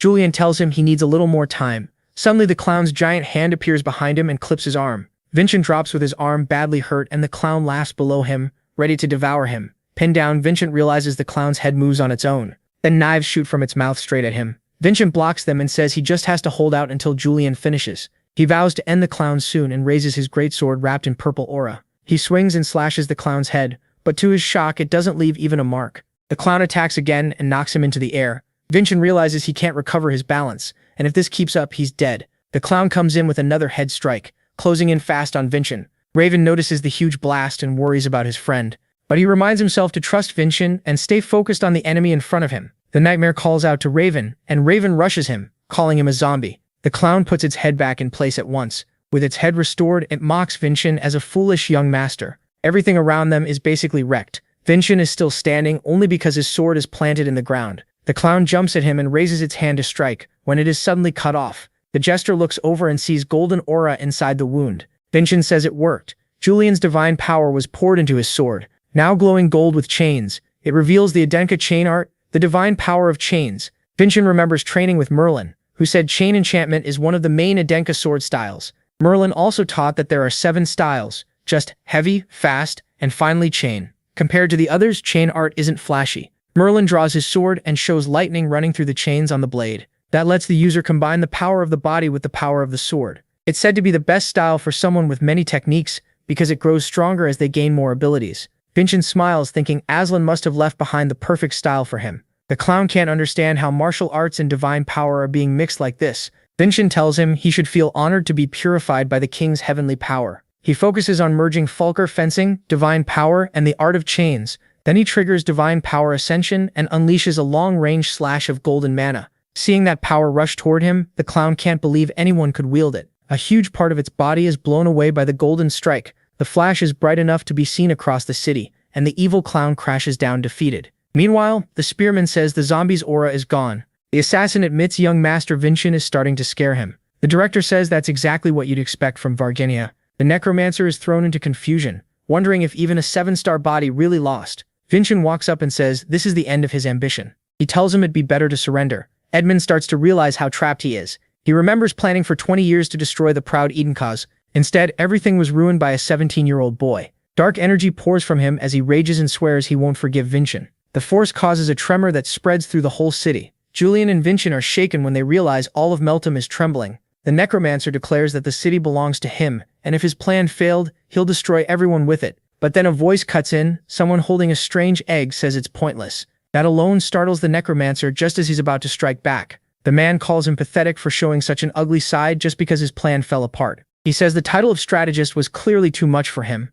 Then the speaker steps forward, a young man with red eyes. His appearance may look calm, but Edmund is terrified of him. Both the director and the assassin are stunned by his arrival. The bodyguard seems to know him, and Julian warns that the man is holding something. It's the Lich's core, most likely Edmund's phylactery. Desperate, the necromancer tries to bargain, begging for one more chance. The man just tells him to shut up, and crushes the core in one hand. Edmund's body immediately starts to crack while he screams for mercy. Begging not to die, he crumbles into small stones. Raven is stunned to see him shatter like that. The director asks the second Vargan what he makes of all this. He says the man they fought was only a pawn in this game. Then the king of assassins asks why he's here. The mysterious man replies that it's good to see him, making the young master wonder if they know each other. Sirkin explains that the young man is Daimar Heli, heir to the Heli family. Then countless guards start to pour in and surround the whole group, forcing the protagonist to get ready. He remarks that this is a lot of guards for an uncle-nephew reunion. Julian explains, these are Helium family martial artists, and wonders how they arrived so fast in Vyre territory.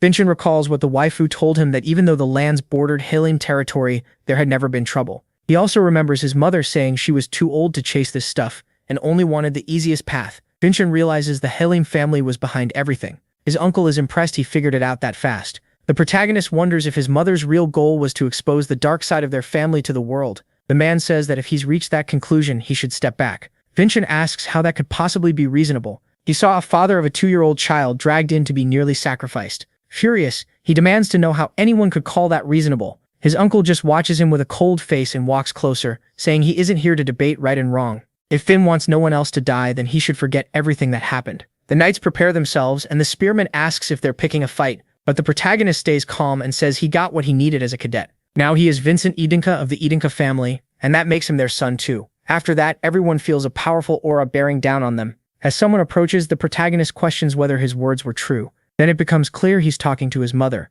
who arrives furious. As she walks toward her son, the guards are shocked. It's the great Versa. Even her brother asks why she's here. With a threatening stare, she praises her son for noticing her. Vincent says he was sure once Damien showed up, since she wants to replace the current Helium head. His uncle warns that stopping him would be a huge mistake. The magic stones are hard to make, and he'll use them as the Helium family's power source. She fires back that the family is also a martial clan, and he's using dark magic to excuse his hunger for power. He tries to pin it all on the dead necromancer, and tells her not to worry about it. Annoyed, she says it's been a long time since they met, so maybe he forgot her power. She releases her aura, opens her eyes of truth, and asks how he dares lie in front of her. The sight leaves Vincent and Julian wide-eyed. Even the man stares at his sister and remembers when they were young. Those eyes look down on everything, always one step ahead, almost pitying whoever faced her. They're the eyes he hates most, and he gets ready to attack. She doesn't move as the strike comes at her. Then a beam of light tears through his arm. In his eyes, we see who fired it. The light swells into a massive blast that rips through him and explodes behind him like a bomb. Panicking, the man apologizes and says he lost control for a moment. He freezes when he realizes the one standing before him is the Idinka patriarch. Vincent is shaken. One attack cleared the dark sky. That makes sense. This man is Aslan's descendant and the father of his current body. He is the living power of the Idinka family. Like a loyal hound, the patriarch asks his wife what she wants him to do. Blood drips from the man's arm onto the ground. He looks desperate, and his sister thinks he really is pathetic. Even after all he's done, it still hurts to see him like this. She steps forward, ready to fix the Heleme's mistakes. Then she tells her brother he will answer for everything that happened here. Footsteps echo nearby, and soon more people arrive, members of the Idenka family and priests. Damien quickly recognizes them as the Idenka Black Sword Union and the Temple of Gaia. Still tied up, he asks his sister if she planned this from the start. As he's dragged away, the matriarch says she wants the Heleme to return to the right path. Her brother asks if she feels no regret for their father. For a moment, she hesitates, but then says their father will also be held responsible, and even more heavily. Khan speaks to her, but Versa just says it's fine. Even if it's late, she wants to do what she's always wanted. She orders the martial artists arrested, and the soldiers are quickly taken in. Our healer adds that the Temple of Gaia will be shut down, so no one should expect to walk away clean. If they want lighter punishment, they'll need to cooperate during the trial. Then he notices young Master Vincent, and the director. He rushes over, scolding Vincent for overdoing it again. Vincent brushes it off and asks the director about his promotion. She says he did take part, but he acted as a descendant of the Idinka family, and the mission was to protect Gaia's priests. Looking at their condition, she can't call it a success. The priest cuts in at once, shouting for the priest of Meltum. In a scary voice, he asks what they thought of Master Vincent's protection. They realize that if this keeps up, they'll be jailed with the Vire family, and maybe even executed. So they quickly cry out that no one could have protected them better, and that the young master must be an 8-star martial artist or higher. The priest turns back, saying it sounds like they truly appreciated the protection. The director agrees. If the clients are satisfied, he can advance. She gives him a new emblem and tells him he's now in the 8th position. She knows she should say something proper, but can't be bothered, so she just congratulates him while the lesser god proudly cheers. Raven also offers his congratulations. Then the patriarch and matriarch leave, leaving the group behind. Vin's uncle is led away in chains while a guard tells him to move faster. Damien is furious. Everything had gone to plan until Vincent ruined it. He thinks that if the matriarch had come herself, she would have hidden it much better. She probably could have, but instead she sent Vincent. Then he uses aura from his hand to cut the ropes. He lunges toward his sister, ready to strike, saying he'll destroy her whole plan. But he isn't aiming for his sister. He's going after the protagonist. When Vincent turns, all he sees is blood spraying in front of him. The director and the assassin panic, realizing they let their guard down. They relaxed because the Great Khan was there. Both rush to stop it, calling for their young master, but it seems too late. Vincent can only stare ahead in shock. Then a hand reaches him and we learn the blood wasn't his, it was his uncle's. His rage may have cost him his head. His sister quietly says she hoped it wouldn't come to this, as her brother's body drops to the floor. The director is left completely stunned. Even the man called the King of Assassins thinks she's cruel for killing her own brother. Vincent is frustrated. He couldn't react, while she countered with ease. Then something catches his eye. His mother's hand is trembling. He walks up and calls out to her, then shows her a magic stone made from her life force, saying it's proof of the crimes committed there. When she reaches for it, she says her burden feels lighter, and thanks him, adding she'll return it after checking it. But before she can, Vincent takes her hand and says it's a gift from him. The sudden gesture catches her off guard. He says it can't replace what she lost today, but it's from the heart. Julian can't understand why he's comforting the great Versa. But then Vincent says her hand was shaking and someone that gentle doesn't fit that title. She clearly likes the gift, smiling as she looks at him. Later that night at the Vire family's main house, someone is suddenly run through by the Idinka patriarch who holds the body up like a puppet. The other guards stare at their captain in fear after he was taken down so easily. Khan says there is proof the Vire patriarch was involved in the Meltem incident. He throws off his cape and declares he'll remove anyone who stands in his way. Even terrified, the guards force themselves to charge him to protect their lord. But the old man is merciless, cutting down everyone in the hall with fast, exact blows. Still, more guards keep coming. The huge old man readies another attack and tears through them in a storm of blows, leaving only destruction behind. As he throws open the door, he says all the evidence was sent to Jeremiel and the Tower of Judgment. The patriarch of the Vire family has already been sentenced to death. Still, Khan says he'll allow the man to redeem himself by ending his own life. Scared but furious, the man shouts, ordering his guards to kill Khan. A hidden fighter suddenly rushes the patriarch, but Khan kills him in a single strike. He proves once again why he is the Edinka's power. The Vire patriarch can only mourn his fate. Then his aura flares and he says this is his answer, leaving the elder terrified as his life is taken away. He screams desperately for salvation. Sometime later, elsewhere, someone adds sugar to tea and asks if it's sweet enough for the protagonist. It's his mother, apologizing because he should be back with his friends. Before Vincent can reply, she says she did it because it was the right thing. His words while defending his children inspired her to stand up for what she believed in again.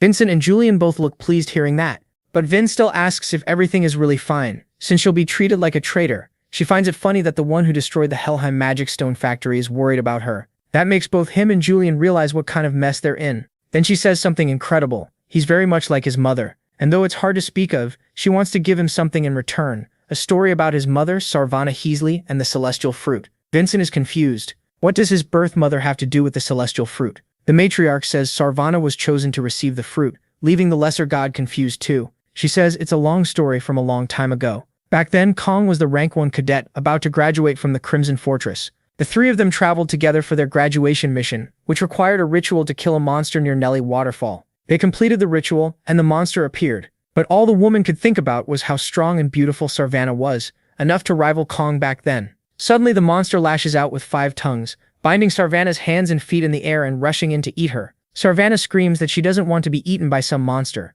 but she was only acting. A huge attack slices through all the tentacles, launched by the future matriarch. She yells for someone to move now, and Kong cuts the monster clean in half with one strike, showing how strong he already was. Sarvana lands lightly on the ground and happily says their teamwork was perfect, and the mission is done. Then the future patriarch goes to collect the monster's pearl. The young woman wonders why they need something so gross. He explains that taking the mollusk shell is a tradition from Aslan's time, but then something catches their attention. She says the waterfall mollusk is annoying, but not too hard for a graduating rank 1 cadet. Then she asks why a waterfall like this exists in such a cold place. Sarvana wasn't just cheerful. She was smart and curious enough to notice what others missed. Young Emo speaks to her as she says the mission must have had another reason. Maybe something the first patriarch Aslan left behind, and asks what could be hidden behind that waterfall. Curious, the future patriarch asks how they'll get through it. So the three start making their way through the mountain. Sarvana says she'll check what's there from this path, since her intuition is always right. Then her foot slips, and she falls straight into the river beneath the waterfall.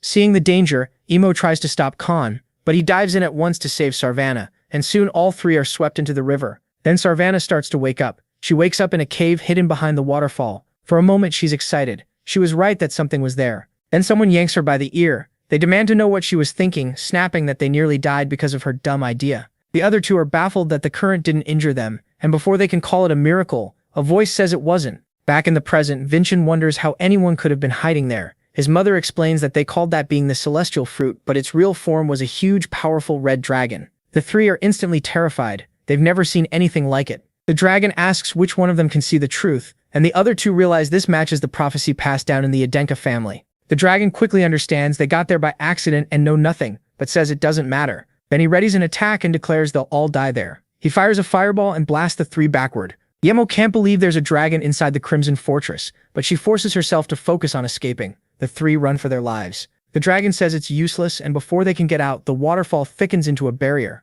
The giant lizard tells them there's no escape, and they should accept their fate. Hearing all this, Benshin can't believe a dragon could really exist, but his stepmother asks why that's so hard to accept, since the thing he added to the Crimson Lotus was dragon bone. Julian is stunned that she knows about the bone, while Benshin thinks it's stupid to believe anything could stay hidden from her. He then asks how she made it out alive. She says she doesn't know. The only one who knew the full story was Sarvana. Back in the cave, the dragon says they have nowhere left to run and should accept death. The young matriarch calls to the other two, and Sarvana starts drawing her sword as the patriarch gets ready to strike. All three charge the creature at once, rushing in and landing a hit that briefly surprises the dragon. The patriarch uses that opening for a sword art technique, but the dragon catches it and knocks it into the wall like it's nothing. That leaves him shaken, because it was the strongest move of the Adenka family. As the dragon gathers mana, he says humans have limits, and a crushing force bears down on them, making it hard to breathe. Sarvana and Versa collapse, while only the patriarch stays on his feet. That catches the dragon's eye, and he asks how a human can endure his mana pressure. He even thinks it's a waste to kill someone with such talent, but the patriarch refuses to let him kill his friends. A symbol spreads across his face, and attacks begin tearing across his body, like arrows brushing past him. The dragon says the ways humans use to control mana were originally passed down by their kind, then transforms into a woman and walks toward them. She says it's unfortunate, but she'll have to finish him, and forms an attack in her hand. Right then, a huge blast erupts outside the waterfall. Sarvana's hair flies upward, and it's revealed she stepped in front of the attack to protect the patriarch. The dragoness is stunned that a human survived her magic, and with one look she realizes what the girl is. Touching her chin, she says Sarvana is a Risley, leaving Sarvana confused about how she knows. The dragoness says it's obvious. After all, Sarvana's family was chosen by her. Versa says that's all she remembers, and when she woke up they were already outside the waterfall. On top of that, Sarvana somehow was holding the celestial fruit. Hearing that, Vincent is stunned. Now he knows it really exists, and that Aislinn truly left it in the Crimson Fortress. But even though she survived, Sarvana's health kept getting worse, and over the next 7 years she grew so weak she could barely live normally. Hearing about his mother's end, Julian grows quiet and sad. The matriarch says that even then, Sarvana never ate the celestial fruit. Instead, she wanted Khan to take it, but he couldn't accept gaining strength at the cost of her health. After all that, she passed away and left Vincent behind. In the end, Khan ate the celestial fruit because it was her wish. Still, Sarvana stayed in his heart forever, as beautiful as ever. Vincent notices the mix on the matriarch's face: envy, longing, and regret. He asks what she truly thought of his mother. She answers that she cared about Sarvana and envied her too. Then a memory appears of Sarvana hugging Versa and telling her everything would be okay, while Versa trembled in fear. Versa soon breaks down and Sarvana comforts her, saying she isn't a puppet. She cries in Sarvana's arms under the rain.